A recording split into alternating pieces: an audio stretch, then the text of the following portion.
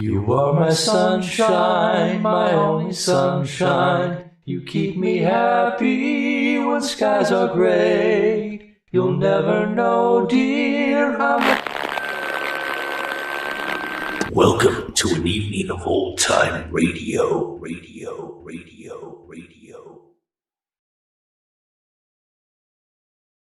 Hello, I'm Greg, and welcome to an evening of old-time radio. This video is the first of 4, featuring the first 26 parts of the serialized espionage radio drama Major Gregory Keen in Deadly Nightshade. First introduced in 1950 in the serial Gregory Keen and the Dossier On Dumetrius, which you can find in my playlist, by the way, Bruce Stewart returns in the title role in the second 1951 serial. Keen is sent to Sydney, Australia by MI5 to investigate the disappearance of scientist Bruno Kesselring, who is feared to have defected to the Russians. In the process, Keen finds the Nightshade Ring, and much of the serial involves his investigation of that criminal organization, believing that it will lead to Kesselring eventually. This is a much darker and complex story than Dossier on Dumetrius, with Keen being more ruthless and deadly and less naive than previously. Interestingly, the actor who played Dumetrius in the first serial returns in this one as Felix Huberman, the half-brother of Dumetrius. The many plot twists and the characters and the excellent writing and acting make this, in my opinion, a superior show to the 1950 serial. As always, all of the audio files have been remastered and optimized to meet your high-quality audio standards. So sit back and enjoy these first 26 episodes of Major Gregory Keen in Deadly Nightshade. And as always, thank you very much for watching. Deadly Nightshade. A story that unfolds like the petals of a deadly flower.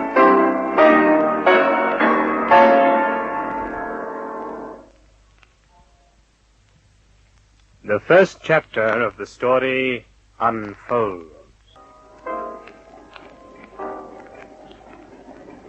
Fasten your seatbelts, please. Fasten your belts. Yes, madam, we're taking off in 2 minutes. Mr. Hayden. Mr. Hayden, your belt. Mr. Hayden. Oh, sorry. Fasten your belt, please, madam. May I smoke? No, you'll be able to smoke when we've taken off. That won't do. That won't do at all.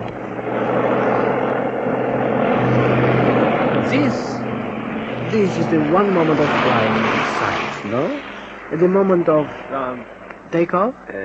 Quite. Leaving Macau by flying boat, the water is rough, you understand? There is bumping, splashing right up, so. Really? Oh, permit me. I am Manuel Torres, a trader from Macau. So I gathered. My name's Hayden. Richard Hayden. You embark on this plane here at Singapore, as I did? No, Heathrow. Heathrow? London Airport. So, Mr. Hayden. So we travel together to Australia. Myself, I am an importer. I trade on the China coast. Rubber, tin, little gold, you know, things like that. And you, Mr. Hayden, you too are on business, perhaps? Traveling on business? No, not your kind of business. My business is to remember.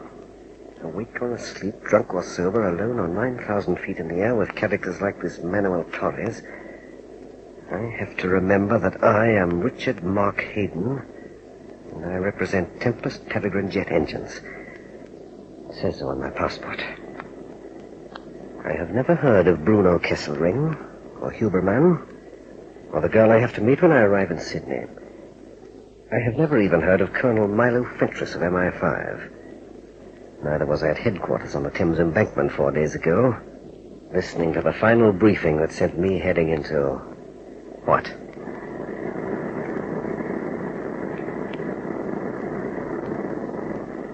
It was only 4 days ago that I learned what it was all about. From Fentress himself, of MI5. This is as dangerous as anything you were ever concerned in, Keen. Perhaps more so. Now then, who are you? Richard Mark Hayden. What school? Rugby. Degree? Cambridge Laboratory of Physics. General Manager of Tempest Peregrine? Stokes. Design Chief Flanagan. Research Walters. Oh, for the love of heaven, Colonel, do we have to go through the whole rigmarole? I know it backwards and forwards and backwards again. You have to be sure of yourself, man. When someone calls you Major Gregory Keen, you mustn't blink an eyelid. When someone says Hayden, you have to spring to it, not take time to think. But I've lived this fellow Hayden for weeks. I am Hayden. When do I hear what it's all for? Now. Old man, we're living in odd times. Oh, no, not really. Do you remember hearing about a chap called Pontecorvo? One of our nuclear physicists. Pontecorvo, sent out for a holiday in Italy, vanished. Vanished completely, about 6 months ago. Presumably behind the curtain. Presumably, we don't know. The newspapers got hold of Pontecorvo, but we managed to keep the others quiet. I didn't know there were any others. There's a radar specialist called Bosch. There's a man from Holland working for us on submarine detection. There were those 2 Foreign Office chaps quite recently. There was a mathematical wizard called Coffey. All disappeared. All untraceable. And now there's another one. Vanished from the face of the earth. But this one we think we can trace. And that's where I come in? That's where you come in. This fellow's name was Bruno Kesselring. And what was he good at? Rubbing Aladdin's lamp? Bruno Kesselring was a chemist. An expert in conductive inks used in the proximity fuse. Born in Germany, naturalized British before the war, loyalty unquestioned. Not a black mark against him of any description. But he disappeared like all the others. Where? In Australia. Now listen. In Australia, there's a place hundreds and hundreds of miles from anywhere, rejoicing in the Aborigine name of Woomera. Exactly what goes on there, I'm not at liberty to tell you. In general, they're playing about with our 20th century witches' brew of guided missiles and supersonic rockets, atomic warheads, all that sort of thing. No flying saucers? Oh, man, I do wish you wouldn't be funny. Well, I was just thinking I know all about it. I do read the Sunday supplements. But the Sunday supplements didn't tell you about Bruno Kesselring. We sent him to Australia. He stepped off a flying boat at Rose Bay, Sydney, and went through the customs. But he didn't get as far as the Woomera. In fact, he hasn't been seen since. Making me Richard Mark Hayden. 36 hours from now, you'll board a plane at Heathrow. You'll know all there is to be known about Kesselring up to the time he disappeared from sight. And when you get to Sydney, you'll go to this address and you'll go to this person. Here, take it. Commit it to memory, and destroy it in front of me. Evelyn Channel. Who's he? It's not he, it's she. She'll be your link to Huberman. Huberman's the individual you'll work with and through. You see, old man, we're determined to get you out there undetected. And Evelyn Channel will be the one person on the scene who knows who and what you are. And who's this Huberman, security chap? One of their top ones. Evelyn Channel, the Poinsettia Club. From her to Huberman. To a city I don't know, into a situation we know nothing whatever about. You know, I'm still rather in the dark. What's so terribly risky about this thing? 2 chaps went out before you. They were both done away with before they got as far as Australia. Maxim in Rome, Rupert Boys in Singapore. Nothing known? Nothing. So I start with 3 names. Bruno Kesselring, Evelyn Channel, and Felix Huberman. And the knowledge that you must never let your guard down to anyone. What's behind all this, we've no idea. But, old man, never let your guard down for an instant. That's all. I don't have to wish you good luck or good hunting. Just keep your guard high. Higher than ever before. Higher even than when you were hunting Dumetrius. Remember always, never let your guard down. How fascinating, Mr. Hayden. Jet engines. You understand, I'm what you call simple fellow. I simply do not understand these things. Well, no one does. I merely peddle them. Peddle. Mademoiselle, Miss. Yes, sir. Is it possible to send, what you call radiogram to Sydney? Certainly, sir. Mr. Torres, isn't it? Seat 24. That is correct. What is the procedure, if you please? If you'll wait a moment, sir, I'll bring you a form. So easy, Mr. Hayden. You drink whiskey soda, I send my message. What train of events do we set in motion, Mr. Hayden? Who knows? No one knows. Perhaps that is the only beauty in life. What lies there, just around the corner? No one knows. No one. Leo, see what that is. Sure. This time we heard. The first one, Maxim, he caught in Rome. The second one, what was his name, Felix? Boys, Rupert Boys, Captain 14th Hussars. Started to MI5. I met him once from overseas. Good-looking type, his head screwed on. Played Rutherford Harrow, if I remember rightly. I don't want his blood type. I only want to recall that we managed to attend to him in Singapore.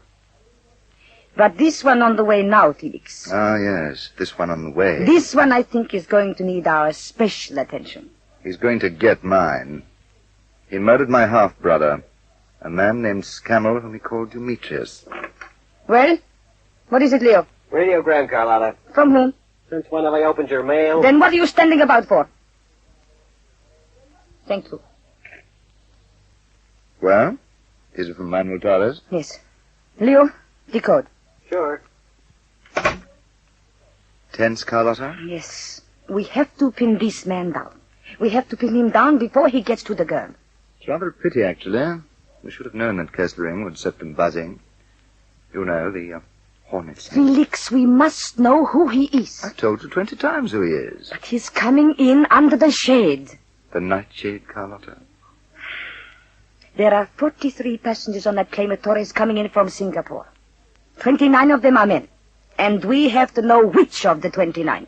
I was prepared to attend to the whole plane. Here it is, Carlotta. In clear.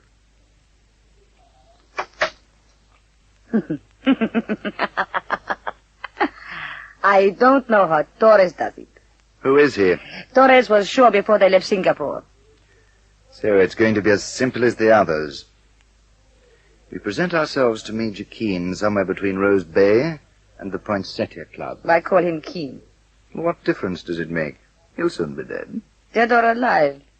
I like the name they have given him. It has a ring to it.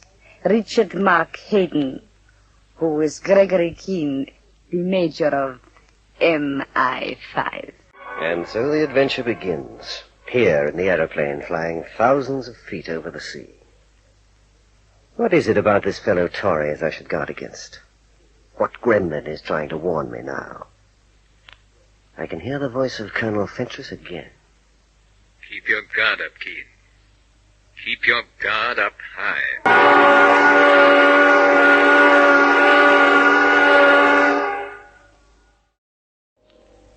Deadly Nightshade. A story that unfolds like the petals of a deadly flower.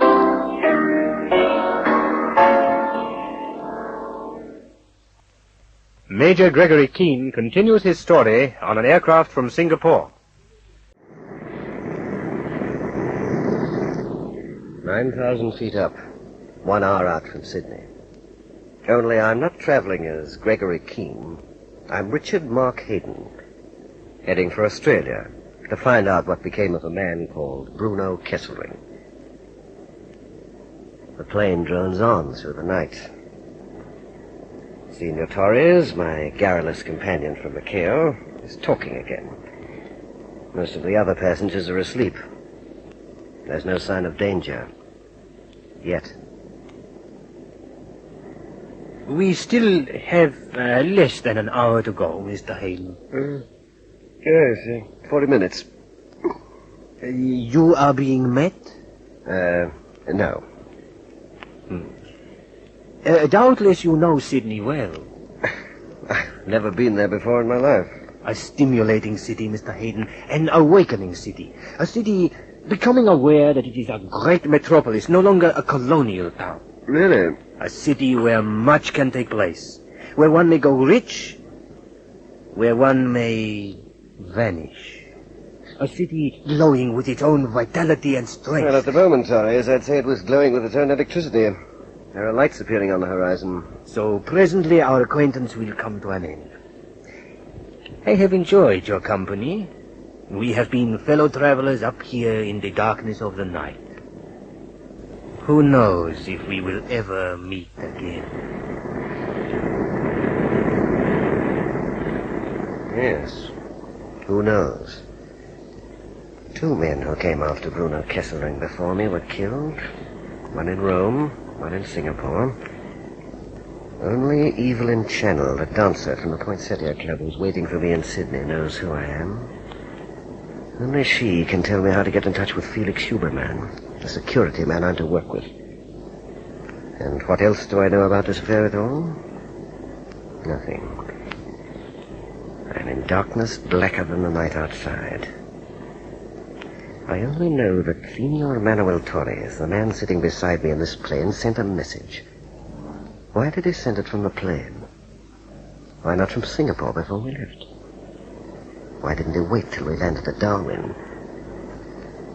I should like to have seen that message. I should like to know who received it. And where. Maxime in Rome was easy. The one in Singapore presented no great difficulty. But, Felix, what about this third one? Gregory George Athelstan Keen. Travelling as Hayden, he'll feel safe. Without Torres, we'd never have known Keen was Richard Hayden. You won't get out of Torres' sights, Carlotta. The plane lands in a few minutes, if it's on time. It's on time. Relax. I can't relax. Keen simply mustn't get to the girl. Listen. Torres will stay with him through the customs. If he's being met, Stephen and Guzik will follow him. If not, they'll handle it there and then. They'll take their line from Torres? Of course. We should never have made the original mistake with Kesselring. In half an hour, Keen will be out of our way. Guzik has the cab waiting at Rose Bay now. And all 3 of them, Torres, Guzik, and Stephen, know their work. Well, they should. We've been giving them enough practice.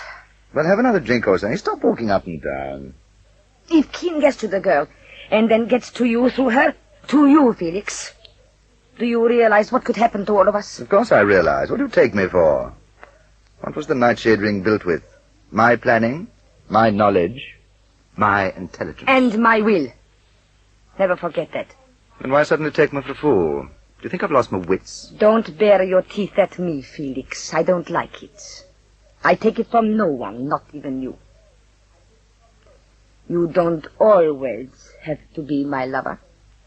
Carlotta, we have to pull ourselves together.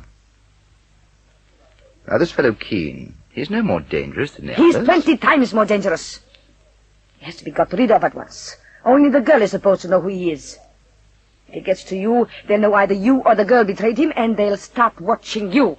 Would that be so disastrous? Felix, darling, under a cloud. What use would you be to me then? I could go underground. I could still be your lover. No. My lovers must have 2 virtues above all others.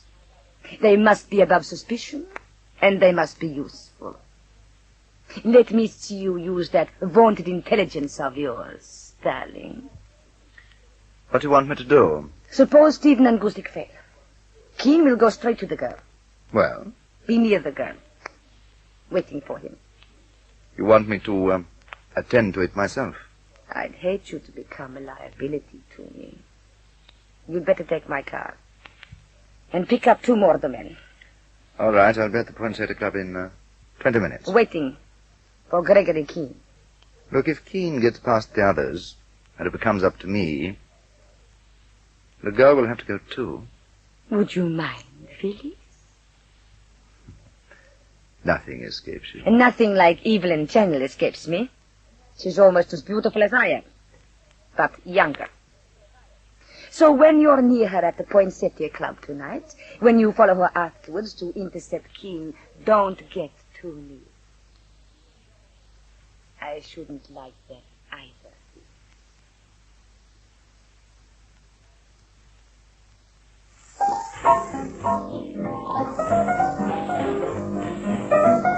Shut that door, Evelyn. It's hot. Oh, shut it.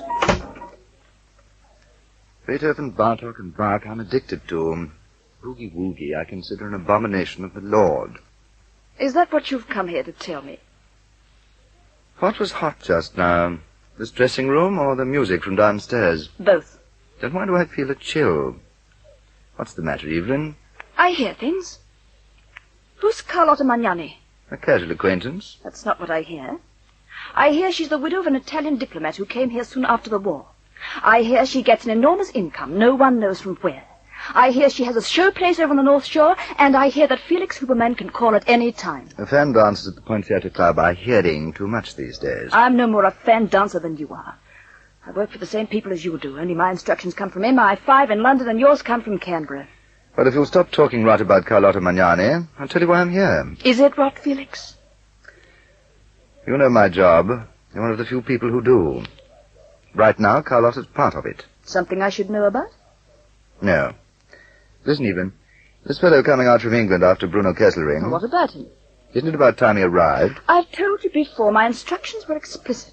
But you surely know when he's arriving. I don't know when he arrives or what he looks like. I only know that Milo Fentress in London took those precautions after Maxim was killed in Rome and Boys in Singapore.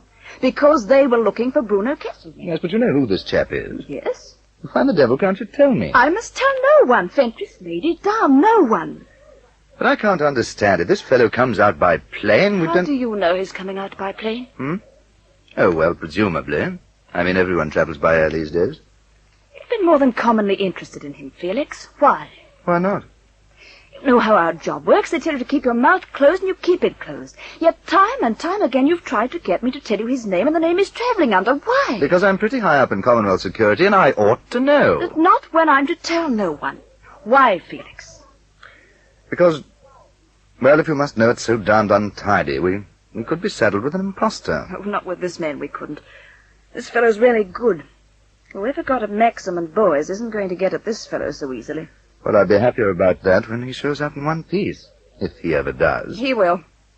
And he'll find what became of Bruno Kesselring, too. You're on in 5 minutes, Evelyn. Be right with you. I'll wait here for you. What for? You're quite right. This room is hot, and I loathe hot music. What would I be waiting for but you, Evelyn? As soon as I'm free, you can take me home, then. I love you, Felix.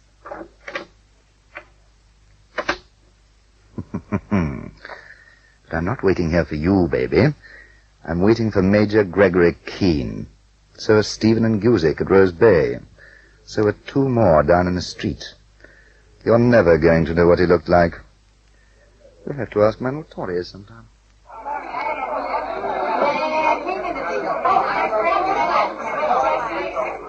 Will all passengers departing on Flight 60 who have not yet completed their customs formalities please attend to them without delay? Will all passengers on Flight 60 who have not yet... Stephen, watching close. Has coming Torres with another fellow. Watching for a signal from Torres we are. So at last, Mr. Hayden, it is time to say goodbye. Yes, so it would seem. I will be taking a cab. Can I offer you a lift to your hotel? Well, that's very decent of you, Torres, but no thanks. Then good luck and a happy visit to Australia. My hand. Goodbye, Torres. Goodbye, Mr. Hayden. Goodbye. Never have I had a more pleasant companion. What a pity we will not meet again. There it is, Stephen. The man Torres shakes hands with. Get out to the cab waiting you are. Mr. Hayden is taking your cab. I'm seeing to that.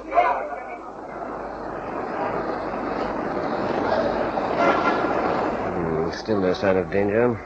Nothing about Torres, nothing suspicious. No one waiting. All I have to do is get in a cab and say Poinsettia Club and find a girl there called Evelyn Channel. Then go from her to Felix Huberman. Oh, here's a cab. Empty? Yes. And someone behind me. Wanting a cab, mister? Who are you? Fella with transportation. Fella with transportation for free. Fella with a lucre in your back, mister. Get in. Maxim in Rome. Rupert Boys in Singapore. Now me. 5 minutes after arriving in Sydney. At this minute, I'm a long way from Evelyn Channel. I'm a long way from Felix Huberman. And I don't even know what I'm up against.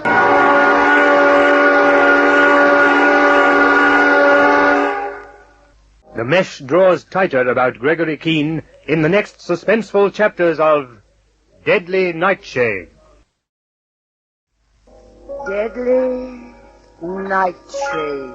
A story that unfolds like the petals of a deadly flower.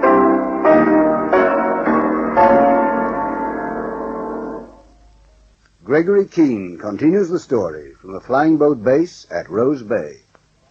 Someone doesn't want us to find Bruno Kesselring. 2 men who left London before me for Australia were killed. And now it's my turn. 5 minutes ago, I stepped out of the airport building at Rose Bay in Sydney looking for a cab. 5 seconds ago, a cab pulled up in front of me and someone shoved a Luger into my back from behind. The driver of the cab didn't say much, but it was enough.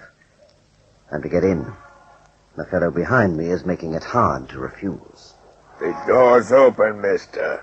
We won't wait. Where would we be going? We know the way. I could yell. If you want a slug in the back, yeah. It's no joke, mister. Luca doesn't show. Anyone's watching, we're all friends. Whose way we're having it, huh? Yours or mine? Well, for the moment, Cherry, yours. While we drive, no noise. You don't move. Then maybe you're staying alive. You know, you're making a mistake. You're mixing me up with someone else. You talk too much.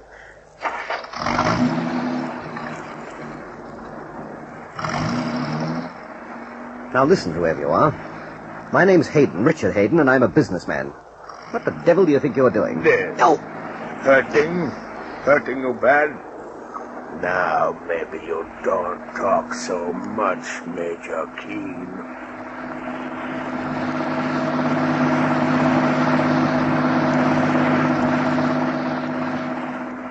We're driving along a wide boulevard with double tram lines. Up a hill, down again, past a cluster of neon signs and up another hill. I can see an arch in the distance and a row of lights. The harbor's on my right, so we're driving west. But that's not what I'm thinking about. I'm trying to work out how they could be so organized. They knew the instant of my arrival. These 2 thugs were waiting, and they know that I'm not Hayden. Yes, it's not just a hold-up. So who's given me away? Manuel Torres on the plane from Singapore? That seems impossible. Evelyn Channel, the dancer at the Poinsettia Club.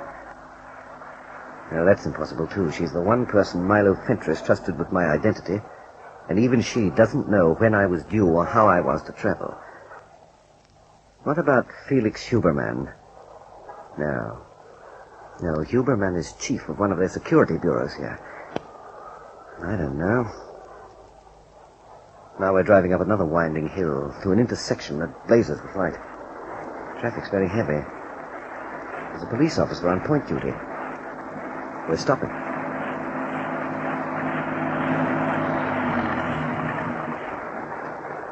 Don't move. You're not moving a muscle, Mr. Keen. Looking straight ahead. Cop's no good to you. Soon he's letting us round. See? Going again we are now. Soon it's quiet. Soon there's no traffic, no cop. Hey, you! Hold it! Don't stop. Go on. I'm blocked. The bus in front. Go on. Hold it, I said. Hey, what's the matter, friend? Deaf? When I say stop, stop. Major Keen, not making a sound. I didn't know you were shouting at me, mate. Well, you know now. What's the trouble? You cabbies killed me. Door's locked on your side, Major. You're not trying anything. Oh, but I am, Chummy. You mightn't have been bluffing before, but you are now. I won't take you out of your way any further, old man. This will suit me down to the ground. Mind if I get out on your side? Watch it. There's a car right behind you. Thanks, officer. Well, goodbye, old chap, and thanks again for the lift. I'll be seeing you before long. All right. You don't want to be parking here all night. Go on, get out and fix your taillight, and the next time you get lumbered. Cab drivers. Wouldn't you think they'd have enough sense to turn on the ruddy tail? Well, cheerio, chaps. I'll just get away from here at the double. And one day that fellow on point duty gets a great big pat on the back. From me.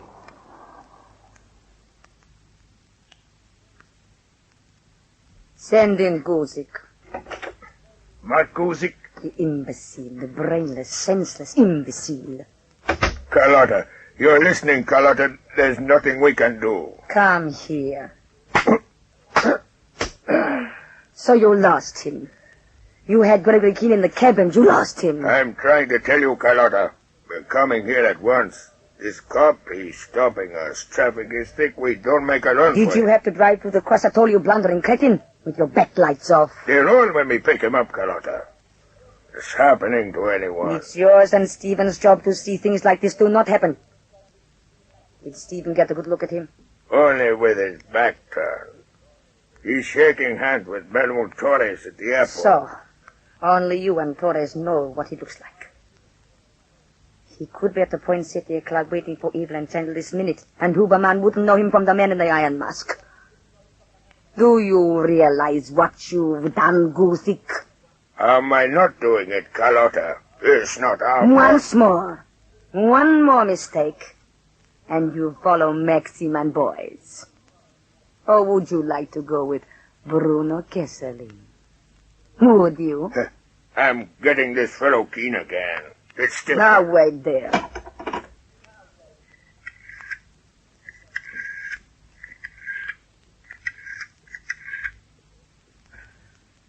Leo, put Felix Huberman on. Carlotta. Listen to me, Guzik.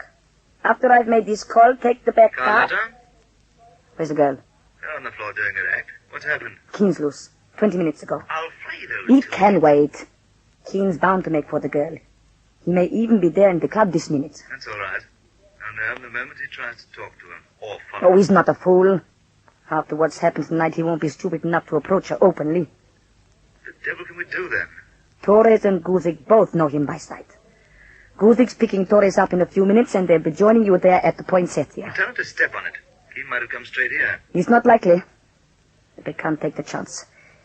Either Torres or Guzik have to keep watch on the girl every second of the day till Keen shows up after her. And get them here quickly. Evelyn channels the key to everything. He has to get in touch with her somewhere sometime. And we must have our people close when he does. Felix, he couldn't possibly be there in the club already, could he?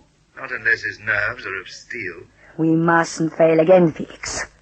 We have to stop him before it is too late.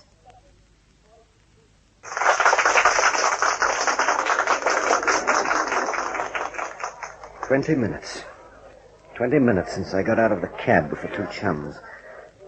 My hairs are prickling on the back of my neck. Who's here in the Poinsettia Club, waiting and watching for someone to approach the girl? Who's watching me, sitting here at the bar? Same again, sir? Yes, martini, only make it double. Double martini coming up, sir. What's your name? Charlie, sir. I rather like the floor show. Best in town, sir. As a matter of fact, I used to know your fan dancer. What name is she using now? Evelyn Channel, sir. Evelyn Channel, eh? Charlie, you wouldn't happen to know her address, would you? I think you'd be wasting your time, sir. The girls around here are all spoken for. This one isn't. I'd really like her address. And what would it be to you, sir? She's my wife. Sorry, sir, we're not giving out any addresses tonight, not over this bar. Look what I'm giving out tonight over this bar. I can't see a thing. It says on it 5, and here's one that says on it 10. They don't go so far these days, sir, not with a wife and 2 kids. 15, or I'll go back to 5 and try someone else. Flat 12, 66 Fennel Street, right here at the cross. You made yourself a deal. Here, crackler ones. Double martini right here, sir. Oh, drink it yourself. I'm feeling generous tonight, chum, but I have to go. And thanks. 15 quid and a double martini. Some blokes will do when they cut their peepers on a showgirl.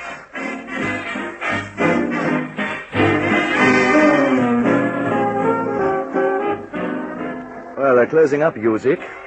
Doesn't look as though Keen's going to appear here tonight. He's not here while I'm at the club. Not while you're at the club, Mr. Huberman. Very well. Get Torres, take the car you arrived in, and wait for me at the girl's flat. Keen doesn't know where she lives. What crystal ball have you been looking in? Do as you're told. Okay. Just a minute. Come with me to the bar. It's a long shot, but we may as well give ourselves the trouble.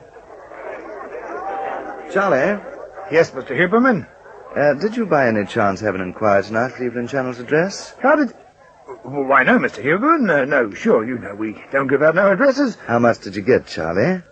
5? 10? You did pass on her address, didn't you? No, you know I wouldn't do a thing like that, Mr. Huberman. Better for you if you tell me. I'll understand. I just want to know. How much did he give you for Evelyn Channel's address? I've got a wife and 2 kids, Mr. Huberman. All right. 15 quid. You've had a good night. Very well, you can go. Come on, don't wait about. Go!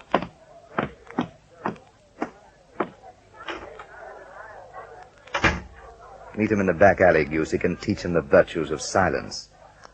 Then come to Evelyn Channel's flat. We've an appointment there, I think. We don't want to keep Major Keen waiting. I'm waiting, but not in the girl's flat. Until I know something more, I can't trust Evelyn Channel. I couldn't trust Felix Huberman, even if I knew where and how to find him. I can trust only myself and the 9mm Walther that sits flat under my left arm. I must walk softly, in danger, here in the shade of night.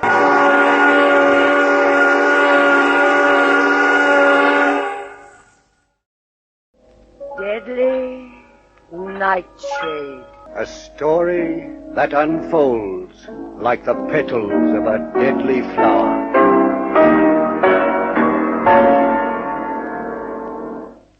Major Gregory Keen is here to continue the story from a dark alley that leads on to Fenhall Street. Not half an hour ago I arrived in Sydney, at the start of my search for Bruno Kesselring, the scientist who came here and vanished. I traveled as Richard Hayden, and only one person in Australia, Evelyn Channel, is supposed to know who I am. But when I stepped off the plane at Rose Bay, there was a reception committee. There were 2 types ready and waiting with a Luger to shove in my back. So I can't go openly to Evelyn Channel now, can I? That's why I'm waiting here in an alley off Fenhall Street. Evelyn Channel's flat's in that block opposite. And when she comes home from the Poinsettia Club, we'll have to think about getting inside. I have to tread softly, too softly. But I have to get to Evelyn Channel before the reception committee gets to me the second time. Car coming now. Maybe this is my pretty fan dancer. Shall I come up, Evelyn? It's after 3. I wish you wouldn't. There have been times when you didn't worry about the clock. There have been times, Felix, when I wasn't worrying about Carlotta Magnani. Darling, will you get it into your head? Carlotta Magnani is being looked into. Security. I can't tell you why, but just take my word for it. I'll take your word for it, Felix. But don't come to the flat tonight. You're not expecting anyone else, are you? I don't think I like that. Not from you. I'm not talking about romance. I'm talking about the fellow who's coming out from England after Bruno Kesselring. Oh, for the last time, why do you act so strangely about him, Felix, as though you didn't trust me? Forget it. And, darling, forget about Carlotta Magnani. To me, personally, she means exactly nothing. I hope so, Felix. I love you. You know that. And dancing in the Poinsettia Club, I hear things. Don't cheat me. Ever. As though I could. Is this good night? Almost. Felix, I'm afraid. I'm afraid for this 3rd man who's coming after Kesselring. Why? Well, you know what happened to the other 2. But only you know who this other one is. Well, that's why nothing must happen to him. Felix, tonight, coming from the club, there was a car that might have been following us. Oh, you're letting it get you. There's nothing behind us now. The street's empty. Oh. Kiss me, then. I must get inside. Good night, my darling. So that's Felix Huberman. Perhaps I should have shown my hand while I had the chance. Yes, there he goes. And there goes Evelyn Channel across to the street in her flat. But before I show my hand to anyone, I have to know who organized those 2 thugs at the airport. Hello, what's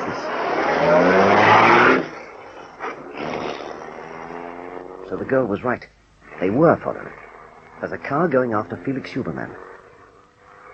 I think we'll wait here a few more minutes before making Evelyn Channel's acquaintance. I'd like to know just what's happening about me tonight.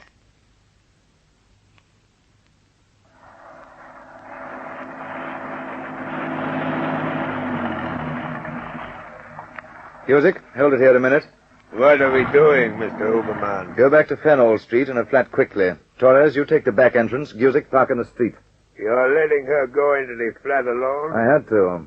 She's worried enough already, and I don't want to give her ideas. Now, both of you, don't take your eyes off the entrances to the block of flats, front or rear. Where will you be, boss? Back with Carlotta. You know Gregory Keen got her address from the bartender at the club. He'll show up there sometime tonight. It's 1,000 to 1. When he does, cut him down and run for it, understand? Yeah. And listen, chap. If you miss him the second time tonight, Carlotta's not going to like it. She's not going to like it at all. We're not missing him again, boss. Say you don't. Now get back to Fenall Street at the double. We don't want Keen to show up with only Steve in there to watch the whole street. Fenall Street, 315. There's a man under a lamppost 30 yards up. There's a car parked opposite the flats with a fellow at the wheel I met at the airport not long ago.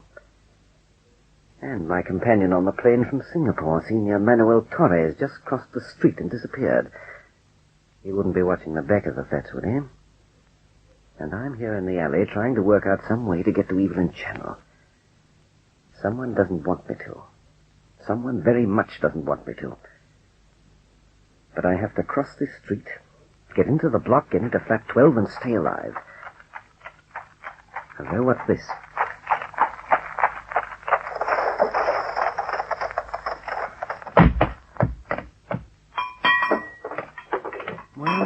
Well, the milkman. Yes, there's always a way. Now, if this fellow has to deliver some milk right in the alley, I may get the opportunity I want.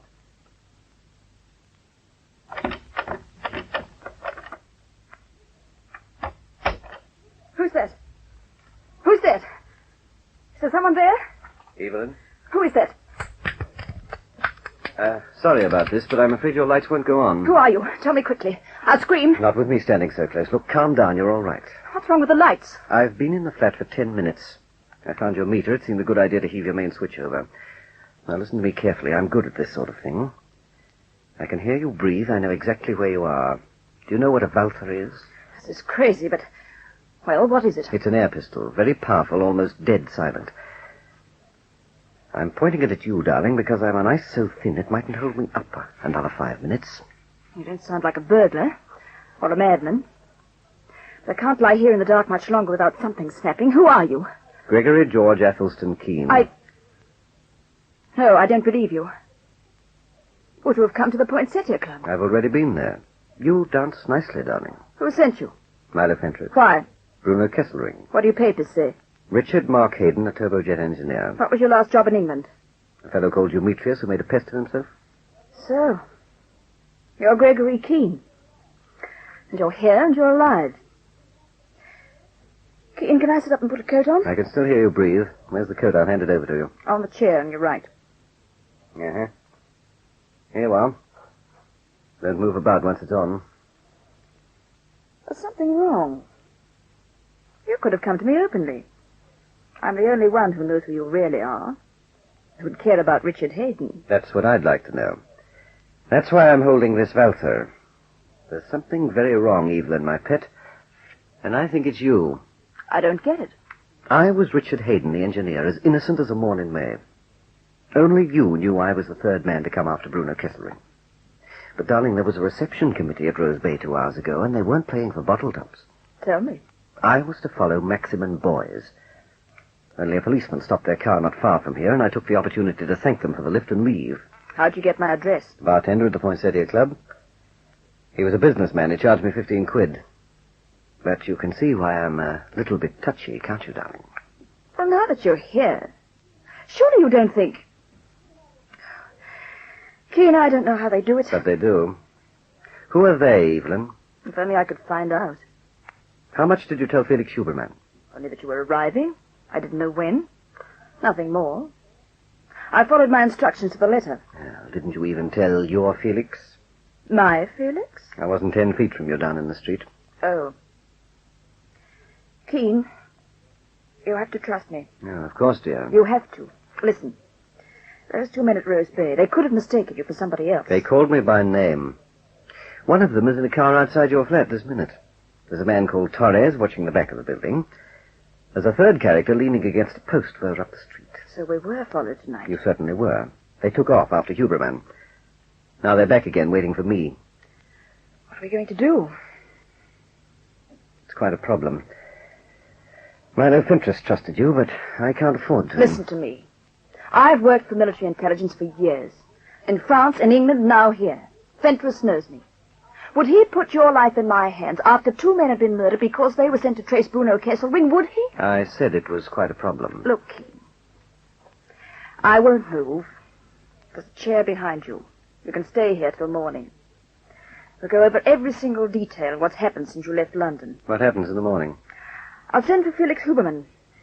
Those men waiting, you'll never get out of here alive. All right, I'll take a chance on you. By the look of it, I have to.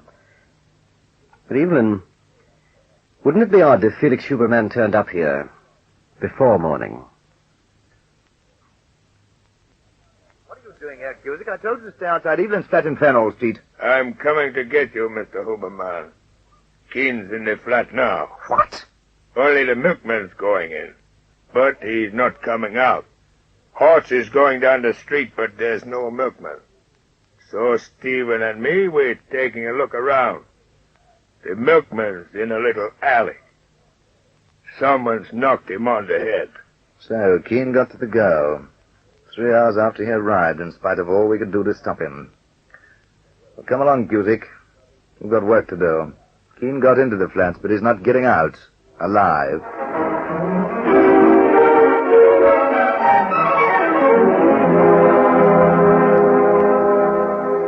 I've these few hours to decide. If the girl's to be trusted, what about Huberman? And should I go on the offensive? Yes, that's the position here at 4 o'clock in the morning. They're hunting me. It might be better if I hunted them. Perhaps I should renew my acquaintance with Manuel Torre.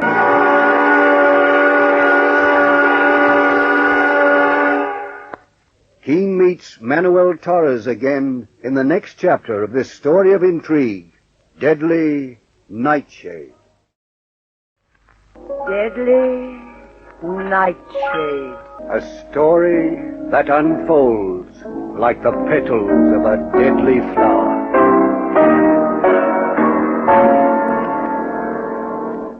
Here is Gregory Keen to continue with another chapter of Deadly Nightshade.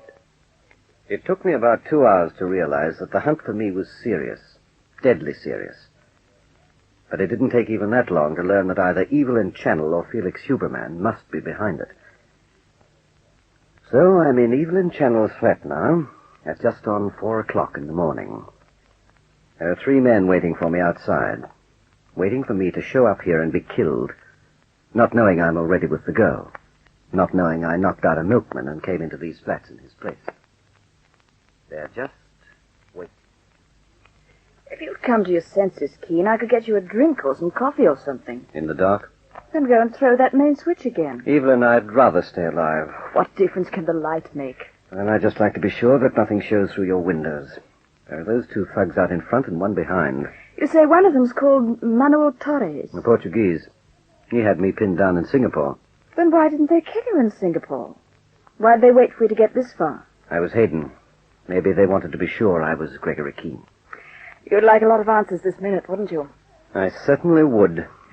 Well, you're not going to find that by sitting in the dark, pointing an air pistol at me. It's not pointing at you anymore. Meaning? Meaning. Why? I'm staking my life on Milo Fentress. Against every dictate of logic and reason, I'm betting that you didn't give me away. If I'm wrong... You're not wrong. If I'm wrong, if Milo Fentress made a mistake in you, well, I'm done for, and I'll have to send the next chap after Bruno Kesselring.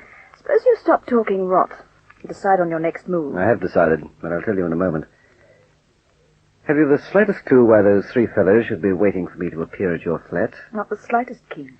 All right, let's get down to business. Evelyn, what can you tell me about Felix Huberman? Well, what do you want to know? Everything. I want to know when you met him, how and where. I want to know what he likes and what he detests, what he does with himself and what he holds dear. In the next half hour, I want a clear picture of Felix Huberman.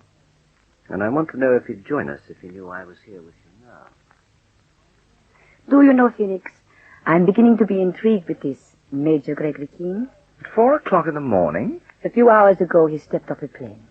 In that time, he's escaped from this baboon Guzik here, walked into the Poinsettia Club under all your noses, extracted Evelyn Channel's address from a bartender, walked out again, and while you all stood guard waiting to kill him outside her flat, he calmly picked up a crate of milk bottles, put on a white coat, and paid her a call. And what have you done to stop him? Pour some more coffee, Carlotta. None of us is psychic, and you must grant Keen some resource. All you've done to cope with Gregory Keen is beat the bartender almost to death and leave him in alley.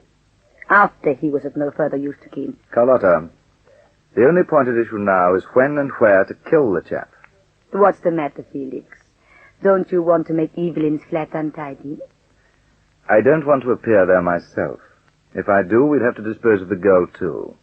After the way things have gone, I don't want to leave it to Guzik and the others.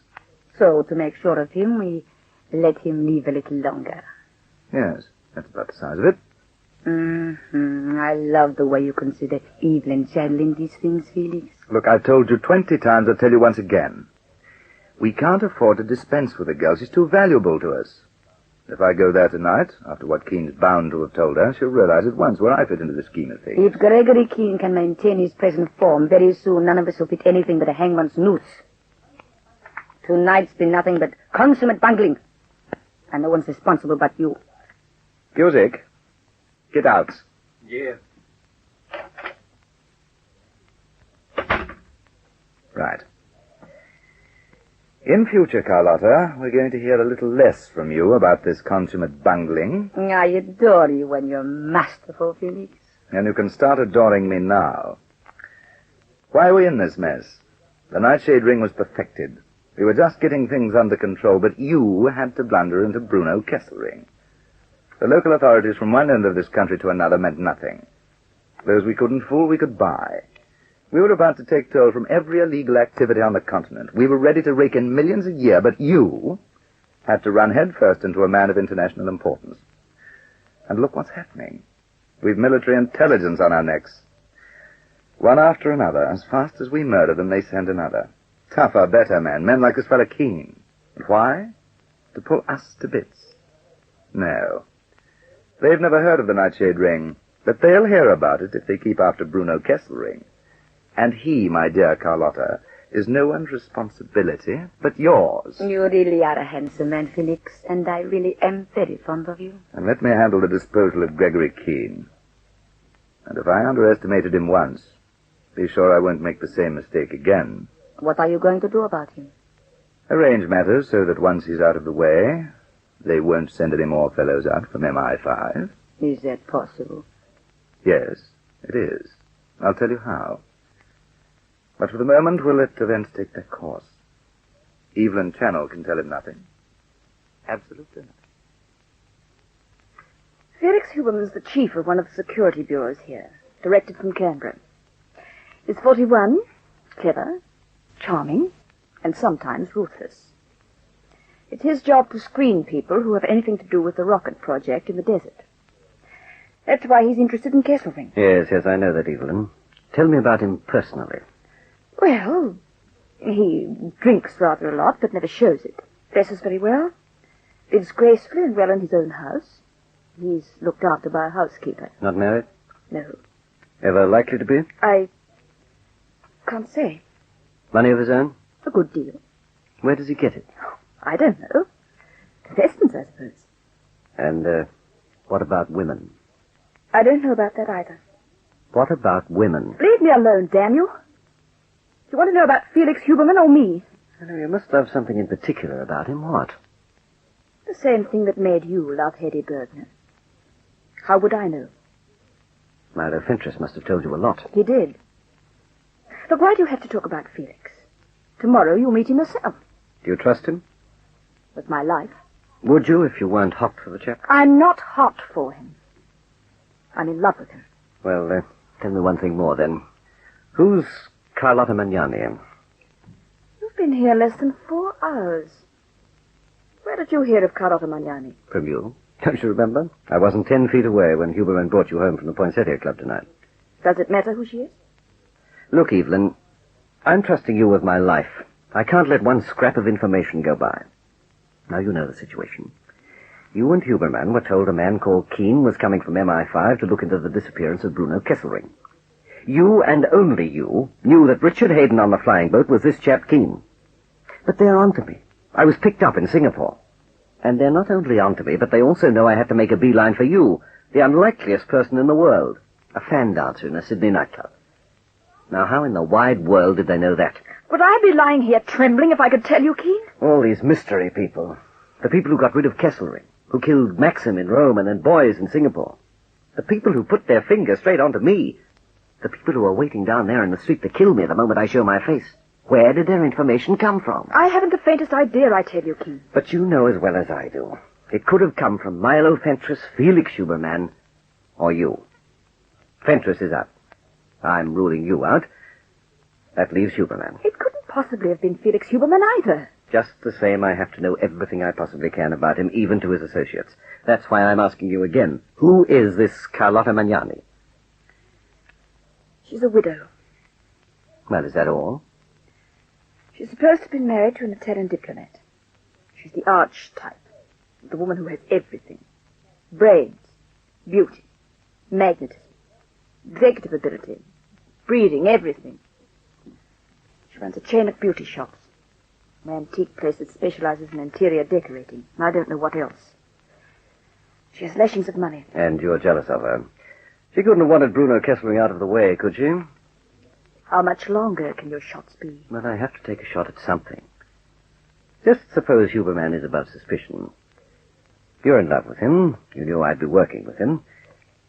Now, suppose you let something drop one night. I didn't. And suppose Huberman sees too much of this paragon among females, and he lets something drop too. Oh, suppose I'm the Empress Catherine of Russia. You're building a house of cards. Carlotta Magnani probably never even heard of Bruno Kesselring. And yet down in the street, two goons are waiting. Who pays them? Whose car are they using? Who pays Manuel Torres to fly about the world keeping watch on majors of MI5, eh? Oh, no, we're up against something pretty big, Evelyn, and I'm looking for an organization with motives and money. Truckloads of money. And I'm looking for something else, too. What? The one of those three goons outside who'll be most likely to talk if someone puts enough pressure on him. So that's the next move you've decided to make? That's the move. Do you know which one? I think so. And right now he's alone. Evelyn, will you wait for me here while I have a word with Manuel Torres? I'm going to find out who he works for. My life hangs on a thread. I'm fighting something I can't even see. I'm threshing about in the dark, and I don't know who'll strike next or when. So I'm doing some striking of my own. And Torres will talk.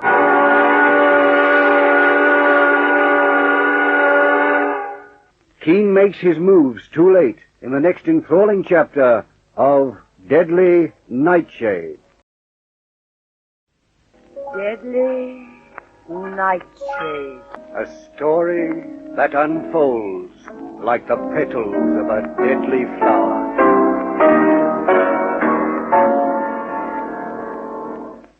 Here is Major Gregory Keen to continue the story from Evelyn Channel's flat in Fennell Street.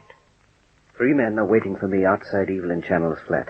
Now, at 10 minutes past 4 in the morning. One is the man who shoved the Luger in my back at Rose Bay. One is Manuel Torres, my companion on the plane from Singapore. The third character I can't place, but I know the most cordial thing they're waiting to do is cut my throat. Well, they're going to be disappointed. While I'm in this flat, I'm safe. But I'm not staying here much longer. I'm hunted, and when the quarry turns on the hunters, that's when they'd better watch out. You're crazy, Keen. Well, what do you want me to do? Sit about till they catch up with me again? This man, Manuel Torres, what in the world can you expect to get out of him by beating him up in an alley? I don't know, but it's worth a try. Stay here. Wait till the morning and I can get Felix Huberman here. Now listen to me. On the strength of Colonel Milo Fentress... Oh, I know what you're going to say. Someone betrayed you and it has to be me, but because of Fentress and your faith in him, you're trusting me. Isn't that right? But I'm not trusting Huberman. I don't care what he is in Commonwealth security. I'm not too happy about your judgment of him. Why? Because you're in love with the chap, of course. So you're going to leave the safety of this flat, creep down the back stairs, and tackle Manuel Torres. Not knowing when the other two thugs might pounce on you, and not knowing how many other men they might have outside. You can't do it, Keen. I can cope. Well, what if Torres makes a noise? He won't utter a sound until I let him. But down there in the alley... Torres doesn't get the treatment down in the alley. Where, then? I'm going to invite him up here. Oh, you fool. Wait for Huberman. I can't wait. I must know who these goons are working for. I must know who pointed Torres at Singapore. To wait for me, Richard Hayden, the engineer, when only Milo Fentress and you knew that Hayden, the engineer, was the fellow from MI5 coming to Sydney to trace Bruno Kesselring. Keen. Look, rather than have you going after Manuel Torres, they'll kill you. I know they will. Let me try to get Felix Huberman here now. No, I'm not going to argue with you. I don't want Huberman even to know I'm in Sydney yet. But if he's behind all this as you seem to think, he must know already. I said I'm not going to argue with you. Now keep quiet. Tell me how to get out of these flats into the back alley, then wait until I come back with Manuel Torres. And when I do, let me in.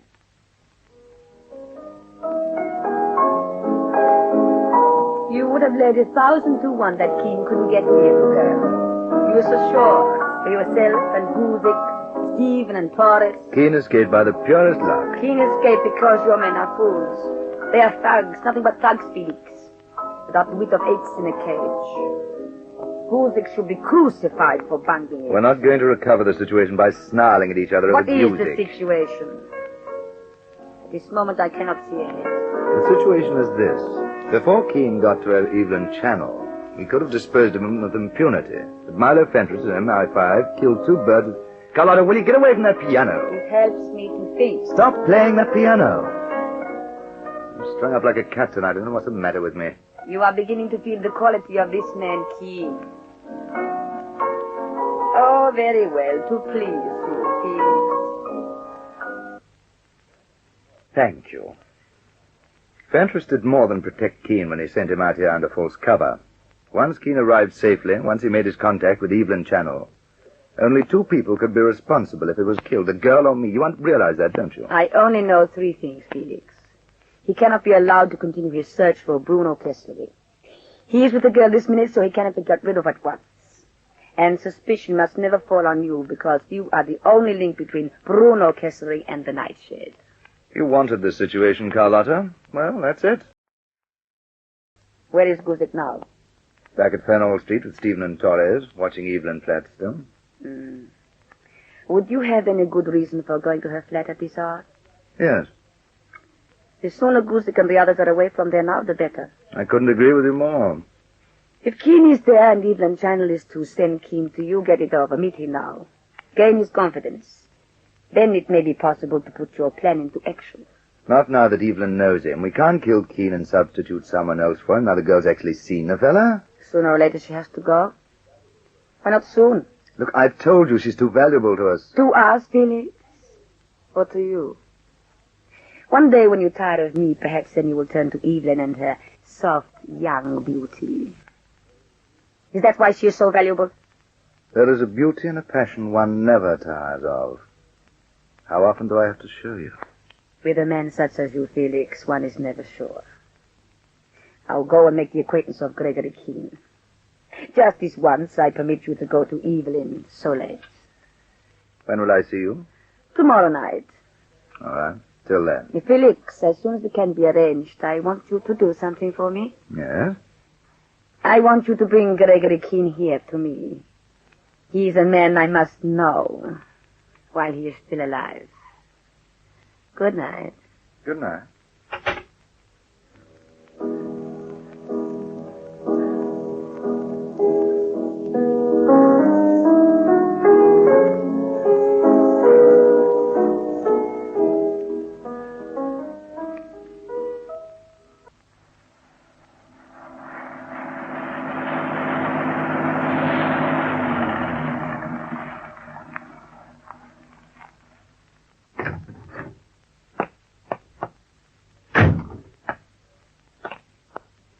Music. Yeah? Get Torres and Stephen. Get away from here. Report to Carlotta in the morning. What we're doing about Keen? There's been a change in our plans. I'm going up to the flat now. With Keen still there? Yes. Don't argue the point. Get on with it. Okay. I'm going around behind the flats, getting Torres. Well, don't waste any time. I want the three of you out of Fenhold Street at the double. Okay. But it's too bad. It's easy to fix Keen now. He's not staying up with the girl forever. As you come past Torres, closer. Just a little closer. Right. Hello, Torres. We meet again. It's me, Richard Hayden. You know, the chap you said goodbye to a few hours ago at Rose Bay. Now, be a good chap and keep still. That's right. Feel anything? It's a gun, old chap. Now I'm going to loosen this hold on you, but don't make a sound. One squeak out of you and I'll kill you. Get the idea? Right.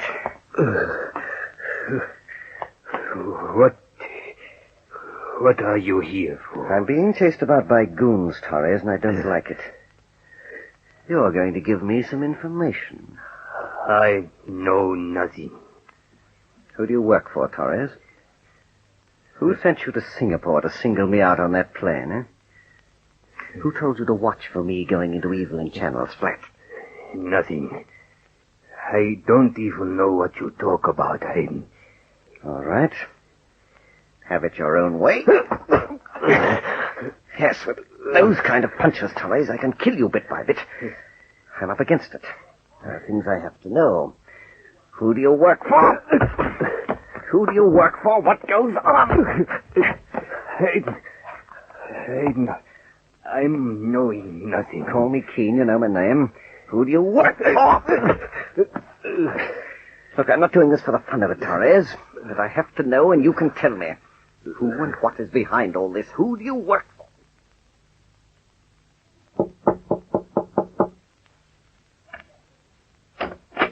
What happened? Why are you back so soon? Felix! Let me in. Get this door shut quickly. Who are you expecting, Evelyn? What in the world are you doing here?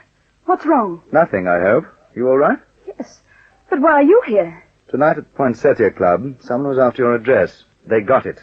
One of my chaps let me know 10 minutes ago. I came straight round. It was Gregory Keen. He was here till a minute or so ago. What the devil's going on? Someone's trying to kill him. 2 men held him up as he stepped off the plane. There are 2 men watching his flat right now. But the street's empty. Where is Keen now? He's gone down to tackle one of the men. Someone called Torres. Said he was going to make him talk. Well, did you hear me? Keen's crazy. He doesn't seem to care whether he's killed or not. Felix, what's the matter? Keen's down in the alley. Evelyn, I have to stop him. You can't go down too. I'll take it. I gave my chap your number. He knows I'm here. Hello? It's Mike Gould. Yes? Keen's in the alley with Torres. He's treating him rough. He's hurting him bad. He's wanting him to talk. About what? Who's she working for? Who's sending him to Singapore? I'm shooting Keen. Anything but that. How's he, getting on? Torres cracks soon. You know what to do, don't you? Yeah. I know what to do. Make absolutely sure of it. Quickly. Now. Here in the alley, pounding the life out of Manuel Torres with my own life at stake, I know I must have no mercy. He has to weaken. At this moment, I can clear up the mystery of Bruno Kesselring in one stroke. If only I can break this man down. The next 5 minutes will tell.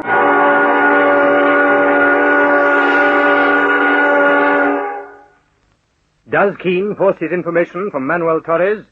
Listen to the next chapter of this story of intrigue, Deadly Nightshade.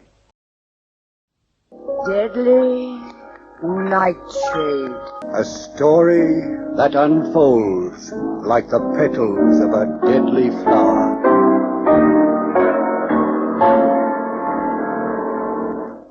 Here is Gregory Keen to continue his story. You know how I found Evelyn Channel's address. You know about the 3 thugs who waited outside her flat. You know I slipped past them. So I won't go through that again. At this moment, I'm taking the only course I can. I've taken Manuel Torres, one of my 3 pursuers, in an unbreakable hold down in this dark alley. He has to tell me who he works for, and why I have to be killed before I get on the track of Bruno Kesselring. I'm in the dark. Torres has to talk. Hayden, you killed me. Unless you tell me what I want to know. I can't. Look, what's wrong with Keen? It's Keen you've been hunting with your 2 chums, isn't it? The chums you made the sign at the airport too, isn't it? Yes. No more. What I'm doing is going to tell in a minute, Torres. I don't like it, but you have to talk. Now, who do you work for? Who sent you to Singapore? Oh, tell me, damn you. Talk!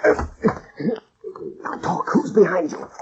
Who's behind you, or you'll get 6 more in a row. No more. No more, Keen. Yes. You want to know. It won't do you good, but you want to know.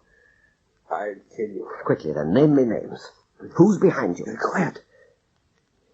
There's someone else here in the alley. No, don't try to stall, man. We're alone here. There's someone else. No, Mike, no! Get down. Torres. Are you all right? Did he get you? Are you badly hurt, man? Too late. It's not too late. Who shot you? Who's Mike? Shot me. Waiting there, listening. Shot me. Torres, I'll get you a doctor, but tell me now, quickly. Just give me one name to go on, just one name. Bend down closer, King. Closer. Yeah.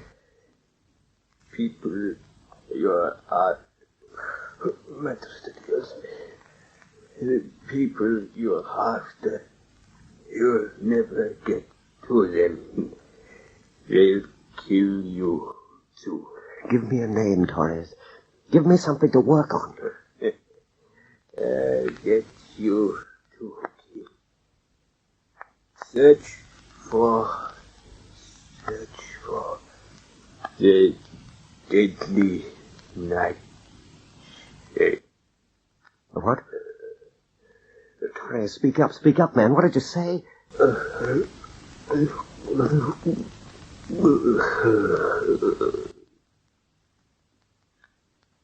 Dead. Yes, he's dead. And I'm left with just Mike and something that sounded like Nightshade. Deadly Nightshade. I wonder what the answer is.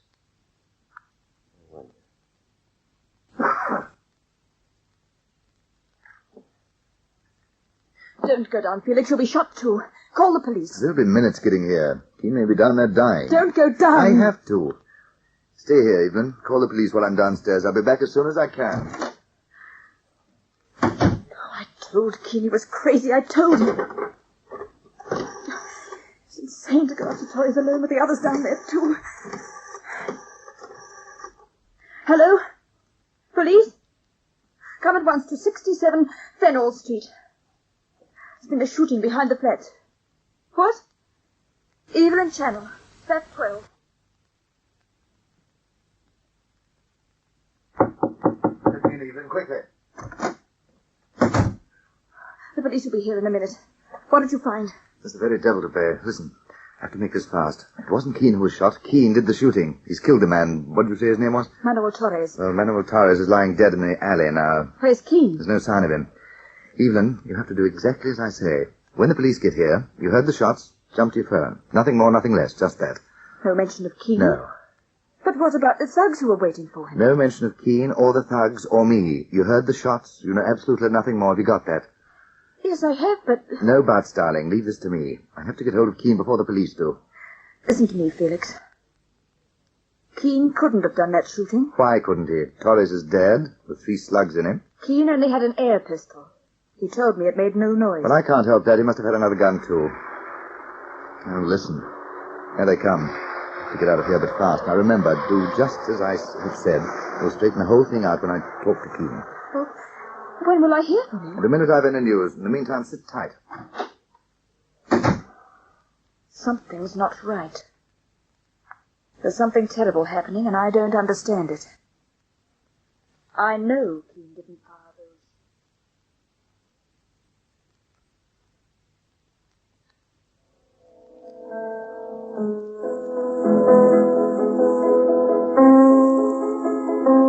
Music did very well tonight.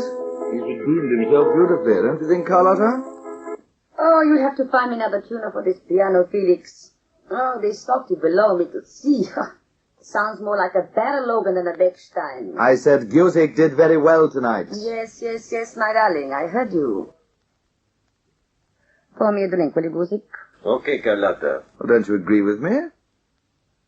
What happened exactly? Well, Keen did something we didn't expect of him. Instead of staying with Evelyn till morning, he decided to be brave. I still don't understand why Gusick had to shoot Torres, or how he managed to get him on the scene with such timing. Well, Keen went after him in the alley. He was giving Torres the treatment. It was rougher than the poor chap could stand. I always said Torres was a weak lead.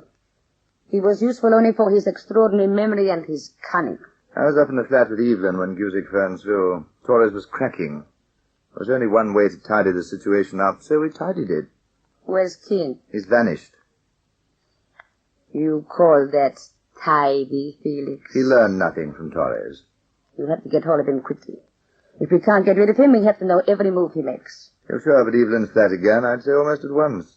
And does the girl suspect anything? No. For her, all the threads are tied in a neat little knot.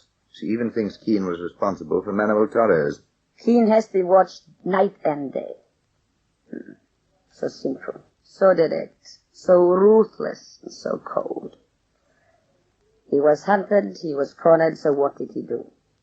He turned on us and came within seconds of learning who we are and what we are.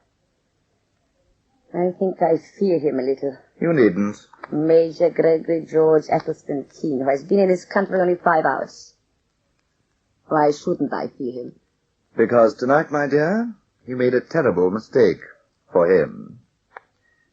Gusick, do you have to take all night to pour Carlotta a drink? Don't growl at him. He's in favor again. Thank you. Keen made the one mistake tonight that permits us to go ahead with the plan. We can now cause him to vanish in such a way that no more men will come from MI5 after Bruno Kesselring. How? Well, while he was in Evelyn's flat tonight, he knew that Torres was watching the rear of the building, Gusick and another man, the front. He knew they were waiting for him to enter the block, so he didn't want them to know he was already inside. What did he do? Not trusting Evelyn at first, he switched all her lights off at the main. He sat talking to her in darkness. All the time? All the time. Evelyn Channel doesn't know what Keen looks like. What extraordinary good fortune. He's dealt us a royal straight flush, in spades. You must find him quickly now, Felix. You must find him and keep him close to you. That can be arranged. Now listen. I get hold of Keen.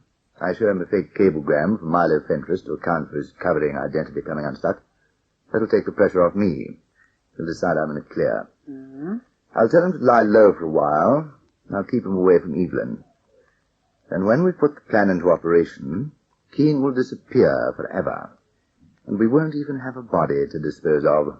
Felix, does Gusick have to be here for this? No, perhaps not. Well, come along, old chap. You're not deaf, are you? Say good night to Carlotta. What? Get out! Huh? Yeah, sure, I'm going. Not even Mike Gusick should know how we're dealing with Gregory Keen. Felix, I'm tired. Can it wait till tomorrow? There's just one more thing. While we're waiting till Keen is gone, do we mark time? Or do we go ahead with the Nightshade Ring? We go ahead. We must not let the machinery rust, Felix. You're in command. Good night, Carlotta. Good night, my darling. You know, I love your beautiful house, but sometimes I wish it wasn't on the North Shore.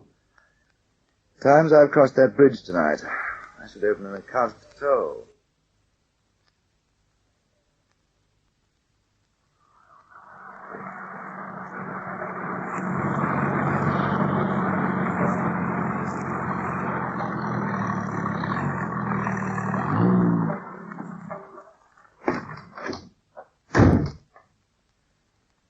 The car can stay in the driveway tonight, what's left of it.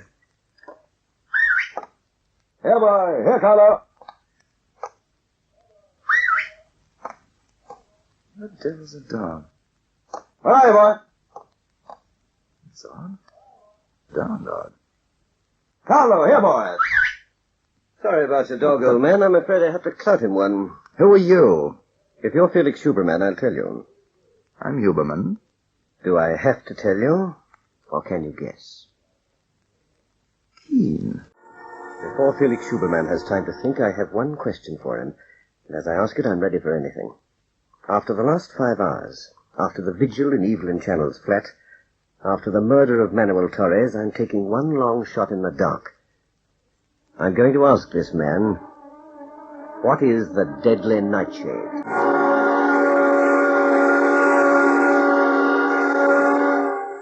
What does Keen learn from Felix Huberman? Listen to the next chapter in this story of intrigue, Deadly Nightshade. Deadly Nightshade. A story that unfolds like the petals of a deadly flower.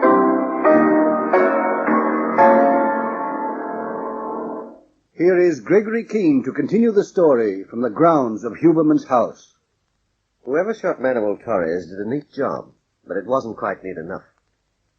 There in the dark alley, he had time to call out to the man who shot him, Mike. And in the instant before he died, he told me to search for the Nightshade. The deadly Nightshade. What is it? With Torres lying dead, I couldn't go back to Evelyn Channel's flat. Lights were coming on in the block. The police would be on the scene at any moment. So I decided to press on, after Evelyn herself, Felix Huberman. I waited for him in the shrubbery. I had to deal with a dog of his, an Alsatian about the size of a Shetland pony. But I haven't had long to wait. Huberman just arrived. But I'm still not taking any chances with Huberman, or his dog, or anything else.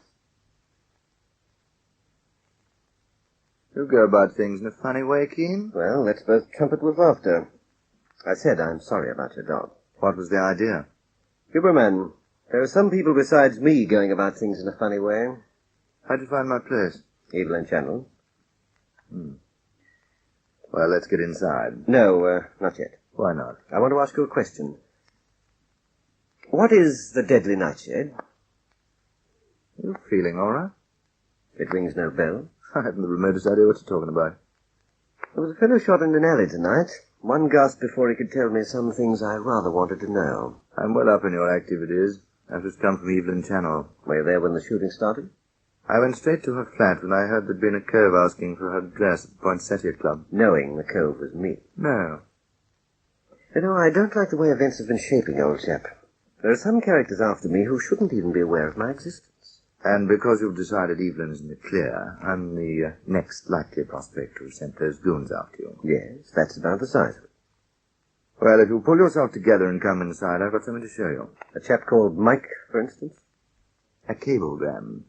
From whom? Colonel Milo Fentress. It might change your ideas. Might even persuade you to take cover in my house for a day or two. Oh, look here, Keen, you're off on the wrong foot, you know. You really are. Put yourself in my shoes, Huberman. No, thanks. You've had a rough welcome, and I can see your point of view, but you couldn't be more wrong about anything. Would you care to think about it over a bottle of scotch at 5 in the morning? Well, you tempt me. Shall I lead the way, then? You can still keep that Walther of yours pointing my direction. All right, lead the way. But, much as I hate to abuse your hospitality, the Walther will be pointing in your direction. I do hope you don't mind. No, not at all. We'll go through this sideway into my study. After you. And I really am sorry about that Alsatian of yours. He's all right, you know. In an hour or two, he'll be as good as new.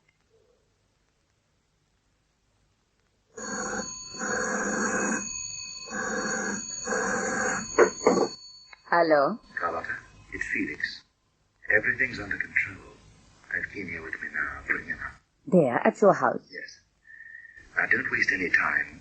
Get hold of Nicholas Barnes. Felix, before we go too far, are you sure we can do this? We have to. Now, listen. Sammy Rice is dead. We're the only people who know that. When Keen appears at Rice, the police will go for it. He'll line and fingerprint film. You leave the whole thing to me. I've shown Keen a fake cable transcript. It's supposed to have come from Milo Fentress. It said they found their leak in MI5. I'll give the details later. Just get hold of Nick Barnes and have him at your place tonight. Will I see you before then? Or during the afternoon. I must get some sleep. Don't make a mistake, Felix. We can't afford one false step now. With Keen under my own roof, we're holding every girl in the pack. You'll never really know what happened to him. Bye for now. Nicholas Barnes. Nicholas Barnes.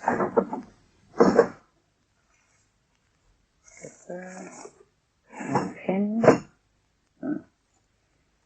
Nicholas Barnes. 13 James Street.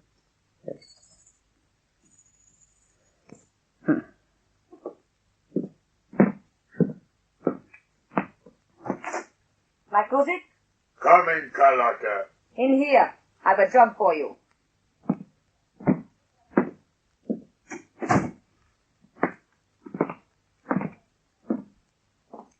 Take the black car and go to this address. Here, take it. What you're wanting me to do? Find a man called Nick Barnes there. To get to him, you'll have to talk to P.T. White. You know P.T. White, don't you? Yeah, I know Petey. Tell P.T. I want Barnes here, now. Wait for him. Tell him nothing. Just don't come back without Nick Barnes. Good morning, Keen. Feel like stirring? Oh, hello there. What's the time? 11:45. Rose is whipping up a late breakfast. Oh, good show, Huberman. Who's Rose? Mrs. Rose. She keeps house for me. She's rather a gorgon to look at. The bark's worse than the bite. Where's all this stuff? Oh, that's at the airport building still. 2 cases, 1 bag. I'll have them sent for. In the meantime, I can lend you a razor and so forth. But I'd like to get one thing straight. That cable from Fentress. Does it really clear things up for you, as far as I'm concerned? I expect so. You see, old chap, we'll be working together from now on. We're not going to get far in this Bruno Kesselring business unless we can trust each other implicitly. Yes, that's all right. And how the deuce anyone could have got my photograph from the London files and passed it on to Manuel Torres is beyond me. Me too, but that's what happened. How else could Torres have picked you up in Singapore? Well, it's too late to ask him now. But look here, Huberman. Who are these people? Why should they have got rid of Kesselring, and why is it so important that we should never get on his track? That's what we have to find out. But not today. You're on thin ice. I want you to lie low for a while. I want you to stay here and keep completely out of sight. But how and when do I see Evelyn Channel again? It's through her I'm supposed to communicate with Fentress in London, you know. Oh, we'll arrange that for you. For the meantime, you're safe enough provided you stay right here in this house and keep well clear of Evelyn. Those fellows could wait for you to contact her once. They could do it again. Look here. Do you or your bureau know anything about Bruno Kesselring at all? Have we one solitary thing to go on? Yes. But we'll go into that when I bring you the files from headquarters. I can't stay cooped up here forever. I don't want to see you butchered one night, either. Have some sense, man. How much closer do you want those characters to get to you? Look, you don't seem to get the idea. I want to get close to them. Take your time, Keen. There's no hurry. You'll see what I mean when I show you the file on Kesselring. Well, all right. Breakfast or whatever it is first. What do you say? Yes, about 15 minutes. You'll find a bathroom and everything you want through that door on the left. Yeah, thanks. And, Huberman, good show putting me up and so forth. What? Oh, think nothing of it. See you soon. Come on down when you're ready.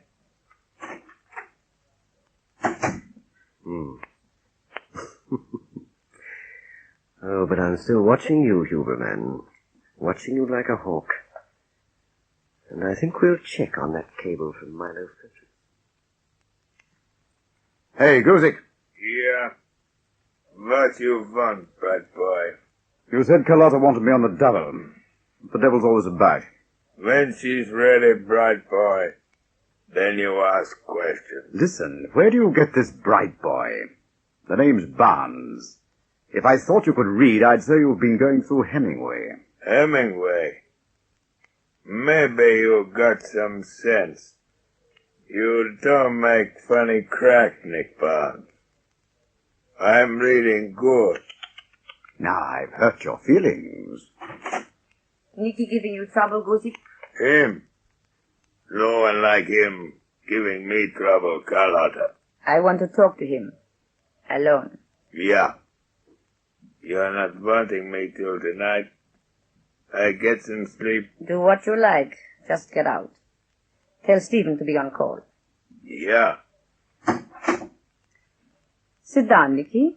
Couldn't run to a drink, could you, Carlotta? From now on, you won't be drinking much at all. Ha, ha, ha. Nicky, what does Felix Huberman know about you? Now, you don't have to be nasty. We can put you away for blackmail. They want you in England for worse than blackmail. We know about the girl you didn't want to marry who fell out of a Mayfair window. Don't we, Nicky? What do you want? You're safe here in Sydney, but only so long as we don't let the police know who you are. Felix has a job for you. What sort of a job? A job only someone like you can do. How long were you in the army? 4 years. 4 years. Public school, Oxford, Sandhurst. Now a little room in a Sydney slum. With no money. Do you want to get out of it, Nicky, and make some money? What do I have to do? You have to become a man called Gregory George Athelstan Keen. So Huberman wants me to lie low, keep out of sight, and stay away from Evelyn Chenlow. Well, I'm not doing any of those things. I'll make up my mind about Felix Huberman when I've cabled Milo Fentress myself. And when I know what Manuel Torres meant by his dying words, search for the deadly Nightshade.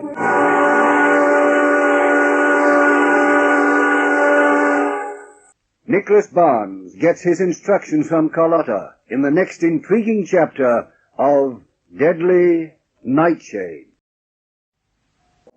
Deadly Nightshade. A story that unfolds like the petals of a deadly flower.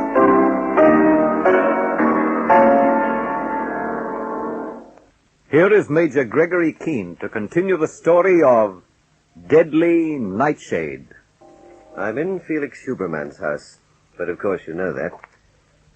And you know about the cable from Milo Fentress that explained how a brace of tough characters came to be chasing me around Sydney 5 minutes after I arrived as Richard Hayden. But according to Huberman, I'm to lie low here at his place till we've tied 1 or 2 loose threads together. But until I've checked on that cable from Fentress, I'm doing nothing of the kind. I'm making some moves of my own that Huberman is not going to know about until I'm ready. But right at this moment, I'm enjoying breakfast with the chap. Or lunch, whichever you prefer. More coffee? No, thanks. I say, let's have another look at that file on Kesselring, shall we?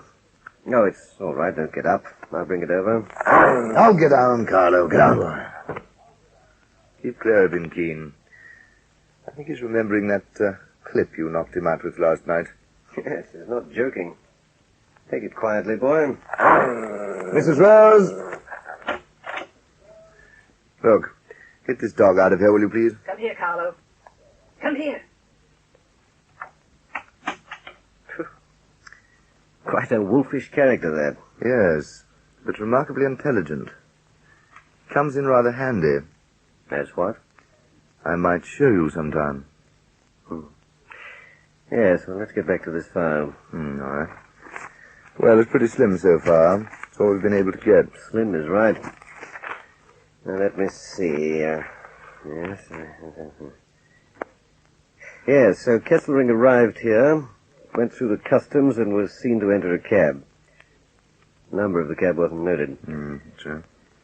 The local police have made the rounds, but not a cab driver in Sydney remembers driving Kesselring away from Rose Bay. Correct. Oh, heave over that marmalade, will you? Right. Ta. Apart from the cab drivers, you've questioned the customs men. None of them could contribute a thing. An airport porter who carried Kesselring's bags, and a clerk called Doby at the terminal desk. All blanks. Right again. Excuse me, will you, Ken? Yes, of course. Felix Huberman. Carlotta here. Felix, Nick Barnes is here with me now. Briefed? Not completely. Not till you arrive. Good. Give me an hour. Can you get Keen here tonight? Yes, of course. Wait for me. That was one of the chaps at headquarters. I'm afraid I'll have to leave you here alone for a while. I'll be glad to take it quietly. Look, I've just had an idea. Yeah? You don't know much about Sydney, do you, Keen? Not a thing. Well, I thought perhaps tonight after dark we'll hop in my car and wander around a bit. We can get the lie of the land. Mm-hmm. Sounds fine. We might even pay a short social call. There's no point in you being bored to extinction just because you have to stay under cover. And who will we be calling on? Well, I thought of a most charming and cultivated friend of mine. Rather more than a friend, actually. Carlotta Magnani. She has a place over on the North Shore. I shall be delighted. Oh, that's splendid. Righto, then. Hold the fort till dinner time or so. And anything you want, sing out for Mrs. Rose. And for Pete's sake, keep away from Carlo. That will be a pleasure. So long. Mrs. Rose, where the deuce have I put my gloves? Why is it I can never find anything? Now, what doesn't ring true? What's in the back of my head about Felix Huberman? Well, there's only one way to find out. No, not the dog. Later. Not now. Carlo is eager to get at him. We are not entertaining Major Keen for Carlo's benefit. Understand? What if he tries to leave the house? Just note the time of his departure and return, Mrs. Rose. I've told you. How long will he remain here? Well, that depends entirely on what happens at Carlotta's tonight. Yes, Mr. Huberman. Now, watch him all the time. If he uses the phone, either listen on your extension or cut him off. And don't on any account let him talk to Evelyn Channel. What if he goes to her flat? She won't be there. I've already arranged to have her out of the flat till she goes on at the Poinsettia Club tonight. Yes, Mr. Huberman. Well, that's all. And remember, I'm relying on you. Yes, Mr. Huberman. But I'm waiting till we can let Carlo go. This man Keen, we should let Carlo attend to him first. The house is empty and quiet. But that gorgon of a housekeeper is around somewhere with Carlo the Alsatian, 3/4 wolf. You know, I don't like that dog. I don't like the silence. And I don't like what I just read in the morning paper about a barman from the Poinsettia Club called Charlie Brett being found beaten almost to death in a lane. The chap who gave me Evelyn Channel's address was a barman, and he answered to Charlie. Yes. Yes, I think I'll go out. There are some things I have to know, and I won't get them by hiding in Felix Huberman's house. I'm going back to the airport. Mrs. Rose? Are you there, Mrs. Rose? Yes, I'm here, Major Keen. Oh, I just wanted to tell you that I'm going out. I should be back in about an hour. Mr. Huberman said you'd be staying here, sir. I can't help that. Very well, sir. If Mr. Huberman should come back before me, tell him I shan't be too long. And keep control of that dog. What's the matter with the infernal thing? Looks as though nothing could make it happy but tearing someone to bits. We can talk in here, sir. The terminal's too noisy out at the desk. Thanks very much, Mr. Derby. Well, now, I believe you've already talked to the police and Mr. Huberman about Professor Bruno Kesselring. That's right, Major Keen. I've told them everything I can. Yes, well, I want you to think back to the day he arrived. You were at the same job, out there at the airport reception desk? Yes. And what happened? I've been over and over it, sir. Look, you've seen my credentials. Go over it again, eh? Oh, just really nothing to go over. The professor arrived just like any other passenger, went through the customs... Apart from that, did he do one thing or say one word out of the ordinary? Not that I noticed. Was he met? No, he was alone when he went out those glass front doors. And did he take his luggage or leave any of it here? He took it out to his cab. Well, did he go to the buffet? Did he speak to anyone, nod, make any kind of a signal? I didn't spend all my time staring at Professor Kesselring. No, I don't expect you did, but I'm hoping you noticed just one little thing. I'm sorry, sir. The police badgered me for 2 hours, and I've told them everything I possibly can. And I'm really very busy today. We've 4 flights in. All right, old man. Look, take this address and phone number, will you? If you should remember anything significant, get in touch with Evelyn Channel at once. Can you remember that name? Evelyn Channel. Very well, Major. And I'm sorry to have taken up your time. Thanks very much, anyway. Good afternoon, sir. Afternoon, David. Oh, by the way, can I post a letter here? Yes, you can. Oh, good. Now, why didn't I think of that before? Why didn't you think of what before? Professor Kesselring posted a letter. He asked me just as you did, standing there in the doorway. You didn't catch sight of it, did you? No, he just asked me. Bruno Kesselring posted a letter before he disappeared, and I'm the first to know about it. Well, thanks, old man. I don't know if it's going to be of any help, but let's hope for the best. So long. Are you ready to talk to Nick Barnes, Felix? Oh, I think so. How much have you told him already?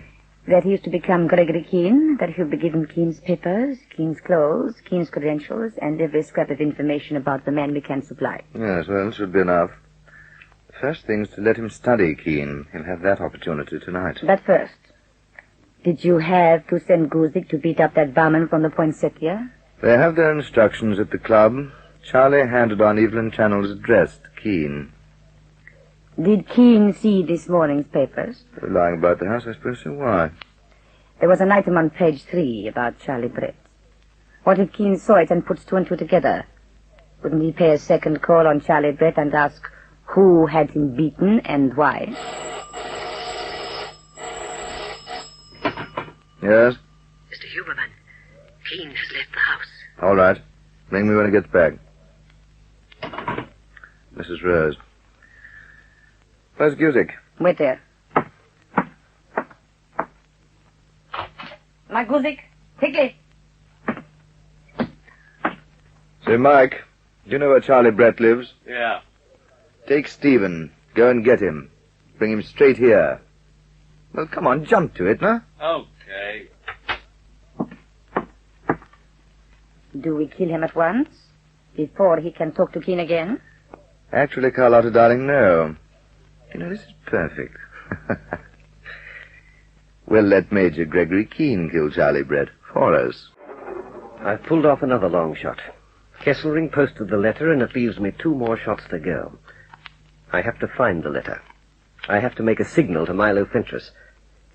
But most important of all, I have to find Charlie Brett again. And I have to find him first.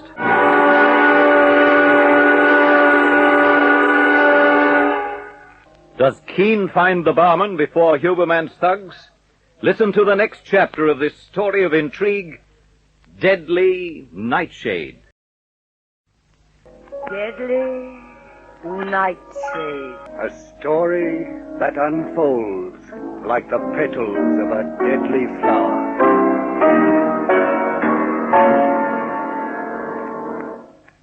Gregory Keen is here to continue the story from the GPO in Martin Place, Sydney. I'm taking the very devil of a gamble, and I hope it comes off. There are 3 things I have to do, and the affair of Bruno Kesselring may depend on the order in which I do them. I have to get hold of a barman called Charlie Brett, who was beaten up an hour after he gave me Evelyn Channel's address. I have to make a signal to Milo Fentress in London. And I have to trace a letter posted by Kesselring himself the moment after he arrived in Sydney, the moment before he vanished. So I'm here at the post office, not hiding as Huberman wanted me to, not masquerading as Richard Mark Hayden, as myself. I'm at the post stamp counter, and I'm keeping my fingers crossed. What name did you say, sir? Professor Bruno Walter Kesselring. Let me see. Yes. There's a letter here for you, sir. When was it posted, approximately? I should say about 3 months ago here in Sydney. Well, is there anything wrong? You've seen my identification. Nothing wrong, sir. Here's the letter. Oh, thanks very much. Good day. Good day. A 1,000,000 to 1 chance. You take a stab in the dark and home it comes. Well, now for a cable to Colonel Fentress, and then a coffee shop to see what's in Bruno Kesselring's letter.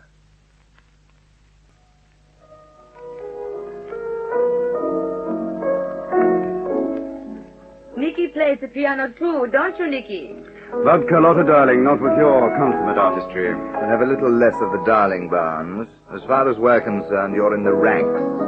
Don't forget it. Oh, let's not be beastly, dear Nicky. Felix, he's going to be a major soon, if he can do it. When do I have the chance to study this character, Keen, and when do I get his papers and all the rest of it? I'm bringing Keen here tonight. There's no risk letting him meet Carlotta. As far as he's concerned, she's a purely social acquaintance. Mm-hmm. Where will I be? Oh, Carlotta, come away from the piano. I simply can't understand why you insist on playing it when we're working out someone's destruction. Oh, they do it in the movies. It's so exquisitely banal, I can never resist the temptation. I hate to intrude, but where will I be when this chap Keen's being entertained or hung on a hook or whatever you're going to do with him? Show him, Carlotta.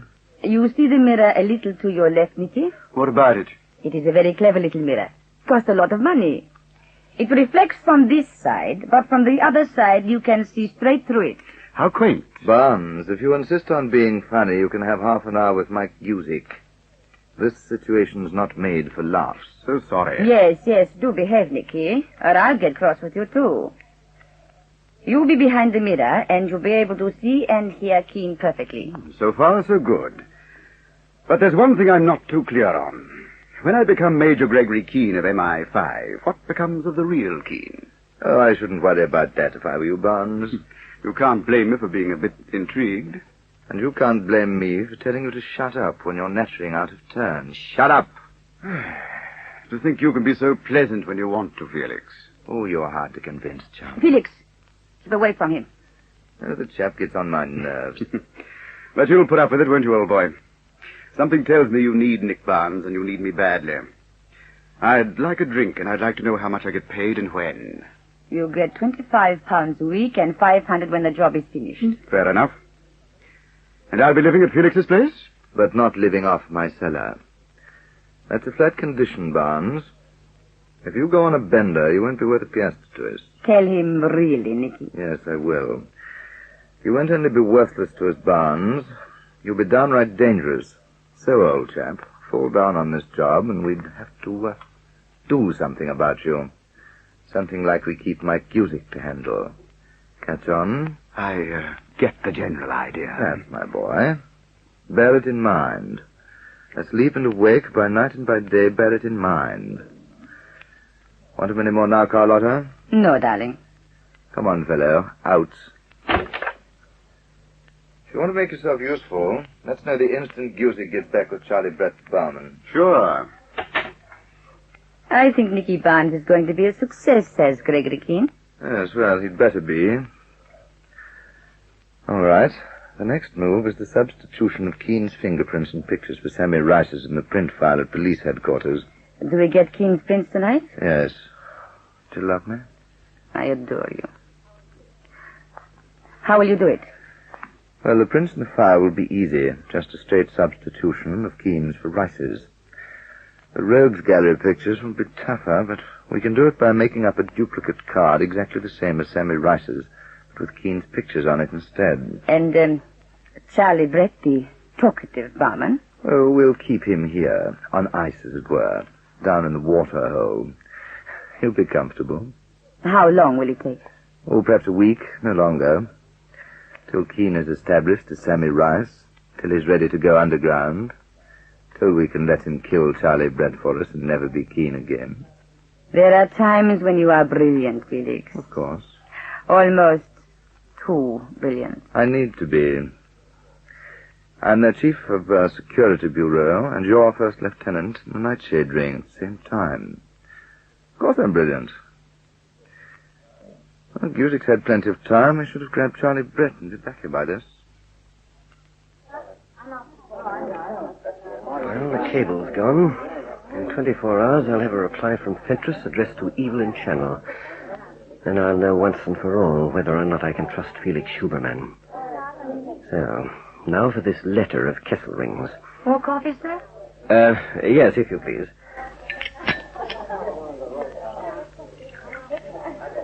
Thanks.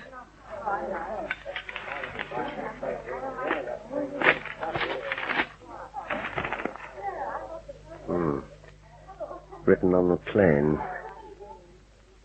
To whom it may concern, on the assumption that letters unclaimed after a certain period are opened and their contents investigated, I have taken this method to bring about a certain result. I have reason to believe that in Australia, my life may be in danger from a person I shall not name. If this letter is opened by the authorities, I will no longer be alive. To learn the cause of my death or disappearance, go to the occupant of the penthouse apartment at the top of the Cunningham Towers, 560 Victoria Road, Point Elizabeth. She will be able to tell you what happened to me and why. See that she hangs for it. Bruno Kesselring. Good grief, what sort of a document is this? And what's the next move? Charlie Brett the barman, the Cunningham Towers, or simply back to Felix Huberman's house and mark time? Will that be all, sir? No, nothing more, thanks. Let's have a bill in a few minutes. Very well, sir. If this letter means what it says, I can pin them all down at once. Even Huberman, if he's in it too. Yes. So we stay away from Charlie Brett. We stay away from the Cunningham Towers. We go back and mark time with Felix Huberman till we get that reply from Colonel Fentress in London. Keen, Mrs. Rose tells me you left the house a while this afternoon. Yes, that's right. No, you shouldn't have done any such thing. Why not? Where did you go? To the airport at Rose Bay. I talked to the chap Dobie mentioned in your file. It was a waste of time. And I said, why not? Because I told you to stay here. Look here, I'm not under your command, you know, Huberman. Oh, I know that. I'm thinking of your own safety. Well, I won't get to the bottom of this affair by sitting about in hiding. I'm not a schoolgirl, and whoever's after me can't be everywhere at once. Let him come. Next time I'll give an account of myself. Well, I still don't want you running about under your own steam. Look, let's forget it. I've been out and I'm back again. Well, I'm glad you had the sense to stay away from Evelyn Channel. Look, if you have to see her, I'll get her here. And I advise you not to phone her. She could be tapped. I'll keep it in mind. Didn't you say something about driving about for a while tonight? I'm ready when you are. We are dropping in on Carlotta Magnani, by the way. She wants to meet you. She don't let's linger over dinner. What do you say to one more brandy? Not bad stuff, eh? All set, Carlotta? Guzik took Brett without any trouble. Nicky Barnes is behind the mirror. Right, here we go. Sorry to have left you alone, Keen, old man. Carlotta, may I present Major Gregory Keen, who's just arrived from London, Carlotta Magnani. How do you do, madam? I'm so sorry Felix had to come and fetch me, but as you can see, mine is not a formal household. Oh, do sit down, Major. I met Keen when I was last in London, Carlotta. You are still in the army, Major? No, I'm here on business, actually. While you are in Sydney, Felix must make it his business to bring you here often. I shall be delighted. Oh, Felix, darling, do something about drinks? And because it is after 9, does anyone mind if we listen to the news? Yeah, I'll fix it. Middle knob, isn't it? Late this afternoon. The kidnapping of Charles Brett from his home was described by senior police officers as a crime of unusual brutality and daring. 2 masked men entered the house at pistol point. Brett was quickly overpowered, and with less than a minute of entering, the intruders withdrew. Did he say Charles Brett, the chap from the Poinsettia Club? Yes, I think so. A kidnapping? Here in Sydney? Oh, how appalling. I quite agree with you, madam. Perhaps Felix Huberman would like to tell you just how appalling it is. I should have gone after Charlie the bartender, but now it's too late. Now I must still walk softly in the dark of the night till I'm sure of Felix Huberman one way or the other. I must wait for that reply from Colonel Fentress before I strike. I must wait with Bruno Kesselring's letter and the address it contains. The penthouse apartment at the top of Cunningham Tower.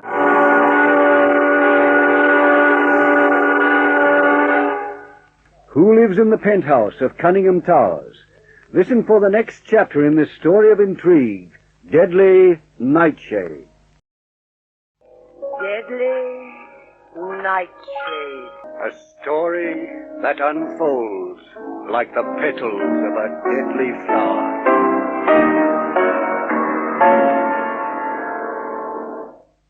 Gregory Keen is here to continue the story with Huberman and Carlotta Magnani. So Charlie Brett, the bartender from the Poinsettia Club, has been kidnapped.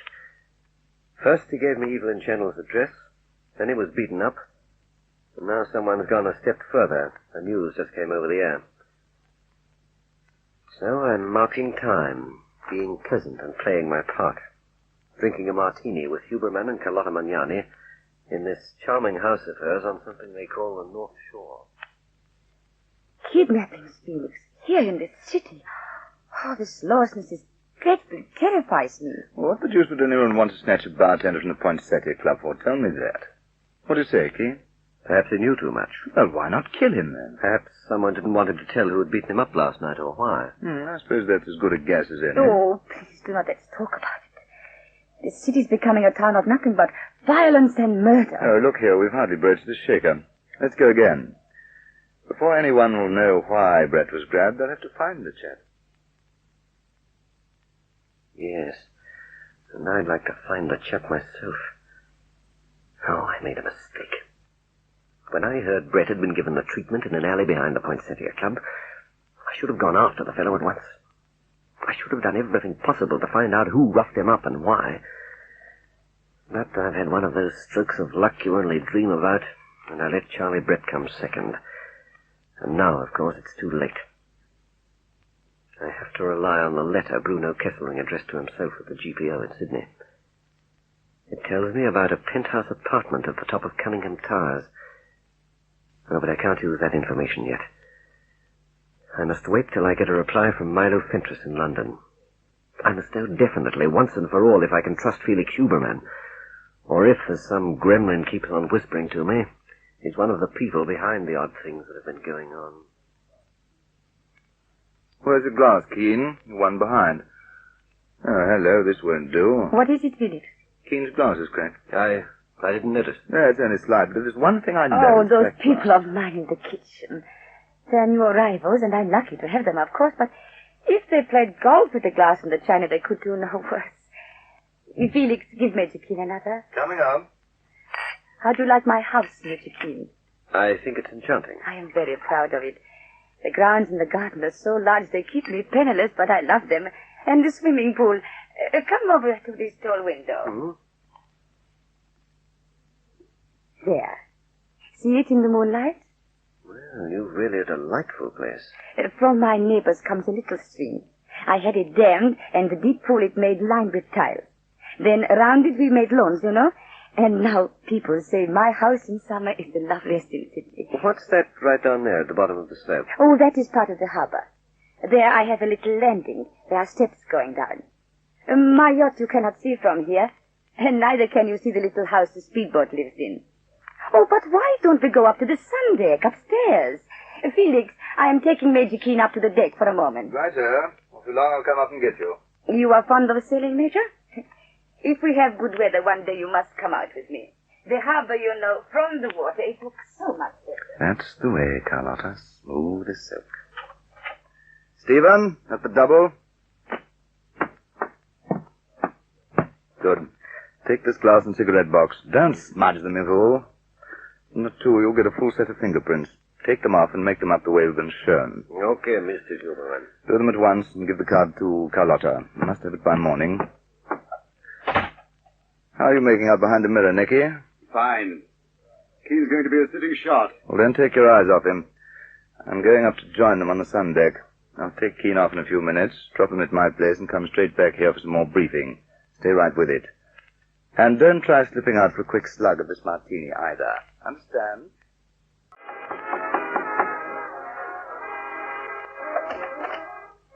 Hello, Evelyn. Hello, Felix, darling. Come in. I had an idea you'd drop into the club tonight. You want me to? I always wanted to. Tonight especially. Where's Gregory Keen? I've just dropped him off at my place. Been driving him about to give him the hang of the town. Why? A radiogram arrived for him. just before I left for the club. Radio signal? Just to your place? Yes, from London. Oh, good. Heave it over. I'm going home from here. I can pass it on to Keen. Well, shouldn't I give it to Keen myself? Oh, for Pete's sake, why? Do you want me to phone the chap and drag him all the way back into town just to take your town radiogram out of your hand? I just thought... Well, it might be terribly important, Felix. Oh, well, please yourself. What do you think I'm going to do with it anyway? I'll ring Keen from here. Yes, I suppose I am being silly. Aren't I? Frankly, darling, yes, you are. Well, here it is then. But for heaven's sake, be sure he gets it. Thanks. Oh, Felix, you have to go so soon. I'm not on again for an hour. Sorry, Angel, there's work to be done. At this hour? Since when have people like us been on clock punching? Good night then, darling. Come and see me at the flat again soon. Very soon. Good night. Night. I know I shouldn't have let Felix take that message. I know I shouldn't. If only I could make up my mind what's gone wrong.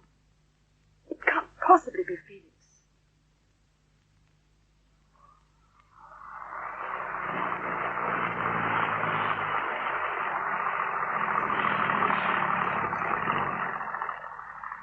Right.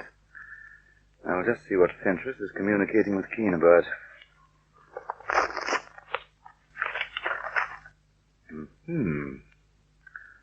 So Keen's not such a fool. Checking up on me, eh? No signal made to Huberman. Stop. No clue on Maxim or Boys. Stop. Run for cover. Keep in close touch. Watch Evelyn Channel. Stop. Watch. Repeat. Watch. Huberman. Fentress. Well, old chap, the cards are still coming the Nightshade way. We'll fix this for you. We'll fix this very smartly at Carlotta's.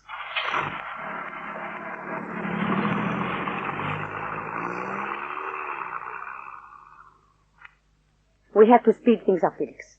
If you had managed to intercept this radiogram... But I did. Just a minute. Stephen? Here's another job for you. Make up a radiogram, same time, and dispatch stuff as this one. Word it. Signal to Huberman, correct as sent. Stop. Further information soon. Stop. Maxim and Boys accounted for. Good hunting. Fentress. Got that?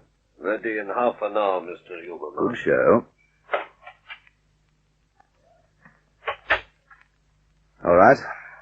Now here's how things stand. Nick Barnes here has had 2 hours to watch Gregory Keen and listen to him. We've a full set of Keen's fingerprints. We have Charlie Brett right here on ice until we're ready for Keen to put some bullets into him for us. And here in this folder is everything Barnes needs to know about Gregory Keen himself, past, present, and future. Take it. How long will I have to absorb this stuff? Oh, a week at the outside. Once I've substituted Keen's prints and pictures for Sammy Rice's at police headquarters, we'll be all set and ready to go. You know, I wasn't very happy when he disposed of Sammy Rice. Now I admit it was a good thing. Yes, particularly as we're the only people who know he's no longer with us. Stop me if I'm butting in. Well? Here am I, dead in the center of whatever you're cooking up for this character, Gregory Keen. It's pretty obvious he's not going to be around when I take his place. It's pretty obvious, with all this fingerprint drill, that Keen's going to become Sammy Rice, and you're going to saddle this Rice with a killing. I can hardly fail to realize that the unfortunate victim's going to be Charlie Brett, the bartender. What are you getting at, chum? It's a long way around. What is? Why not bump Keen off yourself and be done with it? What do you think, Carlotta? Do we tell him? Nicky is in terribly deep. He could hardly, what do you say, squeal on us? Ever. Well, without going into masses of detail, Barnes, the situation's roughly this. You see, if Keen's knocked off, it'll point too clearly to either Evelyn Channel or me. Mm-hmm. And unless the death is fully accounted for, bodies have a horrible way of turning up.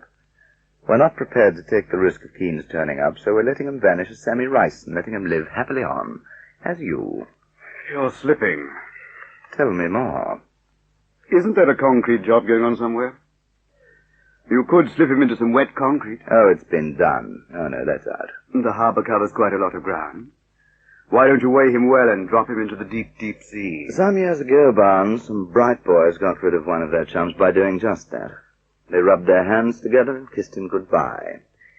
He had about 300 weight of anchor chain wrapped round him. Do you know what happened? Don't hold out on me. A shark coughed up a human arm in an aquarium here, and the Bright Boys weren't happy anymore. In fact, they were all rounded up. Oh. So we are arranging things differently. It's complicated, but I'm in a privileged position. I can make it stick. To all intents and purposes, Keen won't disappear at all. We're not doing him in and taking the risk of having his body turn up. It'd be dynamite. It'd blow us all sky high. The Nightshade Ring and it works. This is the way we're doing it. You're still holding out on me. You worry too much, Nicky. What is it now? What really happens to Keen? You mean Sammy Rice, don't you?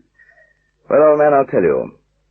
Rice isn't going to like it in quad waiting his trial for murder. They're going to look into his cell one cold morning and he's going to be dead. He'll have taken his own life, poor chap. You see, Barnes? That is what is going to happen to Major Gregory Keen. I'm still waiting for that radiogram from Milo Fentress in London. I'm still waiting to know if my ideas about Felix Schuberman are true or false. And when I do, then we strike. At whoever lives in that penthouse at the top of Cunningham Tower.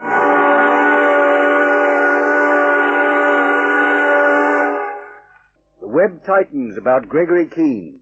Listen for the next chapter in this story of intrigue, Deadly Nightshade. Deadly Nightshade. A story that unfolds like the petals of a deadly flower.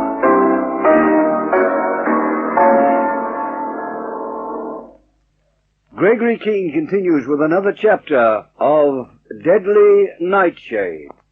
In the 24 hours since I arrived in Sydney, I've uncovered one major lead to the fate of Professor Bruno Kesselring.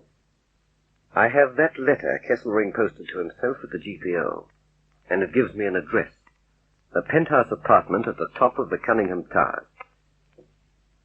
But I'm keeping that up my sleeve. Until I hear from Colonel Milo Fentress in London, I can't be sure of Felix Schuberman. So I just go on feeling my way in the dark. And it's still pitch dark. I've made contact with Evelyn Channel. I've been hunted by murderers. I've watched Manuel Torre shot dead in an alley, and I've learned that the man who gave me Evelyn's address was first beaten up and then kidnapped. I've even been taken to meet a woman called Carlotta Magnani. And why? I can feel the strands of a web drawing slowly about me, but I don't know which way to turn. There's just that one ray of light. The information I can get from whoever lives at the top of the Cunningham Towers. The house is quiet now. I heard Huberman go out again after he drove me back here. I can't get out without an uproar. That dog of his is roaming the grounds. Where did Huberman go when he left here tonight? Where? Good work, Stephen. This will pass muster, I should say.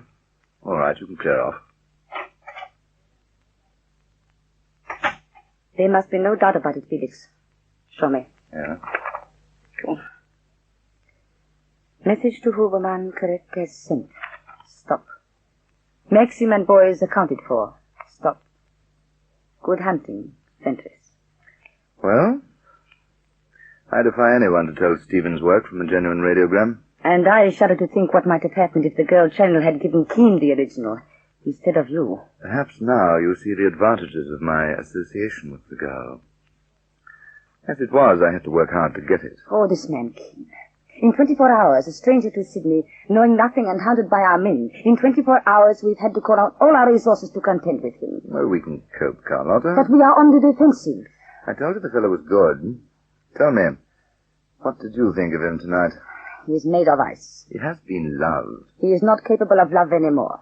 There was a girl called Hayley Bergner. He was prepared to sell his soul for her, and he nearly did. What became of her? She died. We must make him this man Semir quickly, Felix. Give him Stephen's false radio message, put his fingerprints in the police file, do what you have to do with Charlie Brett, but just get Keen out of the way. You, Carlotta? Afraid? I'm afraid of nothing and no man. But standing near Gregory Keen tonight, up there on my sundeck in the moonlight, I came close to him a little. It was like the first exchange of a duel. You cross your rapier with another's and feel the metal of his blade. For a moment tonight, Felix, I fenced with the master, and I felt the quality of steel. Keen didn't make too much of an impression on you, did he? What should I understand by that? Perhaps you felt some other qualities in the chap. Did you let your imagination rove while you stood so close together? Say what you mean. Carlotta, did you ask yourself what he would be like as a lover? You are my lover. Am I? For at times when you're a stranger, times when I realize there are as many sides to Carlotta Magnani as lenses to a lunar moth's eye. I've held you in my arms, but I've seen you become as deadly as a scorpion. Then why talk like this about Gregory Keen? How could I think of him when I'm putting him to such a death that it will be as though he had never existed? The female scorpion, my dear, always puts her lovers to death. But she loves them first. Felix, I think you had better leave now. You're capable of Get out of here. When Gregory Keen has vanished, when they find the man they think is semi-rise dead in a prison cell, then you can talk to me of love. But rid me first of this Major of MI5. It will be a pleasure. If you fail, Felix, there will be nothing of me left to love. There will be nothing of any of us. Not even the Nightshade Ring.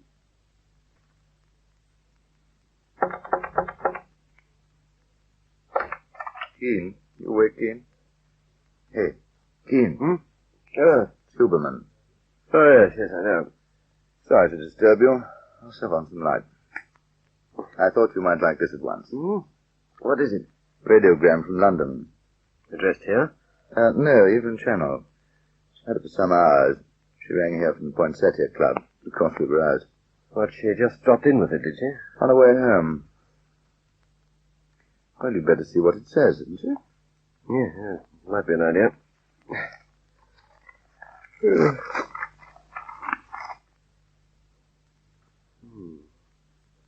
Well? Anything to do with Kesselring? Not quite. Here, you'd better read it yourself. Message to Huberman, correct sent? From Fentress, eh?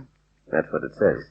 Look, what's going on, Keen? I don't know that I'm wrapped up in the idea of being checked on. Sorry, old chap. You only showed me a transcript of Milo Fentress's original signal. It was all I had to put you in the clear, and this seemed like an elementary precaution. Well, I still don't like it. Too bad. But you weren't hunted about by that pack of goons. You weren't holding Manuel Torres' hand when someone cut him down in the alley. Oh, have some sense, Huberman. You know the sort of game we're both in. But how much longer are you going to play it by these sort of rules? No longer at all. Well, I'm glad you're finally giving me the accolade. Now, my dear, it's perfect. Don't tell me you're in a huff. What the devil did you expect me to do? Take potluck on you till I followed Manuel Torres? In some other dark alley? Well, no. I suppose you're right. What do you say we forget it? Nothing I'd like more. By the way, where's that infernal dog of yours? Carlo, he's about somewhere. Why? Yeah, must have been dozing. I didn't hear him take to Evelyn Channel when she came through your grounds. Oh, Carlo was on the job. He must have been sleeping your head off. Yeah. Now, look here. Are you prepared to go to work in the morning? In earnest? The sooner the better. Well, the position is this. I'm going to need your complete confidence. Any more of these undercover checks on me in London, you might as well get back there and ask them to send out someone else. Now, dear chap, I've told you, from now on we're blood brothers. I don't quite understand you, Keen. I'm hanged if I do. Well, why try? I'm here to find Bruno Kesselring, not to make bosom chums. All right. We'll go on from there. We'll have a briefing right here in the morning. No details now, but what I've got for you is going to open your eyes. But why? Well, they're darn near shut now, Huberman, so what do you say? Good night. Sure thing. Sleep tight. Sorry I had to butt in on you. Yeah. But my eyes aren't darn near shut, Huberman. They've never been open wider. And I'm still keeping a thing or two to myself. When we hear what goes on in the morning.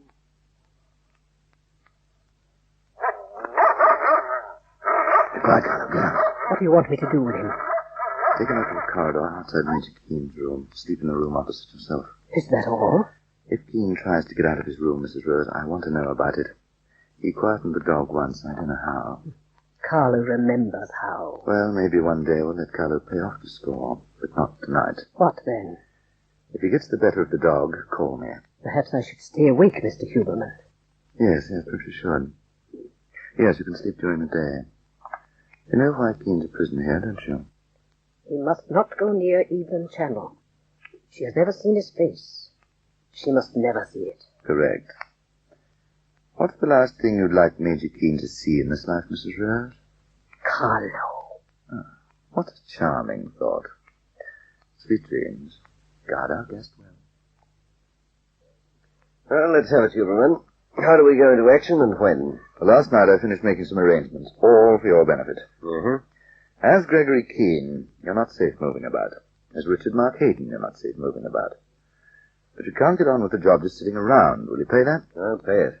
So we're killing two birds with one stone. What would you say was our best lead to the people behind Kesselring's disappearance? Well, the two characters I met last night. My friends the thugs who shot Manuel Torres. One's called Mike. Correct. Now here's the outline. We have to find those two remaining types. The fellow who shoved the Luger in your back at Rose Bay and the fellow who drove the taxi. So to find them, you're going underground. As what? As a cove of the record. You're going to be accepted into pretty shady circles here.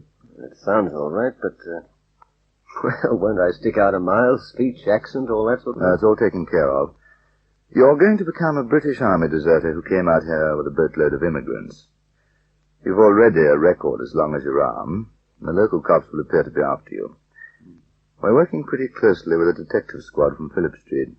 After you've established yourself with certain tough local types, you're going to commit a minor crime. How minor? A housebreaking while armed. You'll get off for lack of evidence. After that, well, you'll really be one of the boys.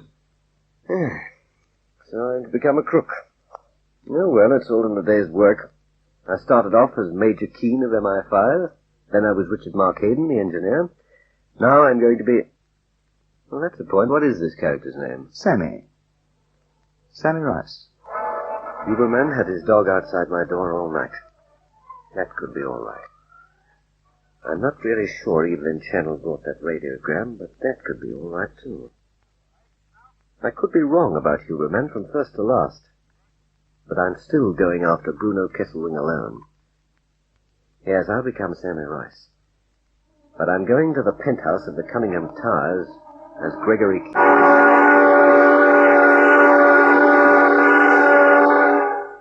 Keen meets the girl in the penthouse in the next chapter of this story of intrigue, Deadly Nightshade. Deadly Nightshade. A story that unfolds like the petals of a deadly flower.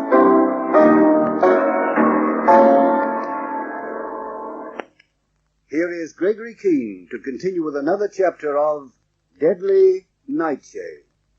There have been times before when I stayed alive because of another sense.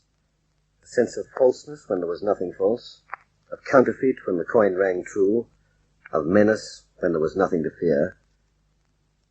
I have that sense now with Felix Huberman, so I'm still going after Bruno Kesselring alone. But I'm going to become Huberman's man, Sammy Rice. I want to be able to move freely without his knowledge, and I can't move while I'm living under his roof, watched by his witch-like housekeeper, guarded by his wolfish dog. For my own safety, according to Huberman. I wonder. Perhaps I'll know more when I get to the penthouse at the top of the Cunningham Towers. That's the one card I'm keeping up my sleeve from Huberman. Yes, Mr. Huberman must not know about the Cunningham Towers. There's a room for you at this address. It's a slum. This character Rice would live in a slum, would he? And like it. Here's a list of pubs you'll drink in the right neighborhood, the right patrons. Yeah. What's the beer like, Huberman? Revolting. Now go over this list and memorize it.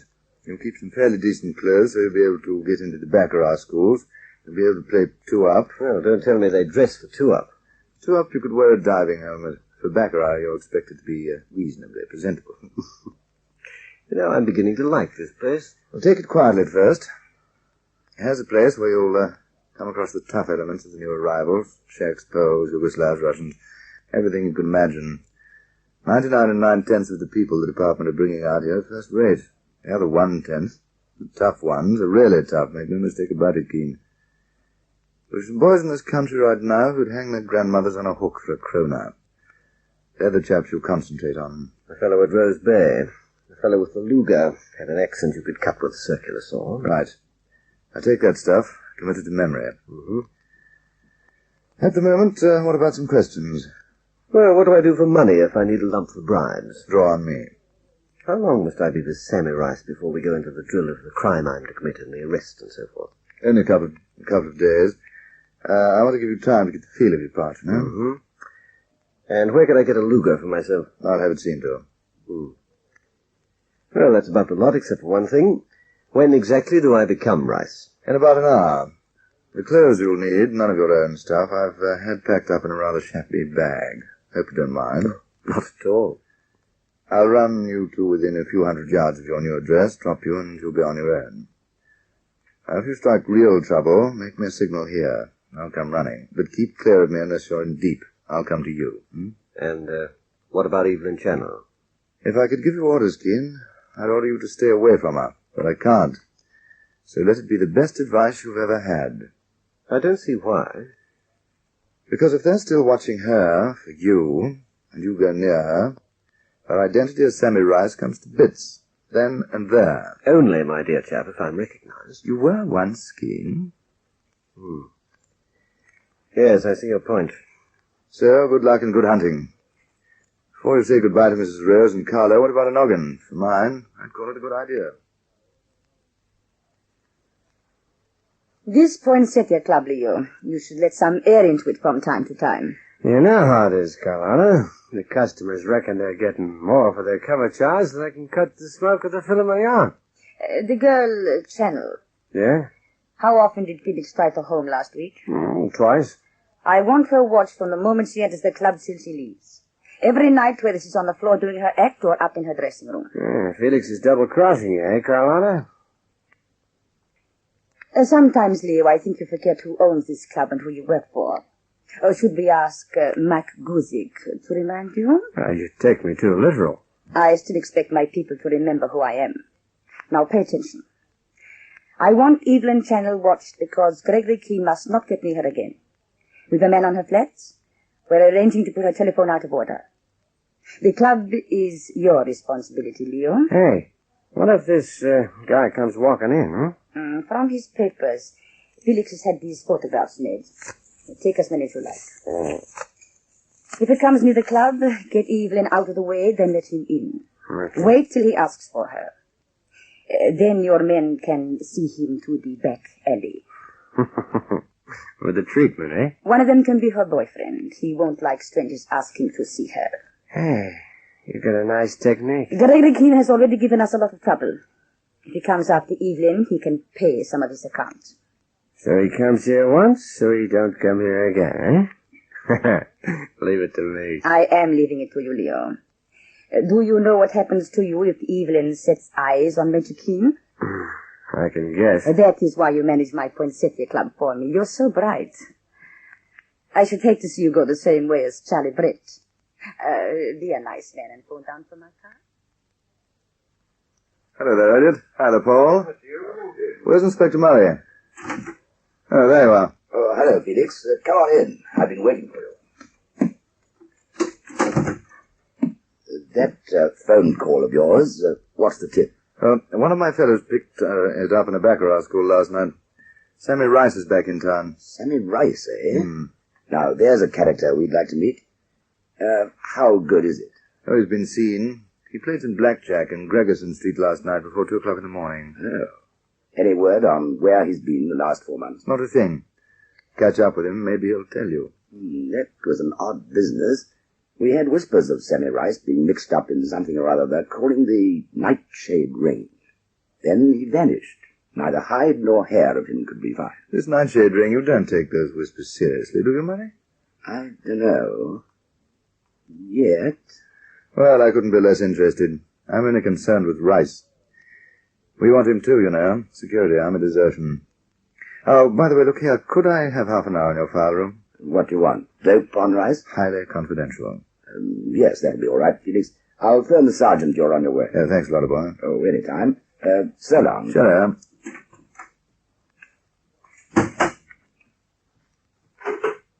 Give me the file room. Philip? Felix Huberman's on his way down. Give him a free hand. What? Something to do with a chap called Rice. See that he gets the information he wants.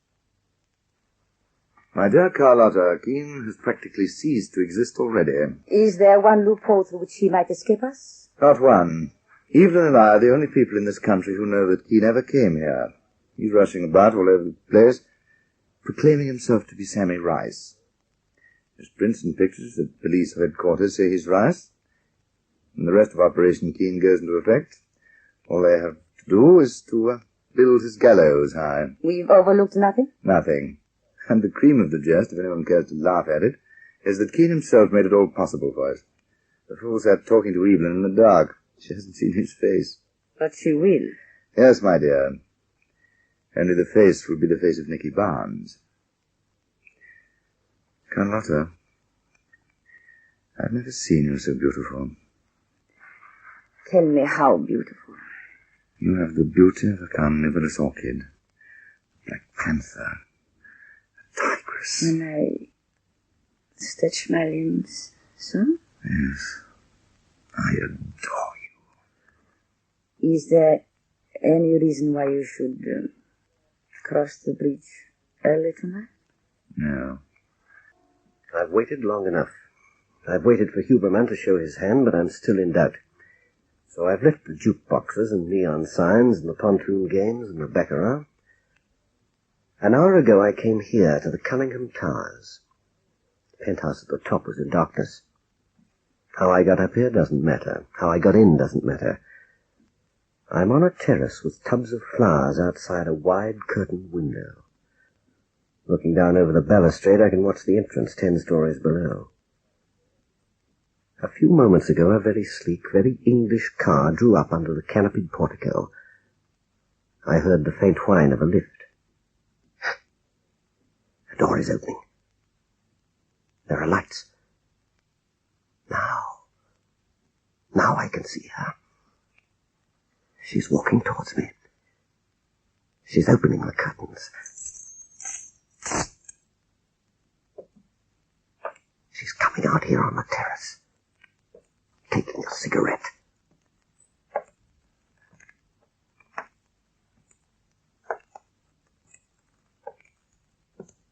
Hang. There's that beastly lighter. Could I have?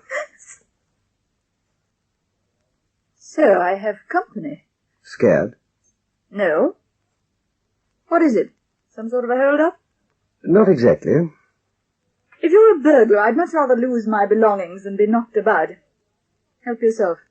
Just don't touch me. I have no intention of touching either you or your insurance company. Who are you, and what do you want? Call me Sammy Rice. Well, Sammy, if you haven't come up here to grab yourself a big bag of gold, why do you say you get to the devil out of my penthouse? Not yet. I know a man downstairs. So big, so high. Look, don't call for help, there's a pet. I'd hate to wreck your apartment and your great big chumley. Look here, what do you want? I want you to tell me what became of a man called Bruno Walter Kesselring. She doesn't look the part, but nothing about this affair does. I only remember what it says in Kesselring's letter. The occupant of this penthouse knows what became of him and why. See that she hangs for it. Well, whoever she is, before she hangs, she's going to pass along some information. To me.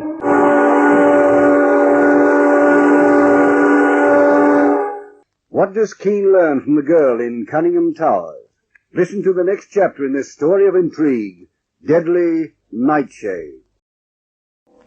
Deadly Nightshade. A story that unfolds like the petals of a deadly flower.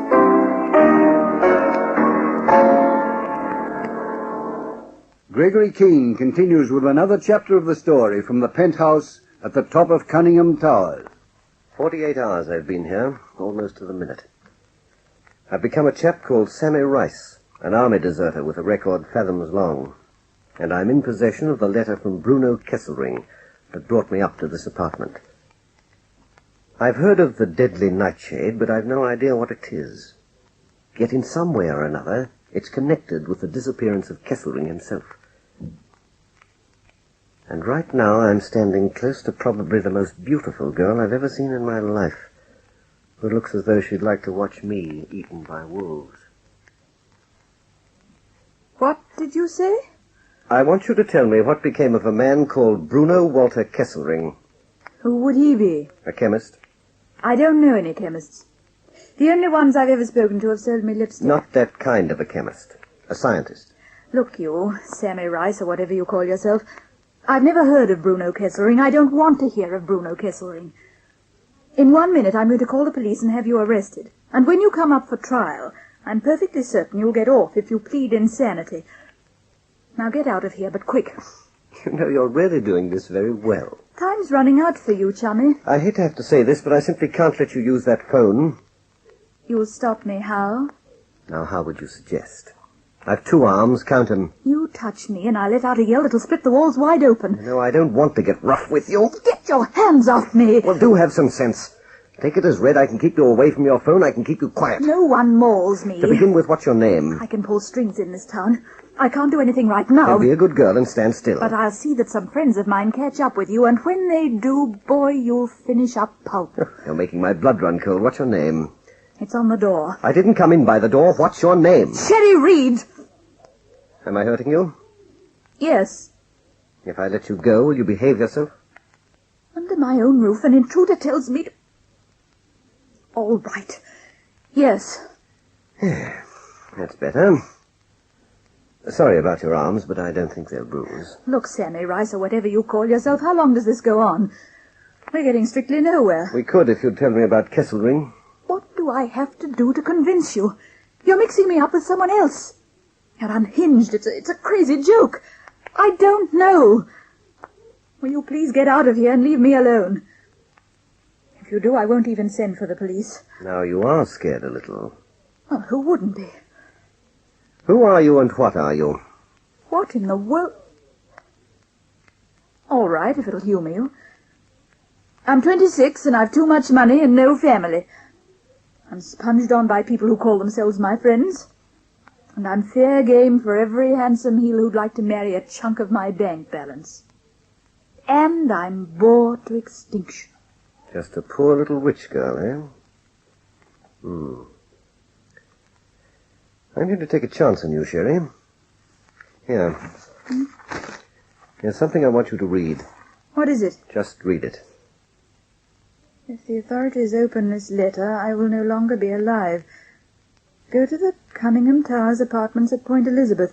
The occupant of the penthouse apartment will be able to tell you what became of me and why. See that she hangs for it. Bruno Kesselring. That's me. And that's why I'm here. See that she hangs for it? I've never even heard of Kesselring. I want to sit down. Yes, I think you'd better. What am I mixed up in? What is all this? Have you ever heard of the deadly Nightshade? No. No. For heaven's sake, tell me, what is this all about? See that she hangs for it? Sends a chill up my spine. What am I supposed to have done? If I'm wrong, if I take another chance on you... What are you talking about now? My life. Your name's not Sammy Rice, is it? No. My name's Gregory George Athelston Keen. I'm a major of MI5. I believe you know nothing about Kesselring, and I'm as much in the dark as you are. Could you use a drink? Something about 200 proof. Then come with me. I still think you're crazy, but so am I. You want to know something else? What? I'm not going to phone for the police. I'm not even going to phone for the tough chums to wait for you round the corner. And why aren't you? Because you intrigue me. And I'm not bored anymore.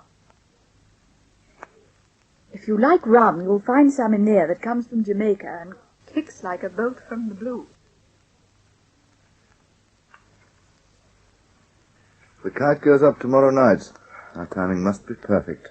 Where do I come in? You don't come into the actual killing at all, Nicky. That's right, Barnes. You're to go to my place tomorrow and step into Keen's shoes. As soon as we're in position, I'm taking you to Evelyn Channel, Marriott Police Headquarters, fellows in my own bureau, and introducing you all round as Gregory Keen, and we'll press on from there. Who does the actual bumping off? Should I tell him, Carlotta? Why not? Mike Gusick. But the thing I can't understand, how in the deuce are you going to... Look, old chap. You're like those characters in the Light Brigade. Yours not to reason why or how. You just do as you're told. Speak when you're told to speak. Sit down, lie down, get up, stand on your head. You're to live and breathe Gregory George Athelstan Keen till we're finished with you. Ask no questions and get out of the way when the job's done. Oh, really, Felix, you'll hurt his feelings. Would you care to give me a lecture in the humanities, Huberman? When you've this fellow Brett locked up in a cellar till you find it convenient to use him as a corpse? When your pet thug's going to butcher him with a gun, you'll hand straight to Keen? When you've turned Keen into Sammy Ricer, he'll swing for a murder? Nicky, you talk too much. And I'll get away with it.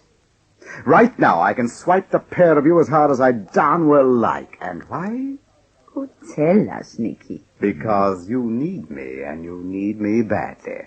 Because you and your Nightshade Ring will fall flat on your faces unless you can stop Gregory Keen dead in his tracks. Because there aren't 10 men in Sydney with my talent and my background to take Keen's place for you and make it stick. That's why. You tell him, Felix. Barnes, old boy, we own you. How do you own me?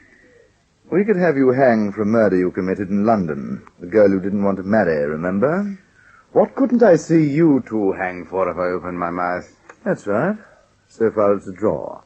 But you see, we have Mike Gusick to swing the balance. You haven't. Always remember just where you stand, Barnes, or we won't be paying you off in the green crackler ones. Get it? Sure. I get it. All right. We don't need you anymore. Close it after you. Where do you want me to go? Just out. That's right.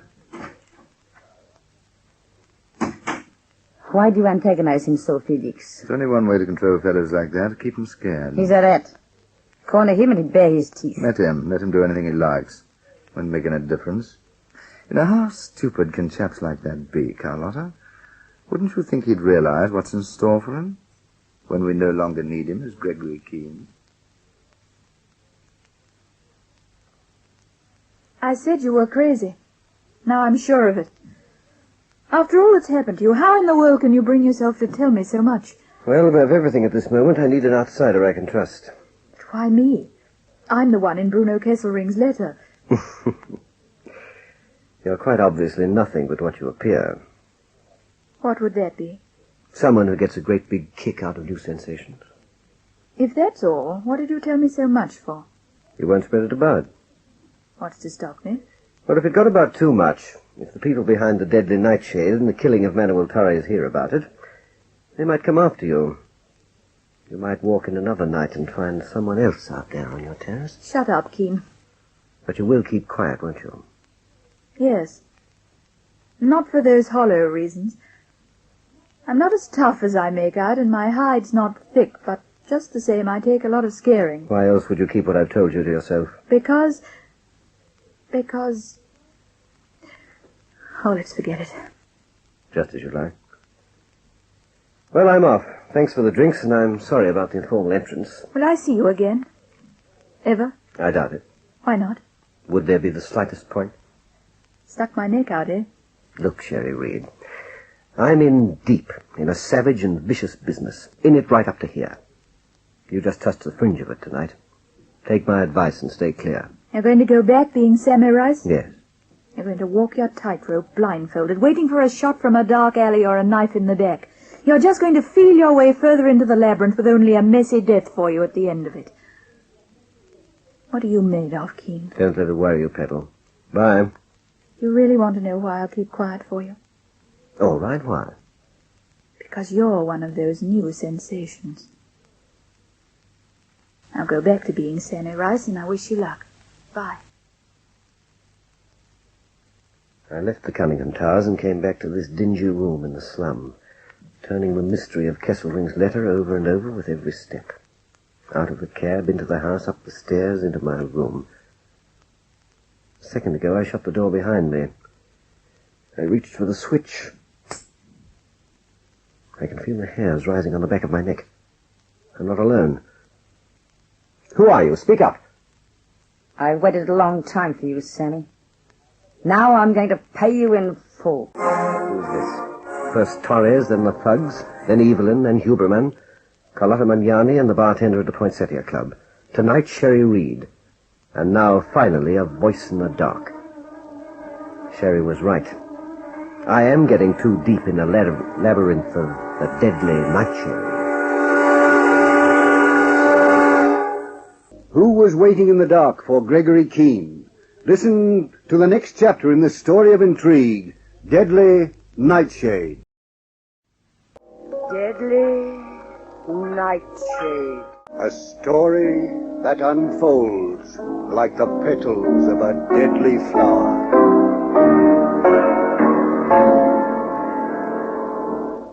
Major Gregory Keen is here to continue the story from his darkened backstreet room.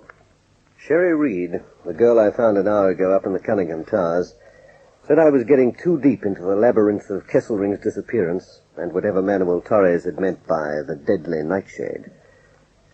Well, she was right. You remember I left Sherry not long ago and came back here to this dingy room. The room Felix Huberman teed up for me. The room I'm living in as Sammy Rice. Well, a few minutes back I walked in from the street, past the place with the jukeboxes and the pin machines, past the door of the billiard saloon, up the stairs, and through my door. And before I reached out to switch the light on, I knew I wasn't alone. A voice said, I've waited a long time for you, Sammy. Now I'm going to pay you in full. I stood there, thinking it hadn't taken long for Huberman to show why I'd been made Sammy Rice. Thinking it was an odd way to get rid of someone.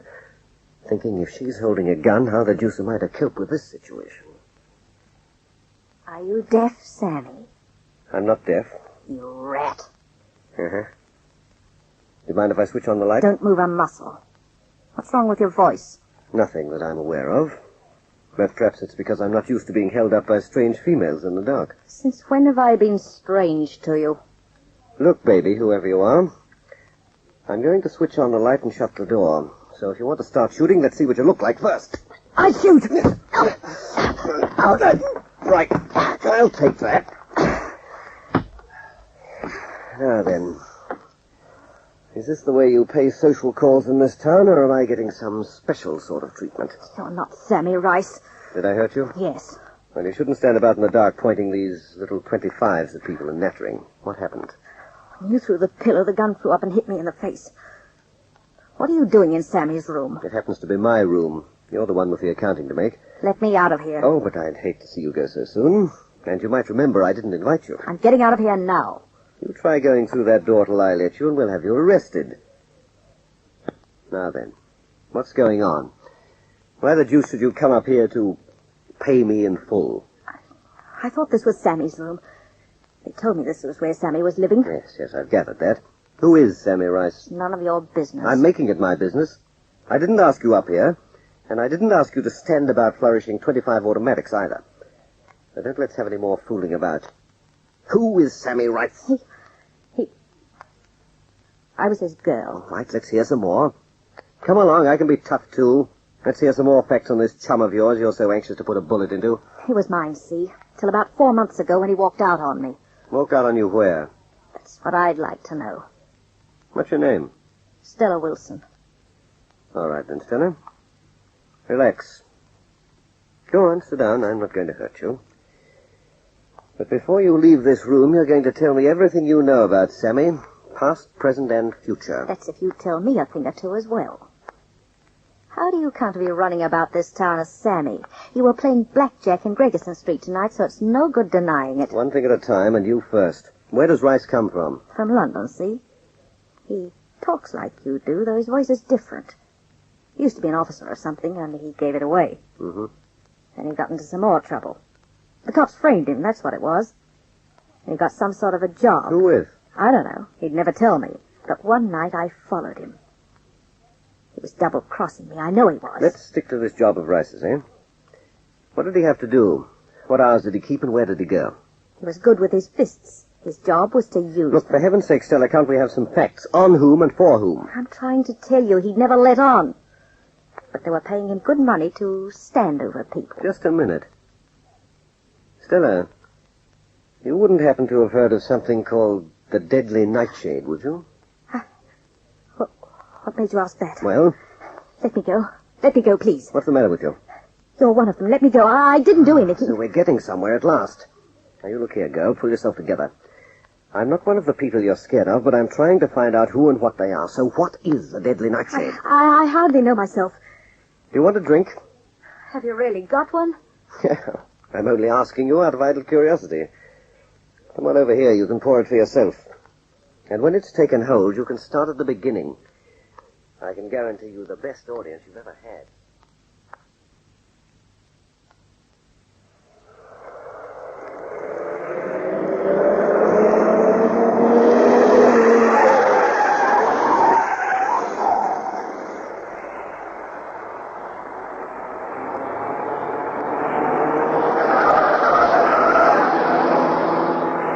Can you pass him, Mike? Yeah. Next corner, I'll take him to the curb. If he runs for it when you jam him into the side, cut him down. If he stays in his car, don't be too rough at first. Here we're going, Mr. Huberman. Hold tight. Passing him now in front. And don't let him turn around in the front seat. Make him stay at the wheel facing forward. Yeah. Holding on.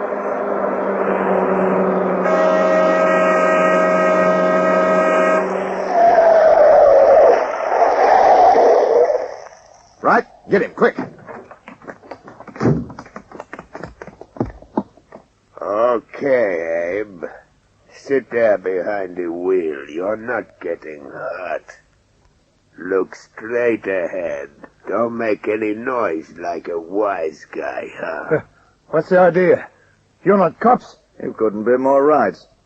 If you don't mind, Mr. Hodge, I'll get into the back of your car. This is a whole lot of you wasting your time. The bag's in my safe. Nothing as crude as all that, my dear chap. Then what is it? You had an appointment with my friend here tonight. You'd have been wiser to keep it. Appointments like that I'm keeping with no one, see? Well, of course, it's to correct you that we're having this little discussion right now. Do you remember an SP bookie called Simon West? What about him? He refused to keep an appointment just like you.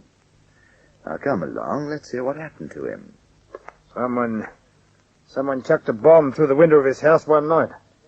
That's right. It was tough on Simon, and it was tough on his wife. What about Cyril Penny? I'm beginning to get the idea. I was wondering how long it would take. Now, correct me if I'm wrong about you. You're an SP chap in rather a big way. You operate from 3 rooms in a Hardy building. You have 15 telephones. You own 3 horses. And your weekly turnover varies between 20 and 25,000 a week. Any comment? Yeah. Where do we go from here? In future, Mr. Abe Hodge, the gentleman sitting beside you with the gun in your ribs will pay you a call on Friday morning at a place he'll nominate by phone. You'll pay him £100. For what? For keeping some people called the Nightshade Ring off your neck. By selling you protection. It'd be very wise to buy. You picked the wrong customer, mister. I supply my own protection. Have it your own way. But if you put your ear to the ground, you would hear that the Nightshade crowd's playing rough. They might concentrate on your wife. Or that kid of yours mightn't get home from school one afternoon. You know how accidents can happen in heavy traffic. What makes you think you can get away with this sort of talk? What's wrong with it? I'm making you a straight proposition. I fork out every week or something happens, is that it? Well, how could we offer you protection for free? You can't get away with it. In this country, it couldn't be done. Well, that's what Billy Eckers said. Remember Billy Eckers? He went to the police. And there was Peter Frome. Then there was Tom Bellamy. They said just what you did. They'd supply their own protection. Be a bright boy, Abe. You can afford it. Drop your odds at point or 2 on race days. Let the punters foot the bill. It was you who did Tom Bellamy in? I wish you'd get the idea. He just wouldn't let us look after him. Okay. By myself, I know what I tell you, but I've got a family. Okay, send your man round on Fridays. That's what I like to hear. You've signed up with the best firm in the business, Abe. See you keep up your installments. All right, Mike.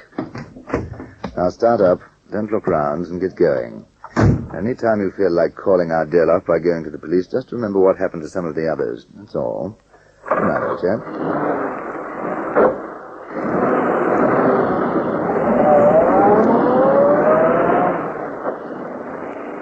They're coming into line well, Mike.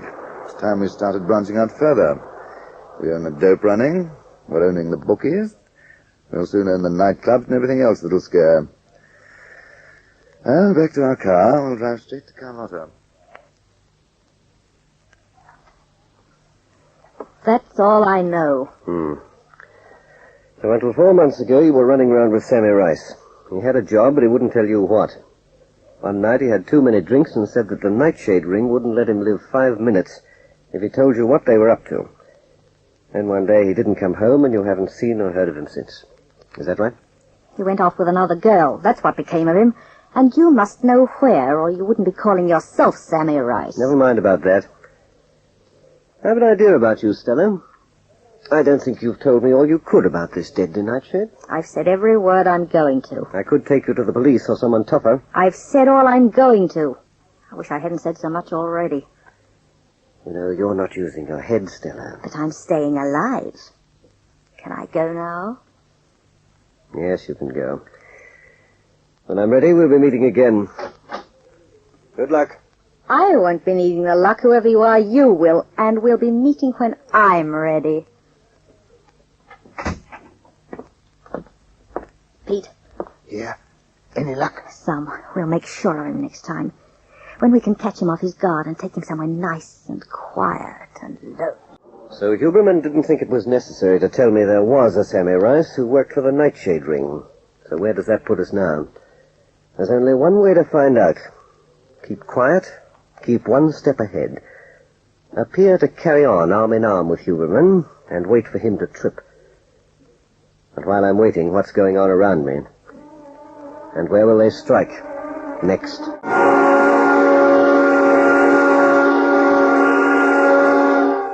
Who makes the next move against Gregory Keen? Listen for further chapters in this story of intrigue, Deadly Nightshade.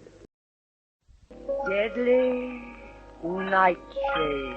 A story that unfolds like the petals of a deadly flower.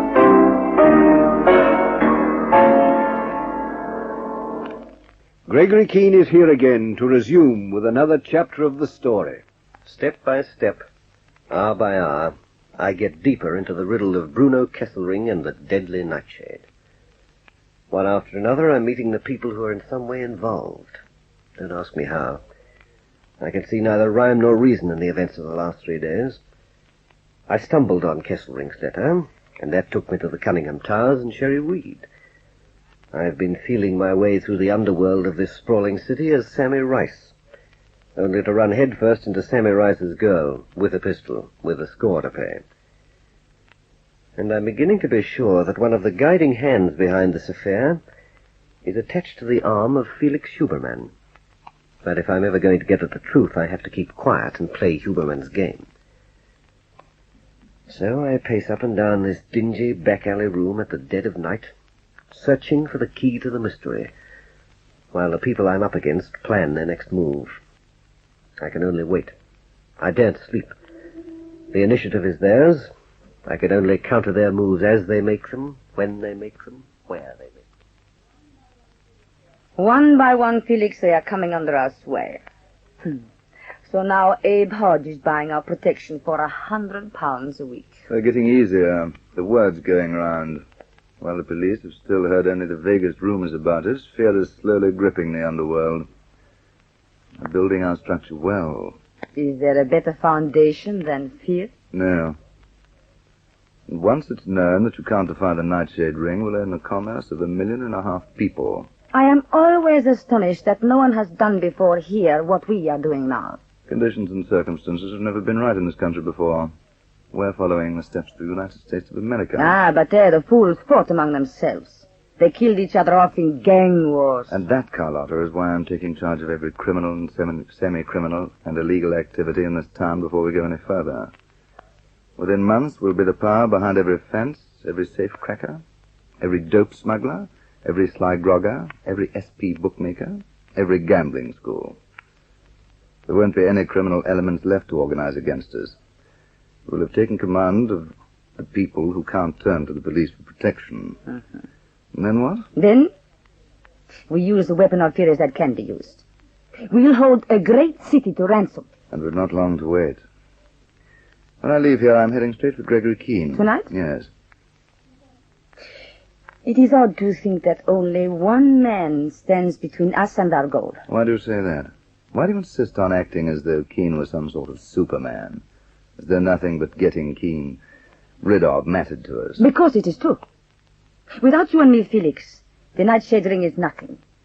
But while Keen searches for Bruno Kesselring, he can stumble on your part in it. Keen will stumble on nothing. I'll stake my life on that. You are staking mine on it, too. I hope you are aware of that. Felix, if you are going, go now. I must know if Keen is still playing his part as Semiramis. I cannot rest till Keen has been trapped, so he will never escape. Keen is trapped already. There's not a stone left unturned. There's not one way out for him. You have arranged about the gun. It will be given to Keen 10 minutes after Guzik has carried out his orders. What about your house? Every room Keen saw is being rearranged. Nick Barnes and Mrs. Rose are doing it now. And the woman, Rose herself, is she really to be trusted with a thing like this? Carlotta, we've been over and over it 50 times. Everything's cut and dried. Stop talking about it. I can't help myself. Well, perhaps by tomorrow night, when it's over and done with, you'll have learned to leave this sort of thing to me. I'll get hold of Guzik and tell him to bring my car round. If I have to listen to you any longer, I'll be a pack of nerves myself.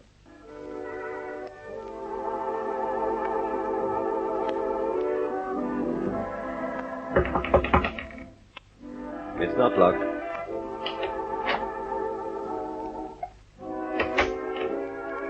Where are you, Keen? Right behind you. It's Huberman. Yeah. You'll find the switch high on your right. Ah, that's more like it. Being terribly cagey, aren't you? When I can recognize your step, I'll give you a warmer welcome. Wait till I turn the radio off. Now then, what's the score? Well, I'd rather hear yours first. How are you coming along as Sammy Rice? Well, I've been to about 6 tough dives, picked quarrels in all of them, played some blackjack, played some baccarat, and attracted attention to myself as Rice. Nothing else? Isn't it enough? You've had no callers? Where, here? Take a look around you. Yes, I see what you mean. Well, actually, old chap, you've done remarkably well. My fellows have been hearing a whisper about a tough character called Rice who's been going around looking for trouble in an English accent. That'd be me. But I still haven't a clue about the 2 thugs who were chasing me about with Manuel Torres that other night. Well, hang it all, give yourself time. They're my only leads to the people who don't want me to find Kesselring. I don't want to give them any time. That's why I've advanced certain of our arrangements for you. Uh-huh. Which ones, Huberman? How would you like to break into a house this time tomorrow night? I can hardly wait. Look, old boy, if you're terse about something, why not come right out and say so? I'm not terse. I'm merely strung up as tight as a cello string. Pour yourself a drink and relax. Look, I'd rather hear about the drill. Right. At about 11:30 tomorrow night, I'll pick you up at the corner of Tableau and Astor Street. That's not far from the house. Mm-hmm. The house itself will be empty. I'll have a bunch of skeleton keys for you. Getting in will be no trouble at all. And I'll also have a gun. Yes, I'm counting on you for a Luger. I don't want you to pinch anything. Just leave plenty of prints about. Right. After about 10 minutes in the house, clear out and head for the gambling place in Gregerson Street. What's the idea of that? Well, I want you arrested in front of the boys. Someone will have tipped off the plain-clothes chaps. They'll find a Luger on you, and off you'll be carted for breaking and entering, carrying an unlicensed weapon, and so forth. Now we come to the interesting part. What happens next? Well, you'll spend 3 or 4 days in the cells, no bail. You'll come up for a hearing in the lower court. You'll be remanded for trial. Still no bail. Then you'll be released. Any excuse will do. And, as you said once before, when I go back to my chums in Gregerson Street, they'll be happy to welcome Sammy Rice into the fold. If you know a better way of getting the confidence of a bunch of crooks, let's have it. I've no complaints. From time to time, while you're hunting for your 2 goons, we'll have you chivied by the consorting squad, possibly booked once or twice. Shouldn't go on for long. In a week at the most, something should break for you. And when it does, we'll have taken a good long stride towards finding out what became of Bruno Kesselring. Anything you're not clear on? I don't think so. You'll be on deck in Tableau Street at 11:30 tomorrow night? Naturally. Well, between now and 11:30, is there anything I can do for you? We'll get you. You could get me a word with Evelyn Channel. Nothing doing, old boy.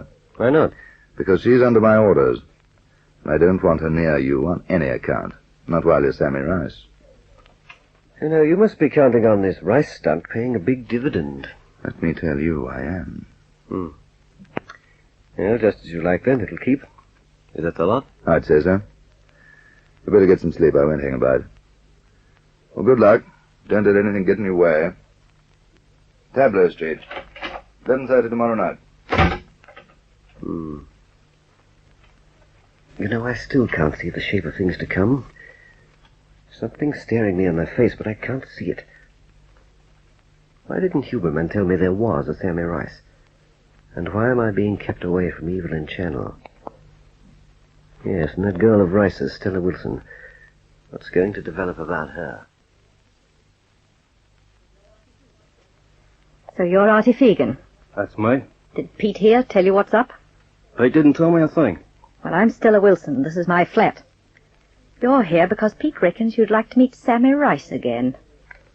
When Sammy went through, he had something of mine. I want it back. I want it back bad. That makes three of us. I want Sammy, too. Not because the rat ran out on me, but because I want to know why he had to get out of sight. Well, that's more than I can tell you. Well, listen. Sammy was a standover man. We all know that. But who was he working for? Well, you're doing the talking. He was working for someone calling themselves the Nightshade Ring. Don't ask me who they are or what they are. But from time to time, Sammy used to collect dough from people he stood over. Okay. Who did he stand over? Bookies. SP bookmakers. He had nearly 5,000 quid one night, and he said he was taking me with him. I packed up and waited. But Sammy didn't show up. He had other girls. He double-crossed me.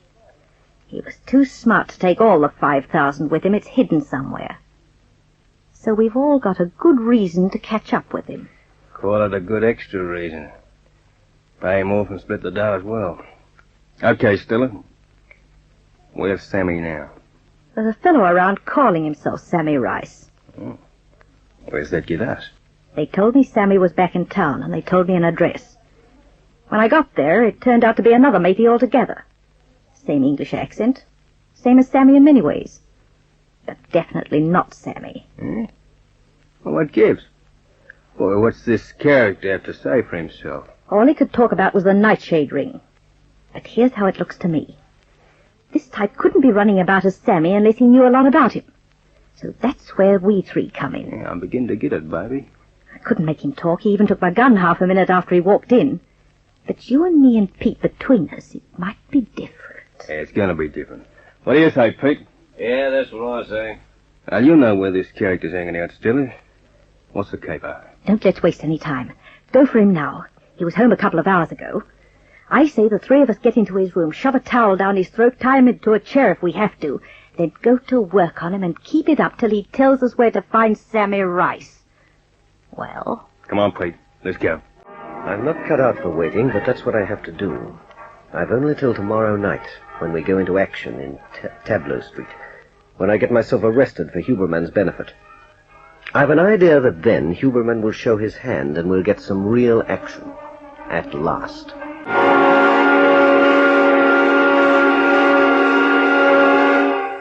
Stella Wilson and her friends are on their way to pay their second call to Gregory Keen.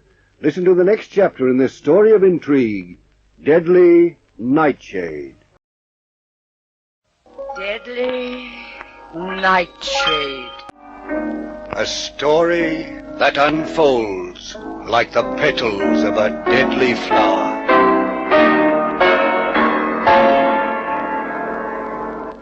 Gregory Keen continues the story from the window of his darkened room. We haven't much longer to wait. We're getting some action soon. Listen. This is the course of events according to Felix Huberman. The only leads to Bruno Kesselring are the two men who were waiting for me 3 nights ago when I stepped off the flying boat at Rose Bay. So we have to find them. To find them, I've become a man with a record called Sammy Rice. To be accepted into criminal circles here and find my 2 thugs, Sammy Rice has to be arrested for some crime. I'm committing that crime less than 24 hours from now. Neat, isn't it? And all according to Huberman. But of course, I know some things I'm not supposed to know. I've talked to a girl named Sherry Reed. I've been paid a call by another girl called Stella Wilson, who once belonged to the real Sammy Rice. And I know that Charlie Brett was kidnapped and for all I know killed because he gave me Evelyn Channel's address. So I stand here at the window and wait. Wait for someone to make the next move. Who's it going to be? Okay, Artie? Yeah, okay. Let's get this thing straight. I've got a grudge against Sammy Rice, Pete's got a grudge, and Artie's got a grudge. And any time we like to forget the grudges, there's the best part of 5,000 quid waiting to be picked up. But you don't have to hammer it in with a club, Stella. We don't take no for an answer from this bloke calling himself Sammy Rice. That's what I'm getting at. Suppose he's tough. Suppose he won't talk just because we rough him up a little. How far do we go? He talks. No matter what? No matter what. First he goes on the knuckle. And he gets the brass knuckles. And no matter what, he tells me where to find me old mate. The real Sammy Rice. Hop it.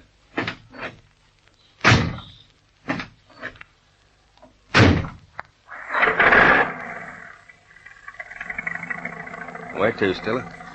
There's a lane goes off Ream Street opposite the Crown and Pinion Hotel. It's the 4th house in the lane. You go up some narrow stairs. I'll show you when we get there. What do you say we get a move on? Okay.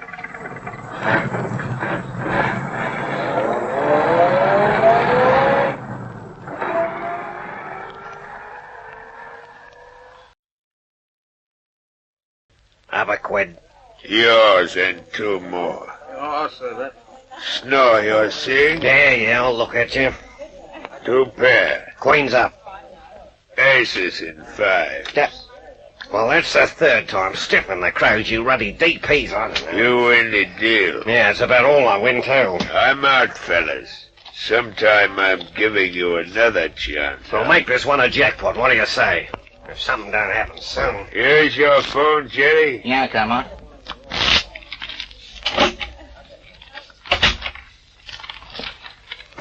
Yeah, when the boss is hearing this, he's blowing up.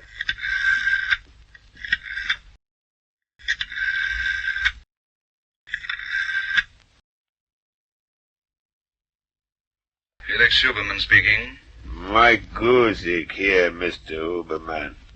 I'm at Jerry's place in Gregerson Street, and I'm hearing something bad. What? Sammy Rice has a girl. What about it? Everyone has a girl. Not like this one, Mr. Huberman. She's what you call it, sore. She hears that Sammy Rice is back in town. She's after him. She's cutting his throat. That I don't like at all. Wait a minute. She was here at Jerry's asking, where do I find Sammy? Where's he living? Someone tells her. I'm act like it don't matter to me. Get to Keen's place at once. See if he's alone. If he is, park where you can see the entrance to the lane. If the girl shows up there, you know what to do. Yeah. I'll join you in Ream Street as quickly as I can make it. Go your hardest. I'm on my way. But it's too bad having to leave the game. Tonight I'm winning good.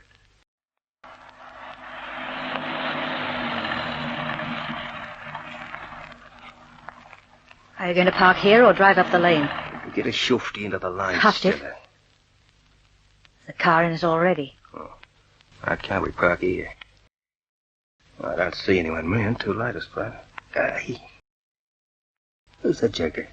Oh, just a drunk Artie on his way home. Yeah, all right. Well, out we get. Head straight across the street, up the house Sammy's in, up the stairs, and knock on the door. Hold it, Pete. Artie, keep still. Don't get out yet. Oh, what's the matter? That other car on the laneway. It's been backed in. It's pointing to the street. Oh, that's so what? There are 2 men in it. Front seat. Yeah, you did right. Okay, there's no hurry. We got all night. Just take it easy for a while. See what these 2 jokers are up to. What do you think, Mike? The girl I'm not seeing good. Fellow in the back I'm not seeing good. Fellow driving is Artie Fegan. Fegan, eh? Artie Fegan was a chum of Sammy's before Sammy made his fatal mistake. They're our people, all right. A lady who had groat to a guinea, that girl Stella Wilson. What the groat? Quiet. The girl Wilson has to go tonight, definitely. Won't do for Keen to find out there actually was a character called Rice. I'll be able to keep the others away from him, but Stella She's the one who followed Keen up because Rice was double-crossing her with another girl. How do you know all this about her? Sammy was working for me. I make it my business to know everything about the people who work for me.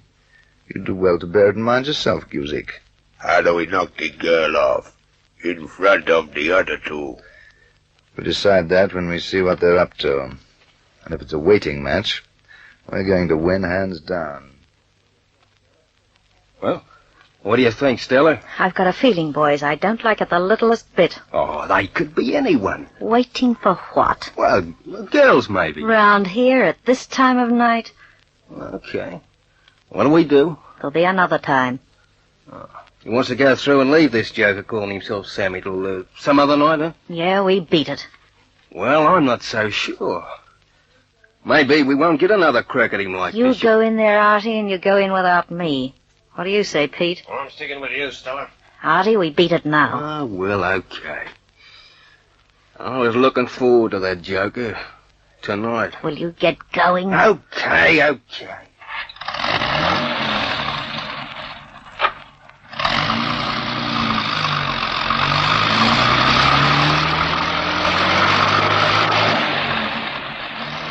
Artie, I was right. How come? Someone's after us. That car followed us out of the lane. Come on, open this crate up. They're gaining on us. All right, I'll take this next corner to the right. Now, hold on.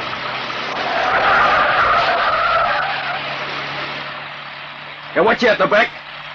Are they going straight on? No, will you step on it? Well, what do you think I'm doing? Hey, listen. Can you see an aerial sticking up? You sure they're not the Johns? There's no aerial. They're coming up on us. Artie, do something. Look, I'm doing me best for crying out loud. Here they come.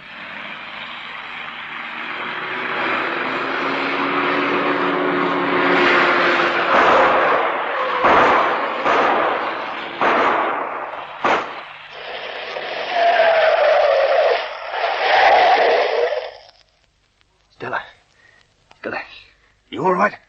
One went right past me. Look at the windscreen. Yes, I'm all right. What about Pete? Speak up, Pete. Are you all right? Oh, I don't want to look at him. Whoever they're aiming at, I got Pete. Get going again. Start her up and let's get out of here. In 5 minutes, we'll have the cops on us.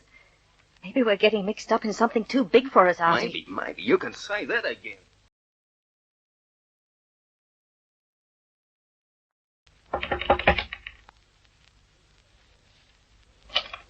Who is it? Oh, hello, you again. Shut the door. You all right, Keen? Why wouldn't I be? I keep my car radio on the police wave band. A few minutes ago, there was a shooting not far from here. I wanted to be sure the target was not you. I haven't left the room since you were here 2 hours ago. It wasn't a car-to-car shooting, was it? Yes, how did you know? Well, there was a car with 2 types in it parked down in the lane. Then along came another car with 2 more types and a girl in it. When they left, the car in the lane took off after them. When do you sleep? When there aren't quite so many damn fishy things going on. You didn't happen to recognize any of the 5 people, did you? It was impossible, the light and so forth. Would you expect me to? How the devil should I know? I'm merely taking a possibility into account. The possibility of what? 2 of the 5 being the 2 chaps we're after. The fellows who met you at Rose Bay. Well, if I ever catch up with a fellow called Mike, I'll ask him. Look here, Keen.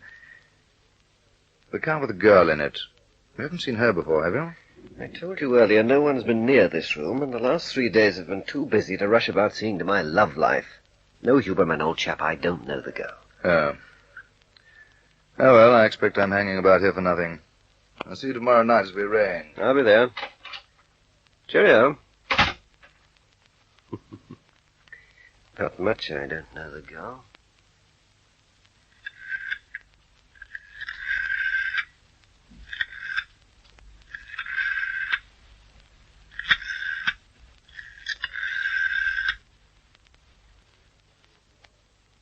Carlotta, Felix Huberman. I won't be seeing you again till tomorrow. We were here in time. Stella Wilson and her 2 chums turned up 5 minutes too late, but I missed her. Guzik was driving too fast, the fool.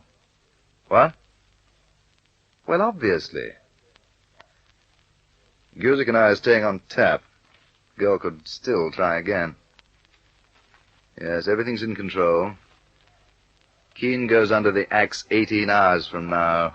The girl in the car was Stella Wilson, and I think I know why it was necessary for someone to take 5 shots at her. Well, time's getting close. 11:30 tomorrow night, I'm meeting Huberman at the corner of Tableau and Astor Streets. And after that, I don't think I'll be in the dark much longer. In fact, I'm not quite so much in the dark right now.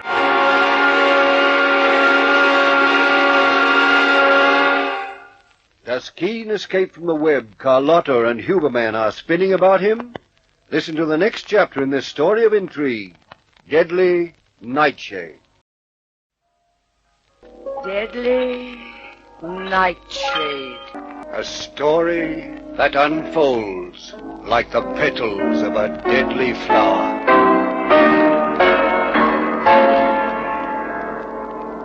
Gregory Keen resumes with a further chapter of the story. The waiting is over. 1 hour from now, I'm meeting Felix Huberman at the corner of Tableau and Astor Streets. I'm getting a Luger. I'm breaking into a house. I'm leaving plenty of fingerprints. And soon after that, I'm being arrested. It's all part of Huberman's scheme to get me accepted as Sammy Rice in the underworld jungle of Sydney. I know the whole thing's so fishy they should serve it with chips, but I'm playing Huberman's game to the limit, because I'm not stopping till I know what became of Bruno Kesselring. And sooner or later I'm coming face to face with the deadly Nightshade. So I say nothing about Stella Wilson, the gangster's girl, or Bruno Kesselring's letter, or Sherry Reed, the lovely creature at the top of the Cunningham Towers. I'm heading for Tableau Street and my rendezvous with Felix Huberman. At 11 o'clock tonight, Barnes, that's about half an hour from now, we'll walk into the Poinsettia Club and take in a floor show. Leo will be expecting you. We'll fix you up at the table. At 11:20, Mike Cusick does his stuff in the house in Tableau Street. If you don't mind, I'd rather not think too much about that. Oh, poor Nicky is so sensitive. My Cusick's enough to make anyone's blood run cold, Carlotta. Cusick will be finished in Tableau Street at 11:20. At 11:30 to the dot, I meet Keen, give him a rather special Luger and a bunch of skeleton keys. At 11:35, I make an anonymous phone call to Inspector Murray at police headquarters. At 11:45, I join you at the Poinsettia Club. We enjoy Evelyn Channel's floor show, and I reintroduce you to her as Major Gregory George Athelston Keen of MI5. I'm looking forward to it. From my privileged position, do you think I could interest the girl in a little romance? Listen, laddie, take a word of advice. In this job, keep your mind strictly on business. If you fall down on it, so help me, you'll learn what we keep and pay Mike Cusick his wages for. And on you, he'll earn a bonus. Do you get the idea? No one's ever had to draw me a diagram. All right. Clear out. Make straight for the Poinsettia Club. Keep your mouth shut and wait till I get there after you, that's all. Okay. Cheerio, Carlotta. Send Cusick in as you go through the hall. Right. Now that we are coming to the climax with Gregory Keen, I only wish I could be there to see each move as it is made. No one sees all the moves, not even Keen. Have your men found the girl Stella Wilson yet? Not yet, but she'll be disposed of the minute they do.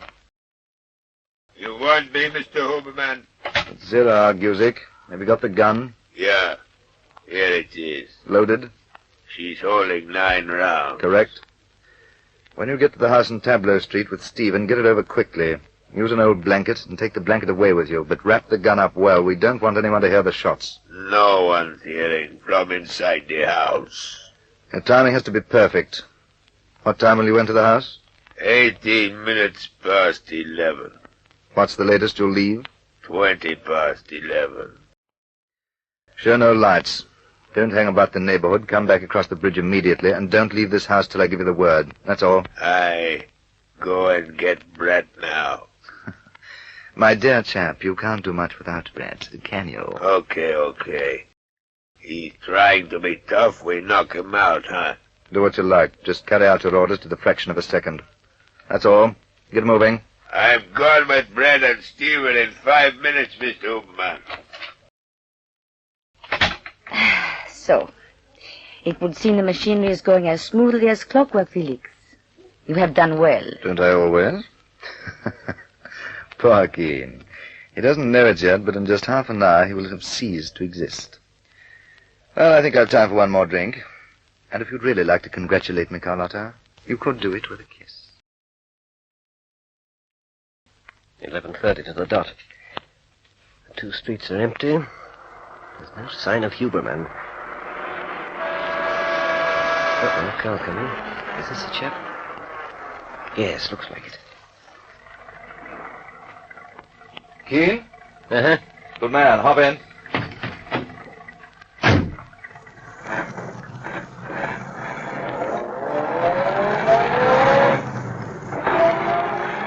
Watch the houses on your left. They're coming to yours now. It's the one next to the factory building, you see it? Oh, with the alleyway between it and the factory itself. That's right. Drop you off at the next corner. You can walk back. Feel in the cubby box. Ah, the Luger. It's loaded, cocked, and on safe. There are 9 in the magazine. Now grab these. What are they? Skeleton keys. Now here's what you do. I've had the house looked at. Make your way up the alley and hop over the back fence. There's another factory building behind it, so you'll be able to get in the back way without being seen. Be sure you leave plenty of prints about. That's very important. Roger. Now, after a while, whiz off and get across to Gregerson Street. Hang about the club there. Get into a card game if you can. Before the night's out, the police will be along to arrest you in front of your chums. All clear? All clear. Right. Out you get. Good luck, old chap. Don't worry about a thing. Everything's under control. I'll carry the ball. Leave it to me. One last thing. Let them think you're a tough boyo. When the cops come to get you, make some sort of a fight of it. Let them take the Luger away from you. I told you, leave the whole thing to me. I'll make it look good. Cheerio. Cheerio, Keen.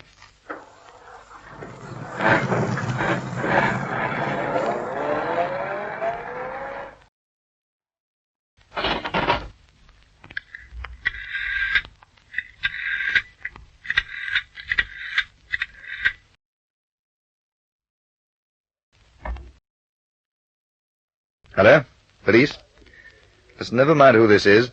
If you want to find something interesting, go to 26 Tableau Street. I told you never mind who this is. 26 Tableau Street's an ordinary house, but right now there's a fellow called Sammy Rice in it. Yeah. And if you look closely, you'll find something else. That's what I'm saying, copper. And one more thing. Watch Rice. He's got a Luger, and he's just fired 3 shots out of it. If you want to know what he was firing at, look closely. Yeah. So long. Goodbye, Keen, old chap. It was nice to have known you. It's about time to take in the supper show at the Poinsettia Club now, I should say. Have a word with Evelyn.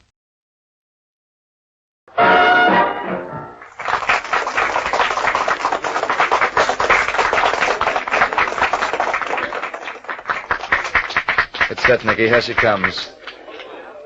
Hello, Evelyn, darling. Will Leo let you join us for a while? Oh, I think so. Where have you been, Felix? I haven't seen you I've since... not had a minute to myself. You know who this is, of course. Well, actually, no. But of course you do. You couldn't possibly have forgotten so soon. I must be slipping. Not at all. It's you who are slipping, Felix. I sat in Miss Channel's flat in the dark. Oh, hang it, so you did. Evelyn, here we go formally. May I present Major Gregory Keen, fully dressed and in his right mind? You're Major Keen. Of course. I'm sorry the other night was so rugged, but with your block of flats swarming with thugs, there wasn't much I could do about it. No. No, I don't suppose there was. Well, what do you say we all have a drink? If we can catch someone's eye. You know, this job of ours can occasionally be fun, like right now, for instance. Glad you're enjoying yourself. If I'd known what I was missing, I'd have switched Miss Channel's lights on and hanged the thugs. 3 nights ago, I was Evelyn. Why the Miss Channel, Major? Oh, well, I've had conscience trouble barging in on you as I did. You must have been scared stiff. Wouldn't be. Yes, well, that was 3 days ago. Things have been moving. Are you any closer to Bruno Kesselring? You tell her, Keen. Well, we had some luck, and we've uncovered quite a lot. Looks very much as though Kesselring went to a lot of trouble to disappear completely of his own free will and accord. That's not what they're thinking in London. They don't know what I do in London. Kesselring had 2 passports. We're certain of that. And we've reason to believe that Kesselring stepped off the flying boat at Rose Bay, went somewhere alone, changed his appearance, and booked for Singapore on his 2nd passport almost immediately. He wasn't in the country 24 hours. Are you really sure of all this? Not yet. But I'm off to Singapore in a couple of days' time, and I'm hoping to pick Kesselring's trail up there. If what you're saying's correct, who in the world were the gangsters who came after you the moment you arrived? That is something I'm still going to find out. Find Kesselring, that's the main thing. When we get hold of our eccentric professor, I think the rest of the affair will clear itself up, too. Well, you'll have to give me a chapter and verse later on. Felix, will Major Keen excuse you? I want to talk to you while I change. Oh, go right ahead. I'll hold the fort till you get down. Oh, good man, Keen. We won't be long. Round up that waiter and order for us, will you? Get a bottle of scotch. You don't have to drink it all.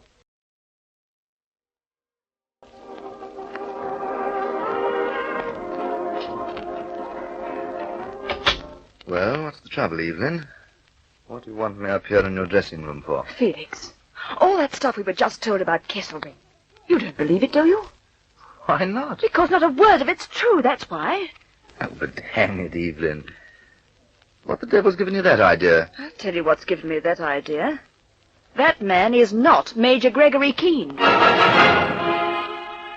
Here in this house on Tableau Street, there's not a sound. The quiet is deadly, and I mean deadly. Every sense is telling me to watch out because there's something wrong. Yes, I can smell burning. Not long ago, there was someone here in this house. And now the hairs rise on the back of my neck, because on the floor at my feet, I can feel a body.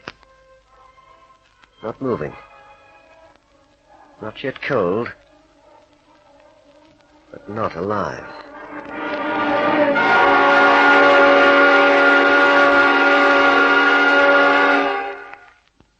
The trap springs shut on Gregory Keen. Listen for the next chapter in this story of intrigue. Deadly Nightshade. Deadly Nightshade. A story that unfolds like the petals of a deadly flower.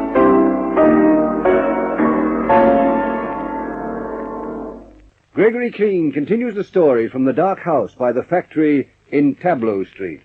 The fourth day of the mystery of Bruno Kesselring, and the Nightshade affair was 3 hours old when I felt the body at my feet, there in the quiet and the dark. You know how I came to be here. I'm carrying out the scheme devised by Felix Huberman to get myself accepted into the underworld of Sydney. But the body here on the floor rather complicates things. I've been letting Huberman call the tune, fully expecting developments of one sort or another. But not this. I've about 5 minutes to make up my mind on the next move. I've a pretty good idea we'll have company here in a minute, and I have to think faster than ever before. Who is this fellow lying dead? Has he been killed and left here for my special benefit? And where right now is Felix Huberman?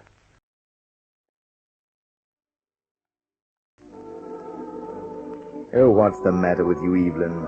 You gone off your trolley? I tell you, that man down there in the club is not Gregory Keen. Perhaps you'd like to tell me who he is, then. I don't know who he is, but he's not Major Keen. Well, you don't have to scream your head off. Shut that door. Now then. I don't know what's got into you, but let's hear what you're talking about. Why isn't that chap we just left Gregory Keen? His voice is different. His manner's different. His whole impact on me, it's different. You sat in your flat 3 nights ago, under a strain, in pitch darkness, with 3 thugs waiting outside for Keen to show up so that they could kill him. You couldn't possibly have felt or heard an accident. I did. Felix, you have to listen to me. I know positively he's not the same man. Then the fellow in your flat couldn't have been Keen because this fellow is. He was waiting at my house for me after he left you here.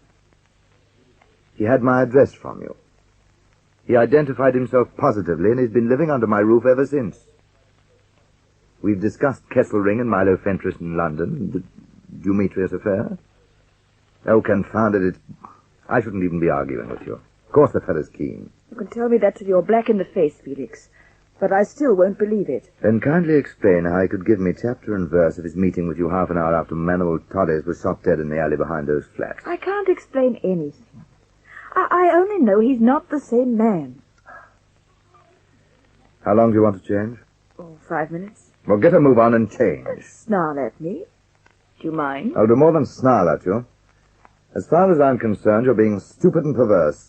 I've too darn much to worry about right now to cope with you. And why do I have to change in such a hurry? Because you're being given a couple of hours with Keen so you can cross-examine him to your silly heart's content. Oh, Felix, you don't have to be so beastly. And you don't have to be as witless as a tufted thrush. Come on, shake it up. When you're ready, give Leo a buzz. We'll come straight up. Though why the devil we should waste time on you?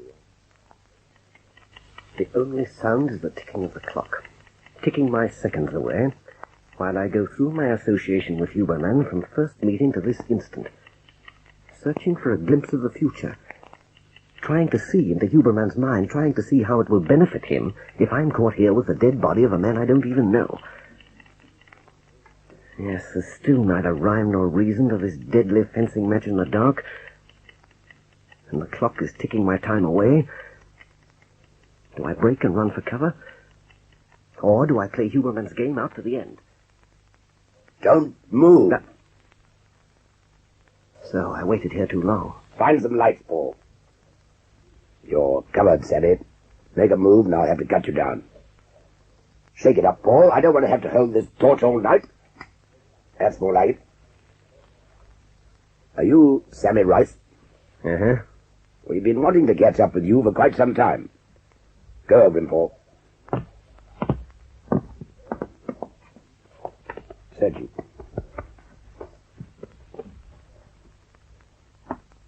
Hello there, Inspector. Oh, a bunch of skeleton keys. How do you know I'm Rice, and who told you to find me here? The diggy birds, old chap. This chap on the floor has been shot 3 times. Put some handcuffs on him, Paul.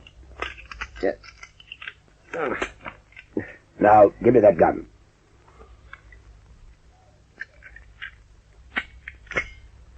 Well, 1, 2, 3, 4, 5, 6 in the magazine, and they hold 9. Take a look at him now, Sammy. Do you know him yet? I'll turn him over, and I might tell you. Good grief. Well, let's hear your story. Who is he? Charlie Brett.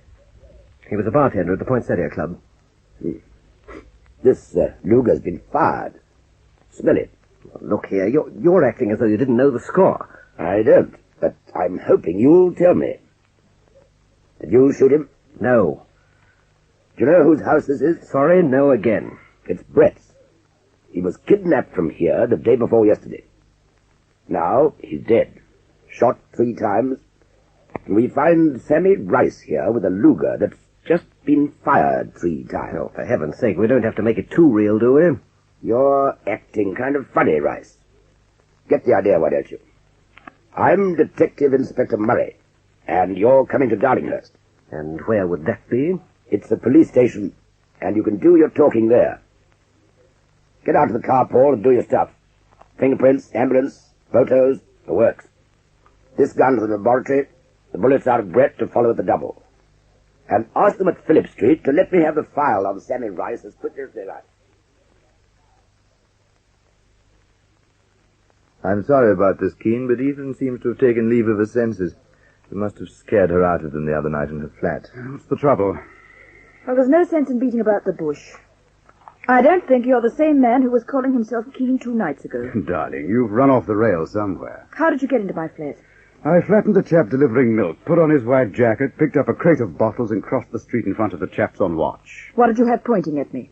A Wolf-Rayet pistol, of course. Oh, look, really, this is absurd. Look here, Huberman. I don't want to be rude to the girl, but is she all right? Yes, I'm all right. Then what in the deuce are you talking about? If you like, I'll repeat our conversation, line for line and word for word. I don't know, really. I don't know. You seem so totally different. 3 nights ago, I had my back to the wall. Tonight, I'm perfectly relaxed and almost social. Hang it, do you want to see my papers? They've all got my ruddy pictures on them. You couldn't have been at Felix's house so soon after the other man left them. After I left you. All right. It's impossible that you could be 2 men, and... Oh, I suppose you think I'm crazy. That's what I've been telling you for an hour. So let's press on and hear no more about it. What do you say, Evelyn? What can I say? You've got me. You know, Keen, We didn't make much of an impression on that bottle of scotch. Lead the way downstairs, eh? Can I come too? Oh, but definitely, my dear. I generally leave the stuff alone. But if ever I needed a drink, I need one now. Just a minute till I do something about my face. You're making it tough for yourself, you know, Rice.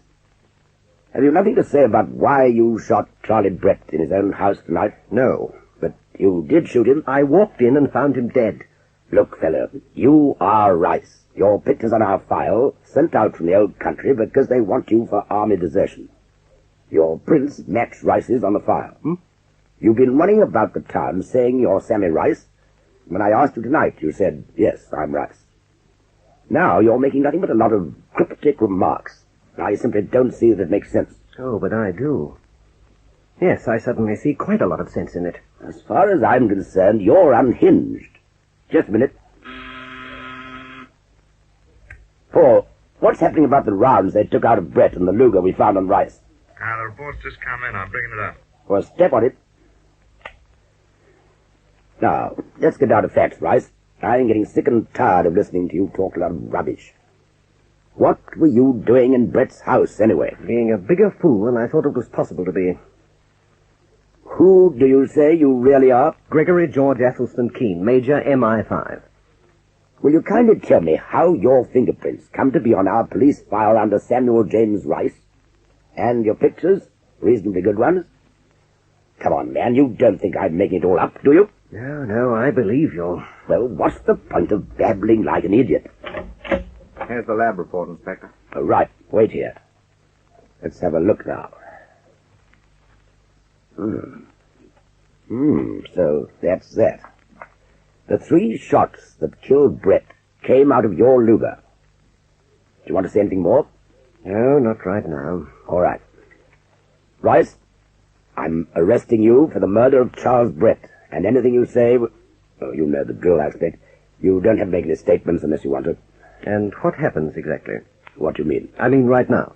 You go down to the cells, of course. In the morning you can apply for bail. You'll go before a police magistrate... Can this character here take dictation? Yes? Then tell him to get his pencil and get set for the best story you've ever heard in your life. And then get your chaps to work to clean up something called the Nightshade Ring. The what?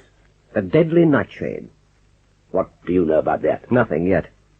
But listen to what I can tell you, and then do one thing more for me. And what might that be? Let me stand face to face with a man called Felix Huberman. I thought I'd seen everything, but no one was ever framed like this before. I'm not only in the perfect spot to hang for murder, but I won't even hang as Gregory Keen. Yes. In every way that counts, I am Sammy Rice. And right now I'm standing on a trapdoor, with the gallows looming overhead. Oh, I'm not in the dark anymore, but I've never been quite so alone.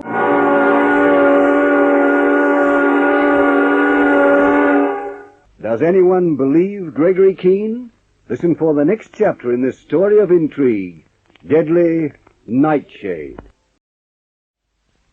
Deadly Nightshade. A story that unfolds like the petals of a deadly flower.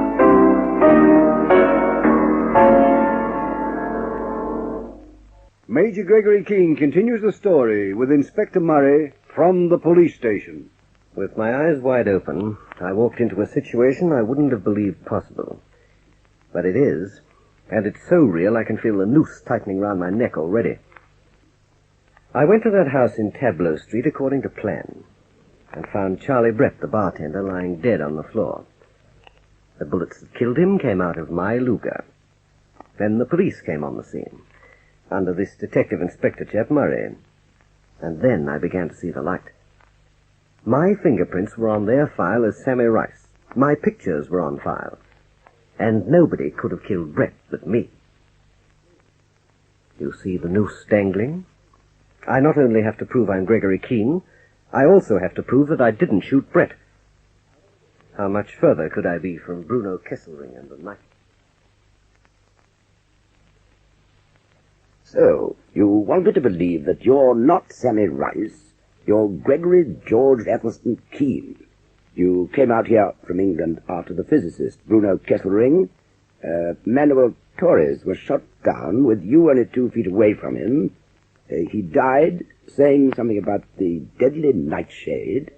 You stayed overnight with Felix Huberman, and Felix Huberman hung this fantastic frame on you because he must be running the Nightshade Ring, whatever that is. Yes, that about sums it up. Well, I've given it to you chapter and verse, and it shouldn't be hard to check on. Where do you suggest we should start? With Huberman. You have to take me to Huberman. This affair with Brett could have happened the Lord knows how. Huberman could possibly straighten it out. Oh, of course. And the bullets that came out of your Luger and straight into Charlie Brett, who organized that? The Pixies? I've told you. Huberman gave me that gun 5 minutes before I went into Brett's house. And Brett had only been dead about that long? No, Rice. You're in the wrong business. You should be writing plots for the pulp magazines. I have to hand it to you. Look, do you know who Felix Huberman really is? I certainly do. Well, you should have picked someone else to spin your story about. Felix Huberman's a staff college chap. He did well in the last show, a brigade major in the desert, something on the staff later on. He comes from the Barossa Valley in South Australia. All the background under the sun. He was in England in 39, something to do with the War Office. You don't get jobs like his unless they're absolutely sure of you. Well, I can't help that. You have to check on my story, and you have to take me to Huberman. Not tonight. You can bet your boots on that. Look, tell me one thing. Would it be possible for anyone to substitute my prints for this fellow Rice's in your files? No, it would not. Oh, I don't know why I listened to you when I could be home fast asleep. That's all for tonight. Book him, Paul, and take him down to the cells. We shouldn't be taking you before a magistrate in the morning, Rice. We should be showing you to the lunacy court. If ever I saw a nut, it's you.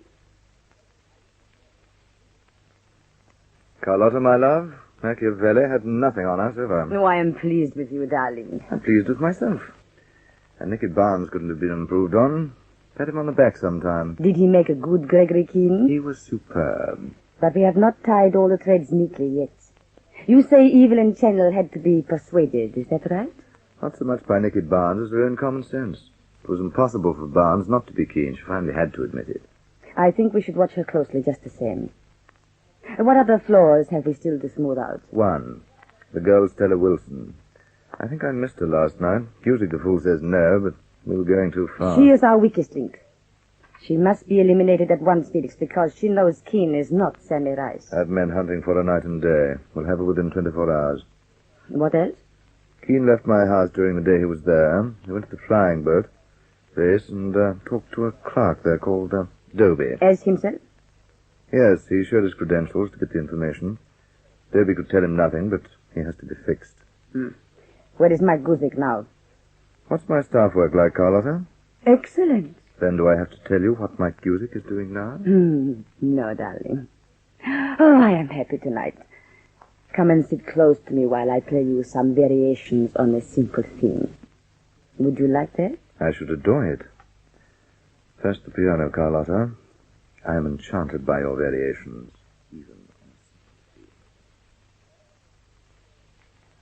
Why aren't you sensible, Mr. Doby, huh? You don't struggle, you're not getting hurt. What do you want? Why have I been driven here? Nice and quiet, nice and lonely. Where we're making you a sensible fellow if you want to be stupid. We don't like stupid fellows, Mr. Doby. They're making too much trouble. I've made no trouble. Who are you? Call me Mike. Okay, now, you listen. 2 days ago, there's coming to your desk at the airport a fellow calling himself Keen, yeah? What's all this about? I'll go to the police. You're talking to this fellow Keen, yeah? Yes. What was wrong with that? You're wrong, Mr. Doby.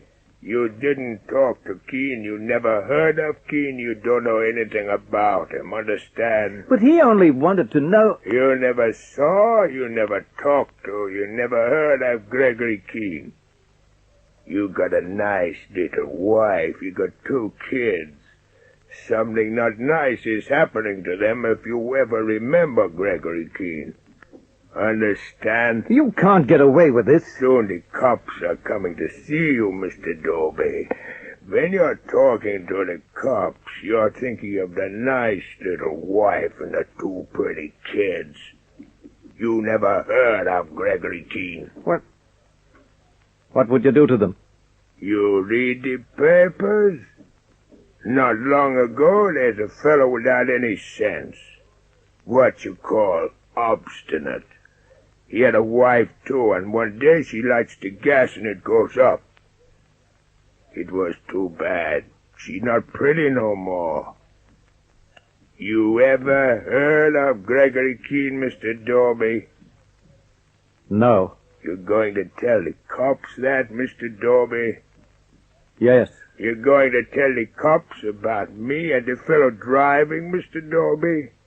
No. That's a good boy. That's what we're liking. Fellows fond of nice little wives and nice little kids. Now, you're telling us where you live, we're driving you home. You're a nice fellow. We like you, don't we, Stephen? Morning, Felix. Got half an hour? Hello there, Murray. Take it through. What's up? Last night, we picked up a queer by the name of Sammy Rice. The fellow you told us was back in town, if you remember. Yeah, sure thing. I saw a paragraph in the paper. Knocked someone off or something, didn't he? It's open and shut, but he tells the most extraordinary yarn you ever heard. Why come to me, Murray? Well, you're right in the middle of his yarn, that's why. What exactly is his yarn? He says he's a chap called Gregory Keen, a major of FI5. Among a lot of other things, he says he's stayed at your house, and you can identify it. Well, he must be off his rocker. Major Keen's staying at my house right now. He's there this very minute. I simply can't figure it out. Rice talks sensibly. He doesn't rave and yell. He makes his points one by one, and his yarn hangs together, but for just one thing. Hmm? And what's that? It's a long string of absolute rubbish. What the devil do you want me to do about it? He says he wants to talk to you. Oh, have him certified. I'm too busy. The case against him, as I told you, is open and shut. He'll hang or go up for life. I wish you'd come with me. It'll only take half an hour. Yes, but for what? Look here, Felix. Don't think for a minute I believe a word this chap says, but he goes on, detail after detail, and he never misses a trick. We've got him on wire. We take him backwards and forwards, over and over his story, and he's always word perfect. If he's a lunatic, he's one for the textbooks. Where is he now? In the cells. All right. I can't spare the time, but I'll take you up and we'll have you on with him. And then I'll take you out to my house and I'll introduce you to Major Gregory Keen of MI5. Will that do? Fine. Can you come now? In about 5 minutes. Don't know why it is, but I seem to spend about half my time initialing things that I originated in the first place. Mike. Yeah, Carlotta. Was Dobby afraid? Dobby's one of those you scary. See, Dobby's not talking. Mike, tell me about Felix and Evelyn Channel. What you wanting to know? You seen them together?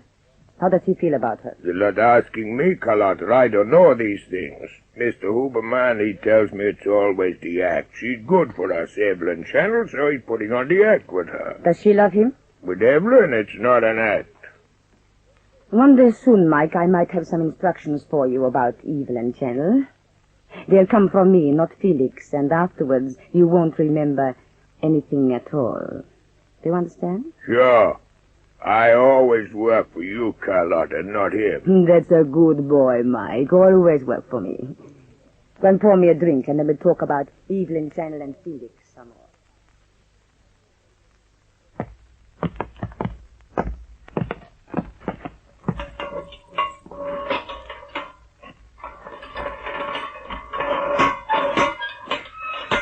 Hello, Rice.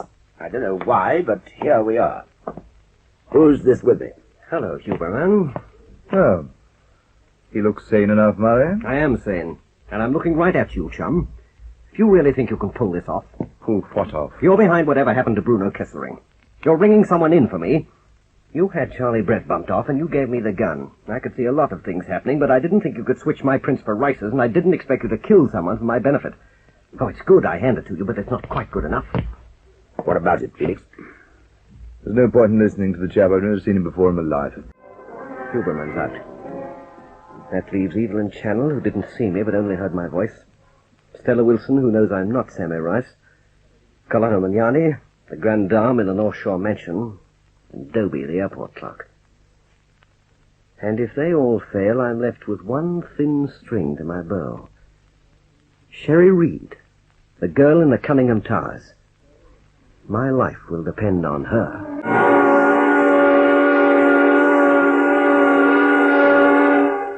How can Keen fight the Nightshade Ring now?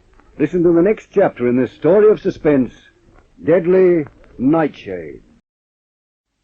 Deadly Nightshade. A story that unfolds like the petals of a deadly flower.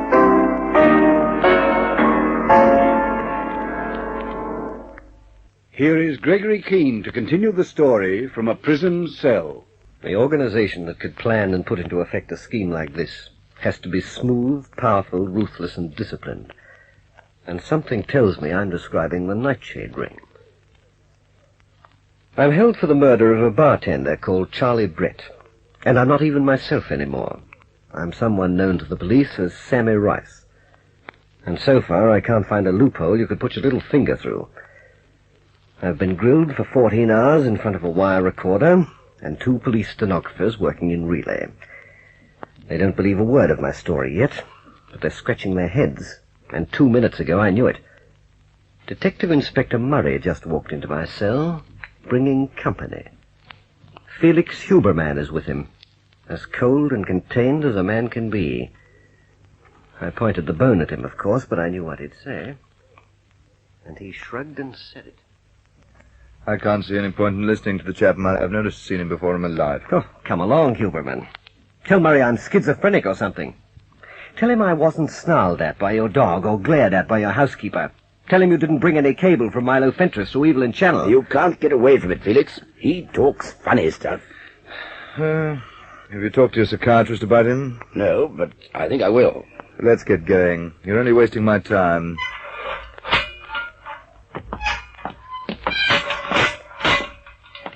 Where to now?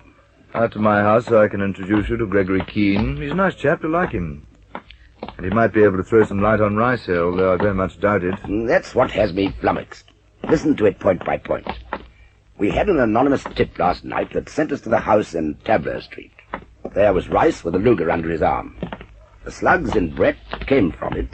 His prints are on our file, and so are his pictures. He quite positively is Sammy Rice. And the chap at my house quite positively is Gregory Keen. That's exactly what I mean. Where in the wide world does Rice get all this about you and your house and your housekeeper and your dog? And Evelyn Channel and the shooting of Manuel Torres? Not to mention Milo Fentress in London and all this stuff about MI5. Well, Rice has an army background, I can tell you that. If you like, I'll make some inquiries for you through MI5 in London. I wish you would. Look here, I've just thought of something. Hang on here for 10 minutes, would you? No, well, don't be done longer. Why don't you go out and wait in the car? We'll use mine. It simplifies matters so much in traffic sort of thing. I'll be with you in 10 minutes.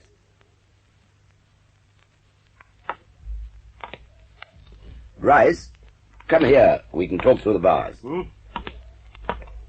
What is it now, Murray? Don't think I believe a word you said, but tell me quickly. Huberman's dining room. How's it furnished? Yeah. Plain walls. A room, say, 15 by 18. Central, light furniture. Rosewood table with 6 matching chairs. Not ordinary, no particular period. Let's see, good pale green carpet. Darker green floor to ceiling hangings. Cabinet of excellent crystal against the wall opposite the door. That'll do. His dog? The largest Alsatian you ever saw. Savage as a wolf and exceptionally well trained. Answers to Carlo.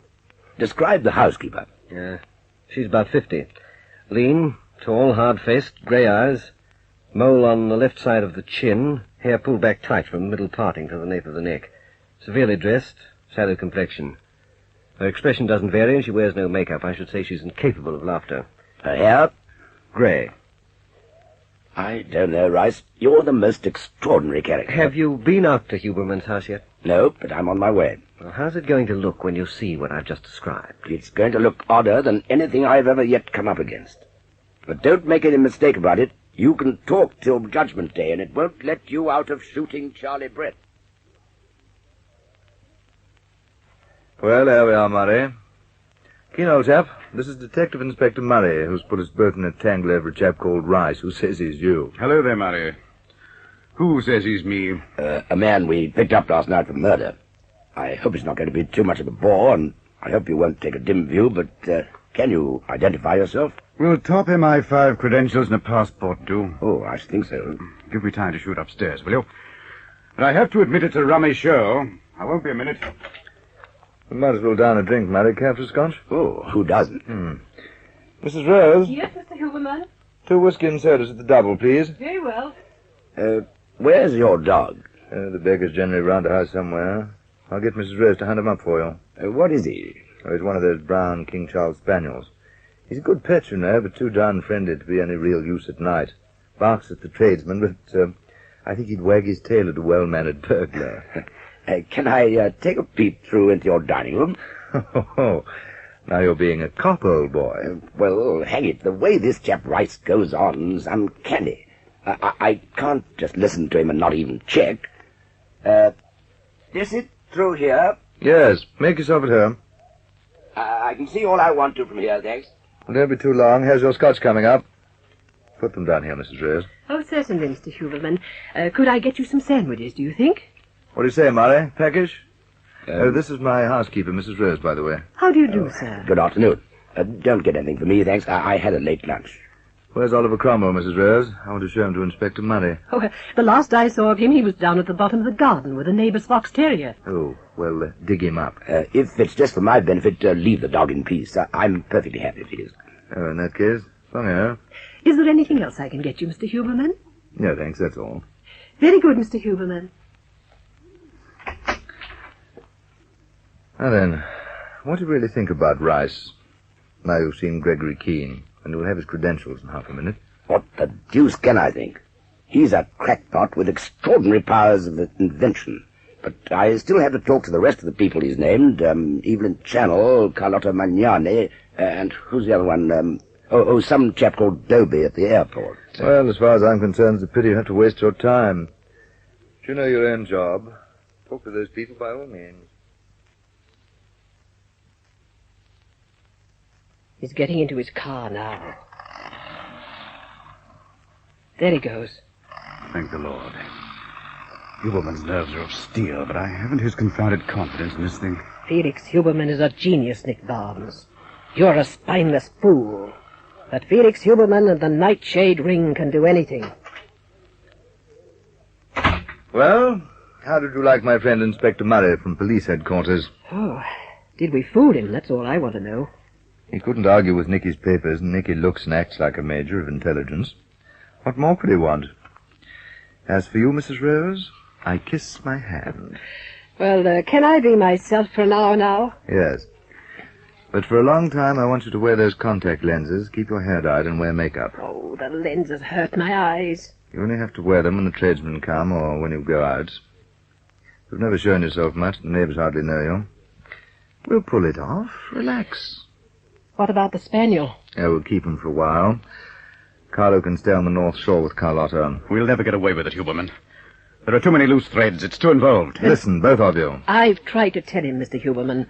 I know Keen will Listen hang. just the same. There's nothing Keen can do to escape from the established facts. Nothing. And bit by bit we can account for discrepancies. The man hasn't a chance in the world. But this Keen, he's as tough as they come. He's tougher than tough. Carlo could have handled him. And no man is stronger than the hemp of a hangman's noose. Well said, Mrs. Rose. If anything like this has ever been done before, I've never heard of it. But hang it, Huberman, you can't... Oh, pour yourself a slug and stop whining, Barnes. You bore me. When that cove Murray talks to Evelyn Channel and Carlotta and Dobie at the airport, will that bore you too? Evelyn Channel can only strengthen us and put the final seal on Keen. Carlotta will positively enjoy herself and have Murray sitting up begging. Dobie is a craven to begin with and terrified out of his life. Now, will you, Mrs. Rose, clear off, and you, Barnes, shut up? No, I'll not shut up. We only have to miss one move and we're done for. See that you don't make it, fellow, because the way you're going on now, you're the only one likely to. Don't let him drink too much, Mrs. Rose. I'm going over to the North Shore. If I'm wanted, phone Carlotta. I'll be back sometime tonight. Have a cigarette, Rice. Yeah. Thank you. Now, what about it? Why go on and on? Have some good sense and tell me what really is the score. Have you been inside Huberman's house? I was there for an hour. I met Gregory Keen, and I've seen his credentials. and I've been given an account of his movements since he left Colonel Milo Fentress in London. Yes, but what about the house? Huberman's dining room's done in that modern Swedish stuff. The carpet and the hangings are a sort of plum colour. His dog's not an Alsatian, it's a King Charles Spaniel. His housekeeper's not a day over 40. Her hair is black and shining, her eyes are brown. Her manner is vivacious, and her hair's cut short, like just about everybody else's these days. They get better and better. So do you. I can't account for you, Rice, but you tell the silliest lies I've ever heard from a human being. So let's start from the beginning again. Why did you shoot the bartender, Charlie Brett? Did you say the housekeeper's eyes were brown? That's right. Dyed hair, contact lenses, and putting on an act? Look, fellow, up till now we've taken it pretty easy on you. I'm running out of patience. You've never been inside Huberman's house, but you've picked up bits and pieces here and there to give your story a semblance of truth. Every word of it is true, Murray. And you're up against something that must be growing colossal right under your nose. I give up. The case against you is settled as far as I'm concerned. Oh, no, it'll never be. I've still a card up my sleeve. What's that? I'll tell you. After you've let me talk to Evelyn Channel, a man called Dobie, and most of all, a woman called Carlotta Magnani. But if they could do so much, they could perhaps do more. As every hour goes by in this cell, I can feel the noose around my neck tightening. Yes. Tightening.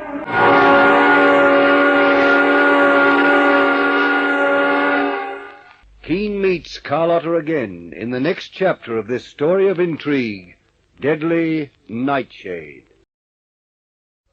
Deadly Nightshade. A story that unfolds like the petals of a deadly flower.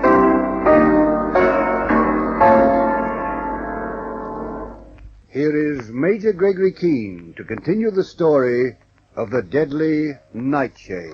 Here in the cells of this police station, I'm just beginning to realize the breadth and scope of someone's arrangements to put an end to the search for Bruno Kesselring. When I say someone, I mean, of course, Felix Huberman. But who else? You all know about the arrival of Inspector Murray at the house in Tableau Street and the dead body of Charlie Brett. And you know how Huberman came along to the cells and told Murray he'd never seen me before in his life. Well, there were still holes for me to escape through at that stage, but one by one they're closing up. Huberman has rung someone in for me, and Inspector Murray is convinced of two things. One, that I couldn't possibly be Gregory Keen. Two, that I'm as crazy as a man could be. Here, in this town, Rice, they don't make you an inspector overnight. I've been a cop for a long, long time. I didn't think there was anything new for me on the earth or in the heavens above it, till I struck you. What about Carlotta Magnani? Come on, you tell me.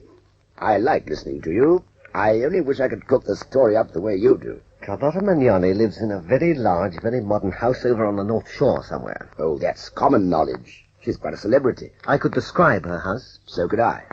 There was an issue of one of those house and garden magazines almost devoted to it. You know, a swimming pool coming through one wall of the house, a sun deck with a tree growing up through it, disappearing glass partitions, a built-in aquarium. But I was taken out there 3 nights ago by Felix Huberman. I was introduced as Major Gregory Keen. What do you say to that? Not a thing. Why? Because I've been talking to Madame Magnani, and in about half an hour we're going over the bridge for a word with her. We? Mm-hmm. She's not the sort of person you can drag into a police station. We have to go to her. Good. And I'm not done for yet. Then there's Miss Evelyn Channel. We'll tackle her when we've seen what Madame Magnani makes of you. And what about the airport clerk, Dobie? I'm going to see Dobie now. You may as well know, Rice, you're nothing but a pest. With 3 murders to look into this week, with a department short-handed to the very deuce, with odd types from Europe flooding into the country settling their differences with knives, I have to run about like a blue-bottle fly checking on your ridiculous fiction. My heart is breaking. With only my neck at stake, how could I put you to all this trouble? I don't know, Rice. I really don't know. It's quite outside the bounds of possibility. Face it yourself. We walked into that house and found you with the newly murdered body of Charlie Brett. The gun he was killed with was your gun. We've checked at the Poinsettia Club. You were talking to Brett at the bar the night he was beaten up, and you gave him some money. I've told you why he was beaten up. And it makes no more sense than anything else you told us. You say you're Gregory Keen and you stayed with Huberman. Yet nothing you said about Huberman's house was right. And Gregory Keen himself is there right now with his credentials all vouched for. You said yourself to begin with that you were Sammy Rice, and your prints and pictures are on our files as Sammy Rice's. So what in the name of fortune's the use of keeping your story up? Go and ask the fellow Dobie at the airport. I'm leaving right now. Normally you smoke a good deal, don't you? Yes. Well, glad these can find you. And if you're asked, don't say you got them from me. That's right, madam. Flight 126 in an hour and 20 minutes overdue, and expected at 2:35. Yes, sir? Mr. Dobie? That's right. I'm Detective Inspector Murray. I should like a word with you. Is there an office we could use for 5 or 10 minutes? Well, yes. Just a minute, Inspector. Take over for me, will you, Mick? Won't be long. Sure. This way, Inspector. After you. Thanks. Now then, I want you to look closely at this photograph. Tell me if you've ever seen that man here at the airport. Well? I don't recognize it. You're sure? Yes. I've never seen him in my life. That man describes himself as a Major Keen. He swears that he came here one day, introduced himself to you, and made some inquiries about a Professor Bruno Kesselring. Did he? No one's ever asked me about a professor anyone. You've absolutely never seen this man Keen? Never. A man's life may depend on you telling the truth. What in the world would I lie for? You were on duty at the front desk at 2 o'clock in the afternoon of last Tuesday. I'm there 5 days a week. The reception desk is my job. All right. No need to get worked up. Look here. Have you ever heard of a man called Sammy Rice? No. Or Gregory Keen? I've told you no. All right. Thanks very much, Mr. Dobie. That's all. But, one thing, what are you frightened of? I'm not frightened of anything. I don't know what you're talking about, and I've never seen or heard of anyone called Keen or Rice or anything else. I can't tell you a thing. Can you understand that? Nothing. Very well. I won't hold you up any longer. But if you should remember anything you've forgotten right now, get in touch with me at once. Police headquarters. Felix, there is still one person I'm not happy about. And who's that? Evelyn Channel. Oh, she's convinced that she was mistaken at first. She agrees it's impossible for Naked Barnes not to be Gregory Keen. If I were Evelyn Channel, no amount of logic or reasoning would make me change my mind. I think you might elaborate that little, Carlotta. Keen sat in her flat, first threatening her, then explaining his attitude, then showing her Mike Guzik and the others out in the street, then telling her why he was going to attack Manuel Torres. So what, for heaven's sake? She sees nothing more of Keen for 3 days. Then she's suddenly confronted with Nicky Barnes. She knew at once he was not the same man, and she stuck to it. Not when Nicky repeated all the things they'd talked about. Not when I told her how Nicky turned up at my house 30 minutes after leaving her. Oh, I admit she was completely nonplussed, but she's perfectly happy about it now. I should know. Should you, Felix? A girl can hide nothing from me. It's just as well. She is still our witness. Why take any further risks with her? There is no risk. There would be none if she met with an accident. No accident, however convincing, would satisfy Fentress in London. Not after Maxim and Rupert Boyce in Singapore. Why couldn't we kill Keen outright and be done with it? The same things apply to Evelyn Channel. MI5 in London would be satisfied if the account of her accident came from Gregory Keen. Carlotta, we're not getting rid of Evelyn Channel. Couldn't you bear the thought of her dying? That's all that prevents you disposing of her. These specious reasons of yours mean less than nothing. You want her to live because you want her to love. If you must be jealous of someone, surely you can do better than that, Evelyn. I'm getting sick and tired of these perpetual frenzies over the girl. She leaves me completely cold. Would you deny she's beautiful? She's exquisite. You cannot fault her looks or her figure. Neither can you fault hundreds of other girls of her age and nature. What the devil's plain beauty to me? You could line up 50 girls like her, and I couldn't tell them apart. Till one of them kissed you, and you'd know it wasn't Evelyn's kiss. I won't listen to you. You work yourself into a passion, and then try to convince yourself there's something to get impassioned about. You feed on your own rages. If there was no Evelyn Channel, you'd dig up someone else to scream about. But it's true. Tell me, it is true, isn't it, Felix? You do love her. I don't give tuppence for her. Then send Guzik one night before the police pay her too much attention. No. We'd be making the very devil of a mistake. I won't argue and argue and argue with you. One thing only I will not endure. I am Carlotta Magnani. There is no man alive I cannot own if I so wish. And when I choose someone as I have chosen you, Felix, I will not be supplanted ever. Do you want me to grow tired of you, Carlotta? Do you think you could? And live? You're confusing me with the rest of our Nightshade people. I am confusing you with no one.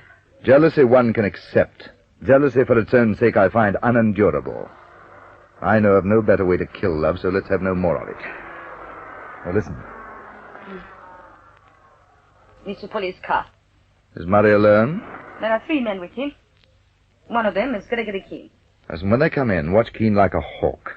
He's putting up a better fight than I expected. Murray likes the fellow against his will, and Keen's keeping his head. So watch every word and every gesture. I'll get out of sight. Let me know when they've gone. Good afternoon, madam. It's very good of you to see us. This is Sergeant Elliot and Constable Paul. How do you do, gentlemen? I must admit one seldom receives officers of the police, so what can I do for you? As I explained to you on the telephone, this man here, Sammy Rice, claims to have visited you in the company of Felix Huberman. Oh, that is an odd thing for him to say. Is it true? But I have never seen him before in my life. When I was here 2 nights ago, I went with you up onto your sun deck. I could have kissed you, but I didn't. You were wearing Germaine Montaille, number 7. Am I right? Really? Really, Inspector, is the creature safe? Well, why not take me up on it, Murray? See if her boudoir contains any Germaine Montaille perfume. He puts me in a difficult position, madam. And me too. I am wearing Germaine Montaille this minute. What extraordinary perception for perfumes he must have. Oh, but examine my rooms by all means. If you're wearing that particular perfume now, madam, it's not necessary. I only wish to know if Rice was ever in your house before. Never. Not as Major Gregory Keen? Not unless his height, his face, his coloring, and everything about him has changed in 2 days. What do you mean by that? 2 evenings ago, I did entertain a Major Gregory Keen with Felix Huberman. He was charming. I took quite a fancy to him. But this creature I do not like at all, so take my assurances, Inspector, and get him out of my house. This man has never been here before. This man is not Major Gregory Keen. One by one, the chances of escape are closing. First Huberman, then Dobie, now Carlotta Magnani. Only Evelyn Channel remains. Perhaps I'd better not count on her either. So I have to escape under my own steam or not at all. And this minute, while we're crossing the bridge in the police car against a stream of oncoming traffic, with an electric train overtaking us on the right, perhaps this is a moment that won't come again. So get set, Murray, and your sergeant and your other chap. Get set and good luck to you, because in about 5 seconds there's going to be the most unholy crash you ever saw.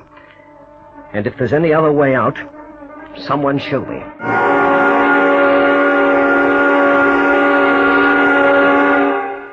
Does Keen escape from the police while crossing the harbour bridge? Listen for the next chapter in this story of intrigue. Deadly Nightshade. Deadly Nightshade. A story that unfolds like the petals of a deadly flower. Here is Gregory Keen to continue the story from a police car crossing the harbour bridge. The trap was shut. Now they were tightening the screws. Huberman denied he'd ever seen me in his life. The fellow at the airport, Dobie, denied ever seeing me at his desk, or ever talking to anyone about Bruno Kesselring. Carlotta Magnani's mixed up in it, too. Half an hour ago she sat slightly amused, slightly bored, being terribly gracious as she told Inspector Murray I'd never been inside her house, and I was obviously unhinged. It's beautiful. I have to face it, there's only Evelyn Channel left, and she's a weak reed, because she didn't see my face that night. So here we go. I have to get away from the police if I'm going to put up a fight, and I won't get a better opportunity than now.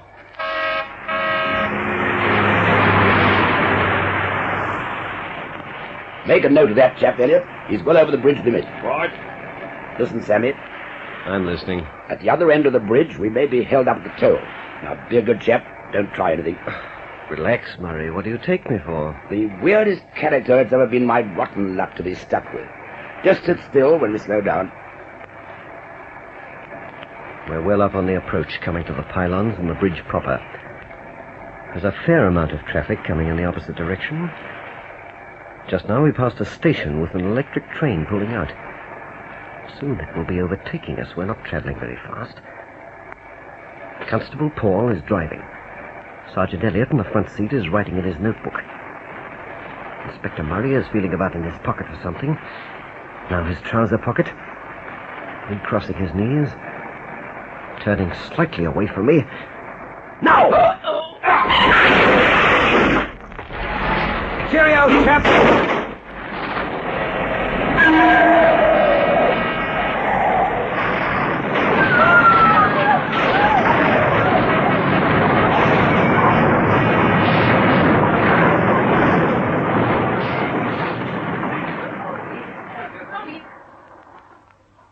I tell you, Super, the chap's a maniac, an athlete, a cold-blooded idiot, and the most likable individual I've ever had under arrest. And you lost him. I certainly did. Well, the commissioner can only be appeased by several square feet of your hide. If I were the commissioner, I'd want it nailed to the wall. Why is this Sammy Rice likable? Well, since we picked him up last night, he hasn't raised his voice. He's been good-humored, and he hasn't pressed his denials. From first to last, he's given me the impression that he's with me as an inspector of police, saying to himself, yes, Murray's right there.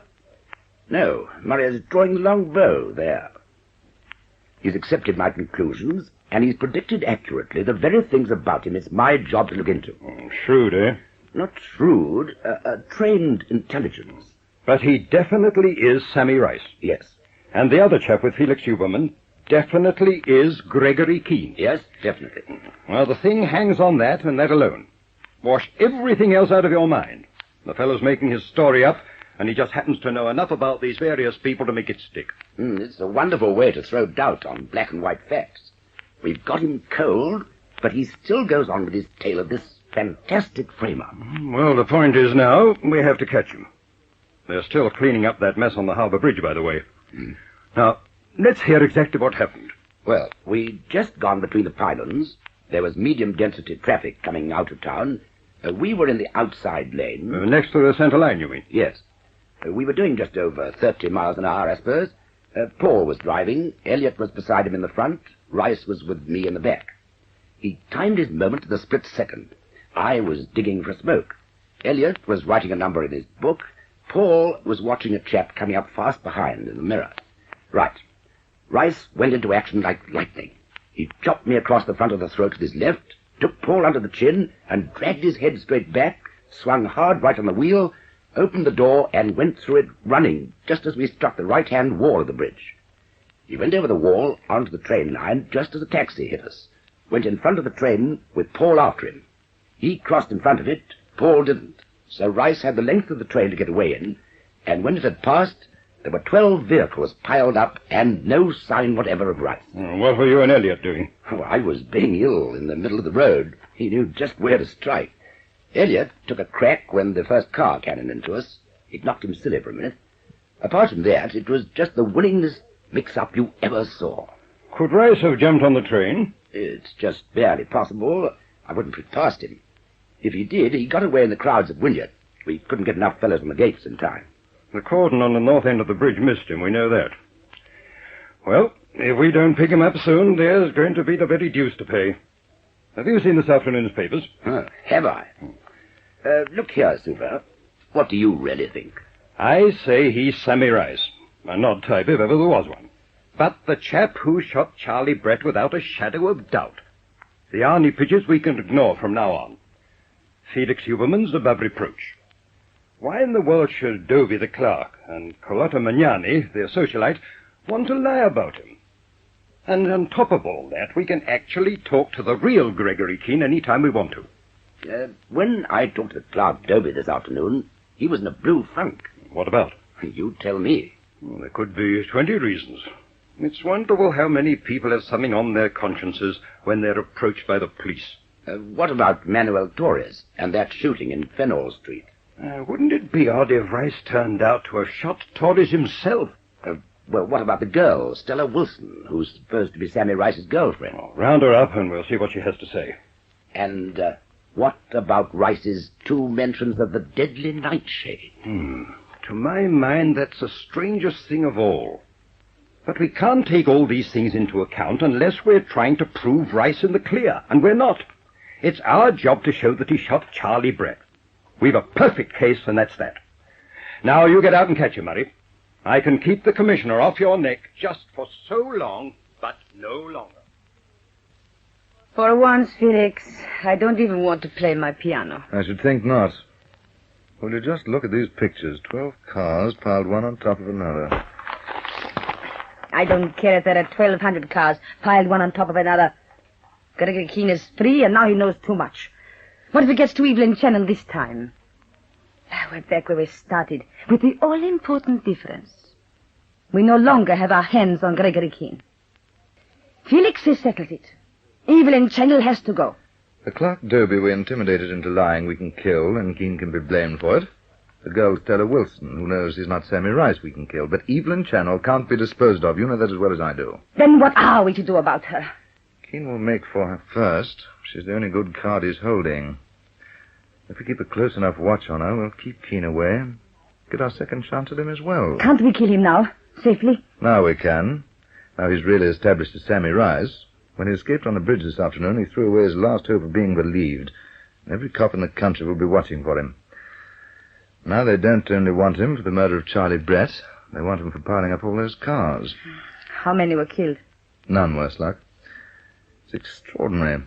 No one was even seriously hurt. Just a few people with sharp cuts, bruises. Oh, he should have killed 20 people. What wretched fortune for us. Where are Guzik and Stephen and the men? 2 chaps are on Evelyn's flat and 2 at the Poinsettia Club. One's watching Dobie. We're attending to him on his way home tonight. There'll be 3 fellows patrolling the grounds here. The rest of them are looking for Stella Wilson. Somewhere, somehow, we have to find Gregory Keen before he can make Dobie, Stella, or Evelyn Channel talk to the police. Just one man against us. Do you realize it, Felix? There is just one man. And he is hunted by Stella Wilson and her friends, our entire organization, and the Metropolitan Police. And yet we are afraid of him. What manner of creature is this Gregory Keen? We must ask him sometime. When we catch him, could he be brought here alive? That could be arranged. He has made too much trouble. The Nightshade Ring is at a standstill while we hunt for him. And why? I should very much like to see this strange, cold Major again before he dies. I should like to talk to him for the last time myself. If only I could see you oftener, Felix, and not always here at the Poinsettia Club. I'm taking you home tonight. Listen, darling. If you notice a couple of men outside your flat or someone following you to and from the club, don't let it worry you. What's going on now? Well, they're my men, and it's Keen's idea. Did you read about the fellow who escaped from the police on the bridge this afternoon? In that crash? His name's Sammy Rice. He's a murderer, one of those thugs who were after Keen when he arrived here. Keen thinks he might come after you as they did before, so we're taking no chances on you. Why can't you find out who these people are? We're making some headway. Once we grab Rice and Major Keen gets to work on him, we'll learn who's behind him and bust the whole affair wide open. I've been kept in the dark so. I feel there's so much happening that I don't know anything about. I'm keeping you posted. When Keen was in my flat that night, he was as hard as granite, but I liked him. Now I don't like him at all. No matter how hard I try, I can't convince myself that there's not something terribly wrong. You trust me, don't you? With my life, Felix. How can you ask? Well, I vouch for Gregory Keen. Now look at this picture, and remember it. It's Sammy Rice. If you see this man, no matter where or when, get hold of me at once. What's the matter? I don't know. What's the matter? This is just what I expected Major Gregory Keen to be. Things at the moment have a tendency to be slightly rugged. I've no money, no clothes, no possessions, and I've burned my boats. I have to dodge the police, and I have to dodge Huberman. Yet I have to get hold of Stella Wilson, Evelyn Channel, and the fellow Dobie. Well, I'm surrounded, so I expect there's only one thing to do. Take a deep breath and then attack. The gloves are off. Here we go.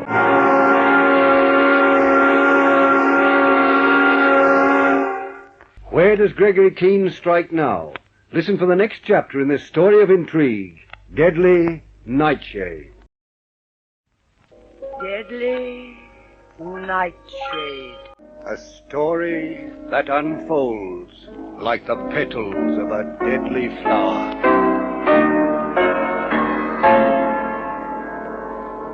Here is Gregory Keen to continue the story of the Deadly Nightshade. It's just on 12 o'clock on the night of my 4th day here, and I've neither a leg to stand on nor a feather to fly with. The situation, in fact, is distinctly sticky. After being denied by Felix Huberman, the airport clerk Doby, and then Carlotta Magnani, after realizing that Huberman has dredged up some character to pass as me, there seemed to be only one choice. I had to hang meekly for the murder of Charlie Brett, hang as Sammy Rice, or get away from Inspector Murray and his police. So, I got away, by promoting a slight crash involving a dozen or so cars on the harbour bridge. Now I've my back to the wall. I have to get hold of Evelyn Channel or the clerk Doby and somehow take them to Inspector Murray, without being caught first by the Metropolitan Police, Huberman's thugs, or Stella Wilson and her boyfriends. Wouldn't it be simple if a chap was the Invisible Man? But you can't have everything, so here we go. First stop, Evelyn Channel and the Poinsettia Club. Turn that radio off, Artie. It's driving me nuts. Are you going to walk up and down the flat all night still? Have a slug and relax. Shut up and listen. If Sammy Rice means nothing to you anymore, he still means plenty to me. Not what after what happened to Pete last night. Crammy, when I think of it. That car came straight past us, let go 5 shots in succession, missed you and me by a whisker, and then got Pete. Will you shut up? I don't care who they were in that car. I'm still after Sammy. And the fellow who's calling himself Sammy is the boy I want to meet again. Well, the cops think he's Sammy. You can read the papers, can't you? You see for yourself. Desperate criminal escapes in bridge crash. Samuel Rice, 36, alleged by the police to have murdered Charles Augustus Brett. I've read it. Now he's on the run. It makes it so much better for us if we can catch up with him before the cops do. You want the real Sammy because you're still out for him? Or because of that 5,000 quid? I want him, period. And the only way to find out where he disappeared to is to beat the living daylights out of this fellow who got away from the cops this afternoon. Well, I've done me best. Where did you go tonight? At the club on Gregerson Street, they didn't know a thing. 1 or 2 mateys closed up tight at the mention of him. Were you asking straight out if anyone had seen Sammy? Well, what else could I ask? Why were they closing up? Just because you wanted Sammy? Well, Jake gave me the whisper. He said we ought to lay off. Sammy was hotter than a live coal. He said it wasn't the cops we had to worry about, but the Nightshade Ring. Everybody's after a man calling himself Sammy Rice. The cops, the Nightshade Ring, and us. Well, they're not going to scare me, Artie. I'm going to stay in the hunt till I find out what's become of that sweet guy who ran out on me. Yeah, but what can you do? Now, this character won't be walking the streets with half the town after him. Look, he'll be right at the bottom of a hole so deep if he wants to stay alive, he'll have to dig straight down. Didn't Sammy used to hang about the Poinsettia Club night and day? Well, you wouldn't know still. I do know. And before Sammy came along, I used to be chummy with Lim Motlow. Right now, Lim Motlow's on the back door of the Poinsettia. So let's take a shot in the dark. How chummy with Motlow are you now? Why don't we find out? This fellow calling himself Sammy knew Charlie Brett. Charlie Brett worked at the Poinsettia before he was knocked off. With nothing to go on, wouldn't you say Lem Motlow and the Poinsettia Club was as good a place to ask questions as any? You're in the chair, Stella. Finish that up and come along. You drive. Wouldn't I just like to get my hands on that character again? Wouldn't it be a break if we got a lead at the Poinsettia? To walk in the front door of the Poinsettia would be about as safe as shoving your head on a block. And there might be a way up to Evelyn's dressing room through this back alley. So let's have a look. A light over a door with a type leaning against it. Back door, eh? 5 garbage tins.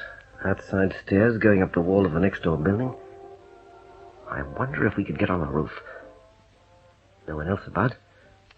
No sound but the Poinsettia Club band. There's an empty car near the entrance to the alley and nothing else. Just the doorman and me, close to the far wall in the darkness. Now, if I could get close enough to that doorman, knock him cold with one swipe... Why, what now? Can you hold him, Artie? Yeah, in this grip all night. Keep him quiet. Watch out for that fellow on the door. Can you turn him around a bit? Oh, that's right. Steady. Oh. Loud. Cold. Get him back into the car. Keep it quiet for Pete's sake. Wait till I take a look up and down the street. Okay, come along. Make it snappy. There's a car coming. Oh, wait, it goes by. After a break like this, we take the chance and we won't be in the race. We're not doing well enough, Felix. You are not doing well enough. It's only 7.5 hours since Keen escaped. What did it take us for? Warlocks? Every minute tells. If you want me to make excuses, Carlotta, you're going to be disappointed. When Keen leapt out of that police car, he vanished into thin air. He has no money, no clothes, and nowhere to go. He must appear somewhere. Already he should be starving. We don't want him hungry, we want him dead. Then find him. What is happening about Evelyn Channel? He can't possibly get near her. What have you done about Stella Wilson? Glad that she's still alive. I missed her last night, as I thought. How do you know? The police found the body of Petey Arnold in a vacant lot out near the graving docks. Petey was with Artie Fegan and Stella when we took a shot at them. Have you seen Inspector Murray again? Yes. As far as the police are concerned, there's nothing more to do about Keen than catch him, try him, and convict him for the murder of Brett. They won't convict him if he can make Stella Wilson or that man Dobie tell the truth. Our luck's running against us. Every circumstance is against us. It's your job to make circumstance, Felix. If you couldn't get Dobie alone tonight, you should have settled all of them. Cusick did his best. Derby went to a pub tonight and drank himself silly. He probably has a conscience about lying to Murray. Cusick couldn't do a thing when Derby's friends put him in a car and drove him home. Dobie has got to be got rid of quickly. Oh, stop uttering these parrot cries. I'm perfectly well aware of that. Where is Nicky Barnes? At the Poinsettia Club, making a fuss of Evelyn. If Nicky spends enough time with her nattering about MI5 and all the stuff we gave him on Keen's background, she'll be more and more certain she made a fool of herself to begin with. She'd better be certain, Felix. She's getting all the build-up Barnes can give her. He's doing a good job. The chap's beginning to think he's actually Gregory Keen. That's half the battle. See that we don't lose the other half. I want Stella Wilson found and killed. I want Dobie killed. And above all, I want Gregory Keen dead and buried as Sammy Rice. Just give me another 24 hours, Carlotta. Within 24 hours, we'll have the Nightshade Ring back in running order. I make you a solemn promise of that. And you can give me something else before I go. A double scotch on the rocks, eh? Hold his head up, Artie. Let him have this jug full in the face. Get up, chum. Come on, whoever you are. Wake up. Hey, don't hit him too hard, Stella. You'll knock him out again. He's coming round. Now, look. Where the devil... Look at me. Look at me. You've seen me before, remember? Stella Wilson. That's right, Stella Wilson. We want some information from you, and we're going to get it. Who are you? Gregory Keen. Who and what would he be? What does it matter? Answer me! You've been calling yourself Sammy Rice. I want the real Sammy Rice for very special reasons. See Artie here? Well, Artie's tough. Very, very tough. And he wants the real Sammy Rice, too. So what about it? Are you going to talk, or do we have to make you? What do you want to know? Why have you been running around as Sammy? I like the name. You'll get one more chance, then Artie lets himself go on you. Where is Sammy Rice? I've not the foggiest idea. Well, here's an idea you'd better get. See where you are? Take a look around. Tied to this chair, it's about all I can do. You're right up high in an old factory building they don't use anymore. It's a long way from any houses. So, when Artie gets persuasive, you can make all the noise you like and no one will hear a thing. You can stay here till you talk or you're dead. Have it your own way. What's it going to be? Look, Stella, I'm sorry, but I don't know anything about the real Sammy Rice. Much you don't. How could you be him if you didn't? You were running around asking a lot of questions in Gregerson Street, at the two-up, at 2 Baccarat schools. Oh, we know plenty about you. Now, where's Sammy? I really don't know. Where is he? What did he do with the 5,000 quid he held out from the Nightshade Ring? Sorry. All right, Artie, he's all yours. You can't say you're not asking for it, chum. We only want a little information. Say when, we'll let up on you. Hang on a minute. Artie, the treatment. Well, let him talk if he wants to. You want the real Sammy Rice, eh? Well, it's not me, but I'm in the spot over the murder of a chap called Brett. If you want to know what became of Sammy Rice, take me to Inspector Murray at police headquarters. Oh, yeah? Tell him I'm not Sammy Rice and you might get somewhere. When you want it for murder, what do you take us Yeah, for? what do you take us for? What do you think, Artie? Well, right now on this character, I think we're wasting our time. Can you think why? No. Now get set for it, fella. Here it comes! I came here after Bruno Kesselring, and this minute I'm further astray than ever. And with each successive chop from Artie, the realization sinks in. I've come as far as this loft at the top of a broken-down factory, alone, powerless, and going down fast. And unless I pull something out of the hat, I'm going to die here.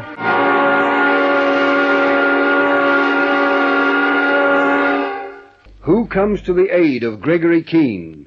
Listen for the next chapter in this story of intrigue, Deadly Nightshade.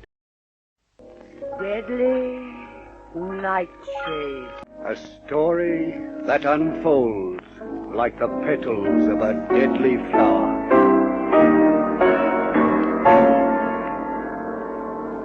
Gregory Keen continues the story from the loft of the deserted factory. Whatever Sammy Rice had been before they cloaked me with his identity, he'd made enemies, and bad ones. There was the girl Stella Wilson and her friend Artie. They wanted Sammy enough to give me what they called treatment. They wanted to know where they could find the real Sammy, and of course I couldn't tell them. The treatment consists of being knocked about, tied to a chair and hammered. It's starting again, and it's not much fun. My luck was holding when I crept into the lane behind the Poinsettia Club. I was heading for Evelyn Channel as my last hope of getting out of the wood. But the next thing I knew, Fegan had a stranglehold on hard and his knee in my back. I woke up here in this loft about an hour ago. And believe me, my health was better then than it is right now. Stella Wilson and Artie never heard of Bruno Kesselring, but they're doing better than anyone so far to keep his secret hidden. Have you had enough? Come on, let's hear you say something. Have you had enough? This could go on forever. I can't tell you anything about the original Sammy Rice. You must like being knocked about, Mr. Keen, or whatever you call yourself. Why don't you get the idea? You're wasting your time. We've all the time there is, chum, and we're keeping it up till you decide to talk. Well, someone's going to get awfully tired. He's quite a type, isn't he, Artie? Oh, look here, you two. I've told you all I can. If you want to lead on this Rice, go after a fellow called Felix Huberman. Or take me to Inspector Murray at police headquarters and tell him you know I'm not Sammy Rice. Will you listen to him? You're wanted for knocking off Charlie Brett and you say take you to the Johns. What are you covering up for? You're hard to convince, Stella. Who are you covering up for? You must know what became of Sammy.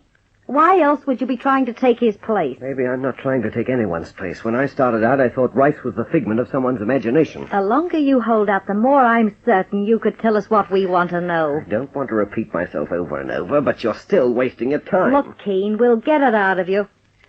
Artie hasn't really started on you yet. Do you want to finish up pulp? If I knew anything, I'd tell you. I'd like to know a few things myself. But you and this tame baboon here... Just a minute, Artie. No, let him come. As far as I'm concerned, you two are a pair of back-alley rats, nothing more and nothing less.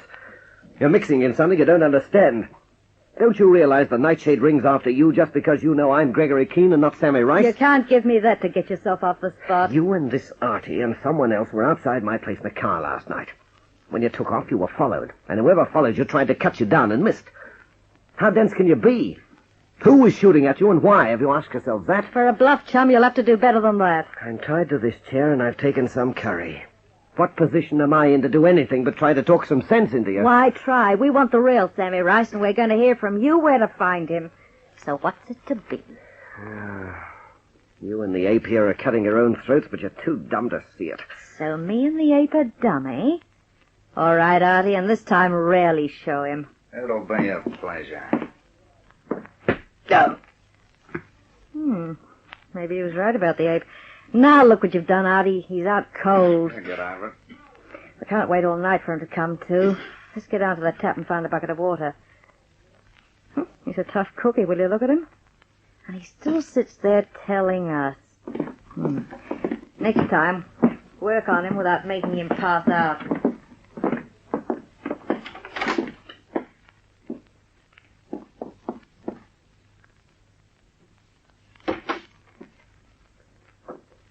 You don't need the water.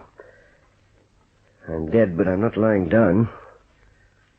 You made a mistake, too, the pair of you. When you tie people to chairs, you should tie their legs as well. Don't know how high this place is, but there's a window. If I can make it in time, pass right to the floor. If I can make it in time. Try humping along tied to a chair with only your legs free sometime. It's good for you. My head's busting, but I'll get to that window. I'll get to that window. Not being stopped by a pair of gutter crooks. Get to the window, Keen. Get to the window and bust it open and see how far down. Now. Once more. Now. About 15 feet down to another roof with a skylight. I can fall on this chair and break it to sticks. I won't be trussed up like a turkey. So here we go. Take a deep breath and hang on tight. Up the commandos.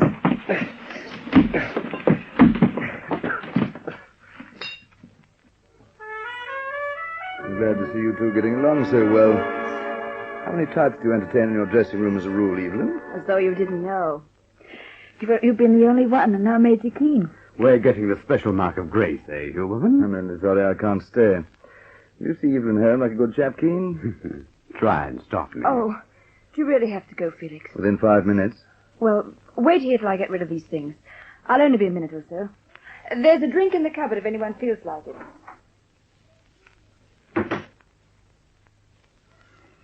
You hear her steps? Yeah. She's off down the hallway. Right. Now take her home by all means, but don't forget whose she is. You're making it tough, Huberman. Barnes, old boy. Think how much tougher I could make it if you stepped over the line. I know. I know you're going to draw me a picture of my music. Relax. I won't pinch your girl. I won't even tell Carlotta. Cracks like that, Nicky, I don't like at all. I didn't say a thing. Where are you off to? I'm going the rounds. I'm picking Mike up, and we're laying the ground bait for our friend Dobie. Then we're putting some steam into the fellows who are after Stella Wilson and Auntie Fegan. No word from the cops about Gregory George Athelston? Not a thing. Without a bean, with nowhere to sleep, nowhere to hide out, I'm hanged if I can figure where the devil he got to. Someone had better catch on quick. Someone will. And someone's going to be us. Now listen. For Evelyn's benefit, we have to cook up some progress reports on Bruno Kesselring. We'll make them good, pitching it strong that Kesselring went straight back to Singapore.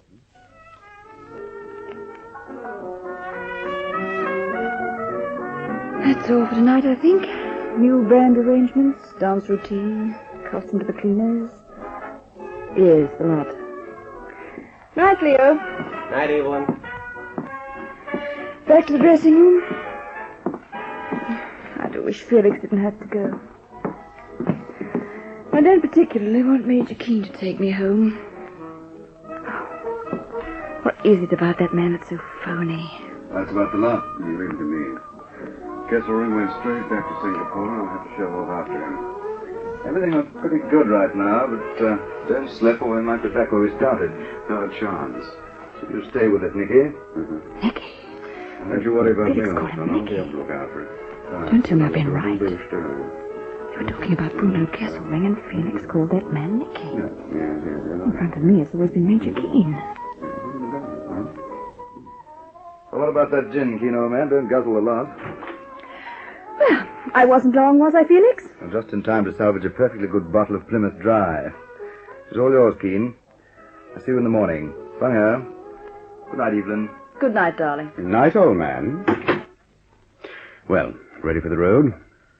Felix is leaving his car. I suppose he told you. Oh, just one more minute till I fix the face, will you? Good. So you're terribly anxious for an early night? Not on your life. Why? I thought you might like a drink at the flat. Uh-huh. I'll lead the way. I'll tell you what. I've a fair bit of stuff at home. But let's take that gin just in case. Do you know anything worse than running out just when you're getting a glow? And the very idea fills me with horror. A man after my own heart. Come on, let's go. I'm in the mood to relax tonight, and devil take the hindmost.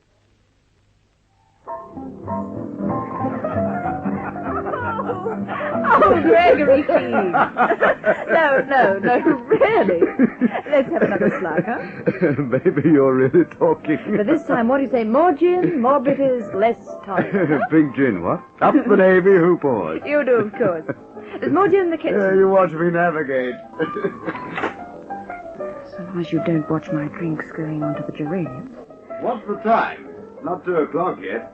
Lashings of time to drink it and get a glow. I tell you something, Ewan, you can't beat a really good binge. Tell you something, Major Keen. I like you. That's my girl. Tell you something else. I was glad when Felix said he couldn't drive me home. For fact? Try me and see. Watch it. I'm coming in on the beam. Nicky. What? It's all right. I thought you were going to knock that vase over. But I'm not near it. You were. What did you call me then? Gregory, of course. What did you think? I thought you called her something else. Don't be ridiculous. You answered to it, and you wouldn't answer to anything but your own name. Would you? Major Keen.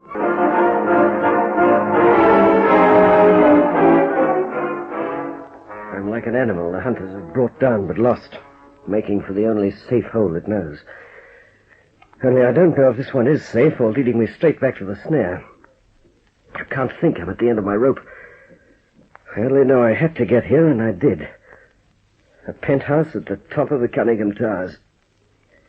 There's a blackout coming on any minute, so where's a bell? Find it, lean on it, let it go. And hope she doesn't slam the door in your face.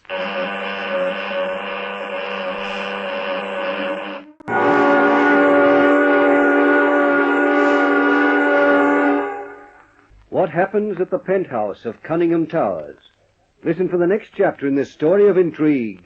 Deadly Nightshade.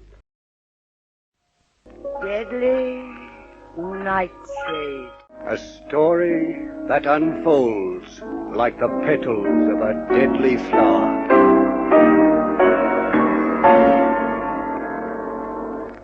Here is Gregory Keen to continue the story from the top of the Cunningham Towers. When I realized I was at the bottom of the pit dug by Felix Huberman, I escaped from the police. And the first move I made to climb out and put up a fight led me straight into another trap, this time set by the gangster's girl, Stella Wilson, and her gangster friends. Well, you know how I finished up tied to a chair in that factory loft, but you don't yet know how I got away. It was rugged going. I must look as though I've been run over by a train. I haven't a farthing. I'm in rags, and I've been pounded to a jelly. I fell 15 feet tied to a chair, and then another 15 feet through a glass skylight. The police want me for murder. The Nightshade Ring want my silence. Stella's chums are still in the hunt for information. So where am I right now? I made it through plain ordinary desperation. The top of the Cunningham Towers. I can't stand up straight, so I'm leaning on the buzzer. If there's no one here, I'm done for.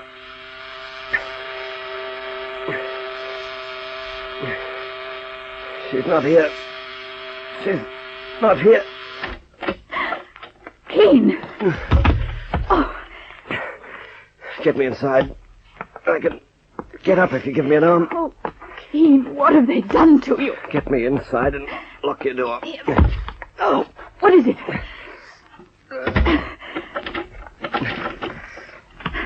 No. How am I hurting you? Cracked a few ribs. Can I lie on the floor? Oh, this way. Sorry about this, Cherry Reed. Really sorry. It's not done, is it? Next time I'll arrive with orchids and a white tie. Try to make it onto the lounge, Keen. Oh, good Lord, he's passed out. How on earth did he get here? Where's a cushion? What an appalling mess.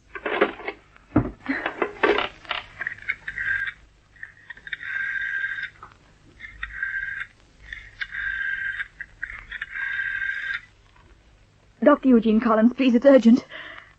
If he doesn't rally round, I'll never speak to him again. Hello, Jean. Listen, get over to my place as quickly as you can. Yes, of course, it's me, Sherry Reed. Hurry. I'll tell you when you get here. Buzz twice, will you, and hurry. Now let's have another look at you, Major Gregory Keen. Oh, how I've wanted to see you again. Never like this. What in the world could have happened to you? Who is he, Sherry? I've told you his name. He looks very much like a chap who had his picture on the front pages this afternoon. A chap by the name of Sammy Rice. Never mind who he looks like, Jean. How badly knocked about is he? Well, 3 of his ribs are gone. But he'll be all right. He's well strapped up. Now, look here, lass. I know you pretty well. What are you getting mixed up in this time? I'll tell you when I've had a chance to find out how he got into such a state. It won't do. I should ring the police right now. Oh, no, you won't, Dr. Eugene Collins. How did you come to know him? The night before last, he came up here under his own steam. He was waiting for me there on the terrace. You mean he broke in? All right, yes, he broke in. He had a letter from a Professor Bruno Kesselring, who's disappeared. The letter said whoever lived in this penthouse could tell him what became of Kesselring. And what about tonight? Well, the buzzer went and kept on going. When I opened the door, he fell in, literally. Sherry, for the love of Pete. He's a crook who's wanted for murder, and that affair on the bridge this afternoon, you'll finish up in quad yourself. I don't care. But what's come over you? The chap's a perfect stranger. Do you want to know what's come over me? You think I'm crazy, and so I am. I'm crazy about this man, Gregory Keen, and I believe every word he's told me. So that's how it is, eh? I'm sorry, Jean, but that's how it is. But you only saw him once before. That once was enough. When you come to your senses, Sherry... I'm in my right mind, and I know what I'm doing. I'll talk to you again in the morning. Expect me sometime about 10. Jean, promise me you won't do anything tonight. You know what you're asking, I suppose? Yes. I'm asking you to stick your neck out, too. Do it for me. Do it for me till the morning, at least. All right. Anyone but you, I'd tell to go to the deuce. But I'm crazy, too, I guess. About you. Well, keep the chap quiet. If he sings out for food, give him some sort of broth. And if the police find where he is before you can get him off your hands, heaven help us both. Good night, Jerry.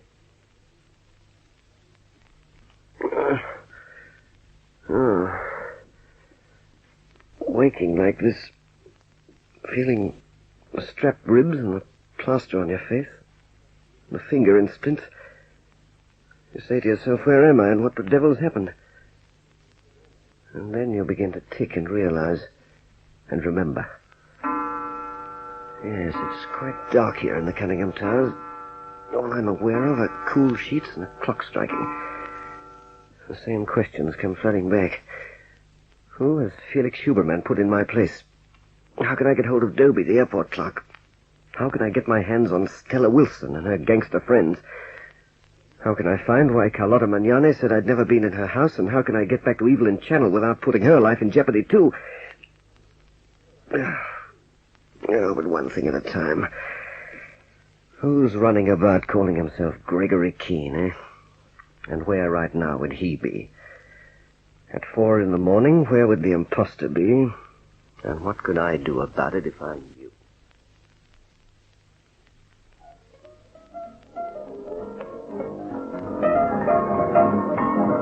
Oh, Keen, do turn that thing off. I'm sick and tired of it. What's the matter with it? Oh, come on, baby. Let's down some more. You've had too much to drink, Major Keen. You can't think straight, can you? Me? Evelyn, honey, I'm as sober as a judge. Look. Oh, just a minute. I'll quieten this racket. Keen, it's time you went. No, not yet. The night's a pup. You have to go. What's the matter? Getting up in the air. Ask a fellow around for a few drinks and then say, beat it. It's after for in the morning? Do you want to get me kicked out of my flat? Oh, all right. How about a big kiss for good night, eh? One great big kiss, hmm?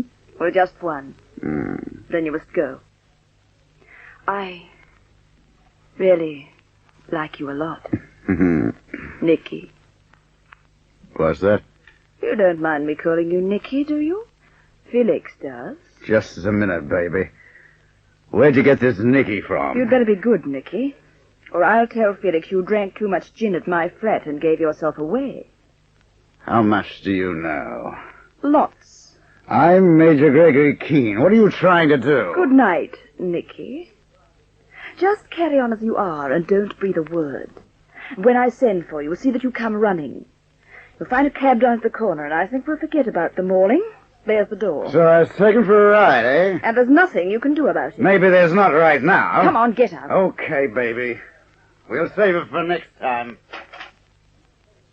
I was right about him from the first. He's not Gregory Keen. And Felix has always known he's not. What have I done? By loving Felix and trusting him, what have I done? What have they done with the real Major, who came here from London and MI5? Well, let's have a look at you. Jean Collins did a good job on you while you were unconscious last night. It's remarkable. And who would Jean Collins be? A doctor who's a jolly good friend of mine. Lucky for you. Could you cope with another egg flip? I could cope with a steak about 3 inches thick. Well, for today, Major Keen, you get beef tea and egg flips and like it. You feel like talking? It's about all I can do. Tell me what happened. Well, you know I'm the Sammy Rice who took off from the police in that crash on the bridge yesterday. Yes. And so does Jean Collins. Yeah. Is he a very good friend of yours? Good enough to keep quiet till he hears what I have to say. When? About 10 o'clock this morning. So for heaven's sake, tell me what happened to you. Well, I'll make it as brief as I can. I arrived at Rose Bay with a lot of false papers and one contact here, a girl called Evelyn Channel. She was to have put me in touch with a chap called Felix Huberman. And by the foulest luck, I walked straight into them in a lane behind the Poinsettia Club. This awful Stella Wilson girl? Yeah, with a very tough type called Artie Fegan. The rest you can guess, I suppose. You're a madman. You've no right to be alive. I had to get away from them. Yes, but to throw yourself out of a skylight window tied to a chair. Thank heaven you're no worse off. Your nose is all right and you've still all your teeth. They could have ruined you. Would that have been so terrible? Yes. Oh, when I think of it. When I think of them pounding you up in that loft for hours. We'll catch up with them some other time. What is this doctor of yours going to do? He's bound in law to hand me over to the police. I suppose you realize that. If you're here to hand over. Yeah? Where will I be? About 30 miles away. In a house I own that nobody knows about. With me. And when you can move again, Gregory Keen, we're going after this Felix Huberman and his gang. And we are going to tear them apart. Together. But very soon there's going to be a third character on the scene. A character who's going to make this Nightshade Ring wonder what they've struck. He was once a very good sergeant of commandos. He was with me when we brought down Dumetrius. As a matter of fact, you might even remember him. He's a chap by the name of Tommy Cutts.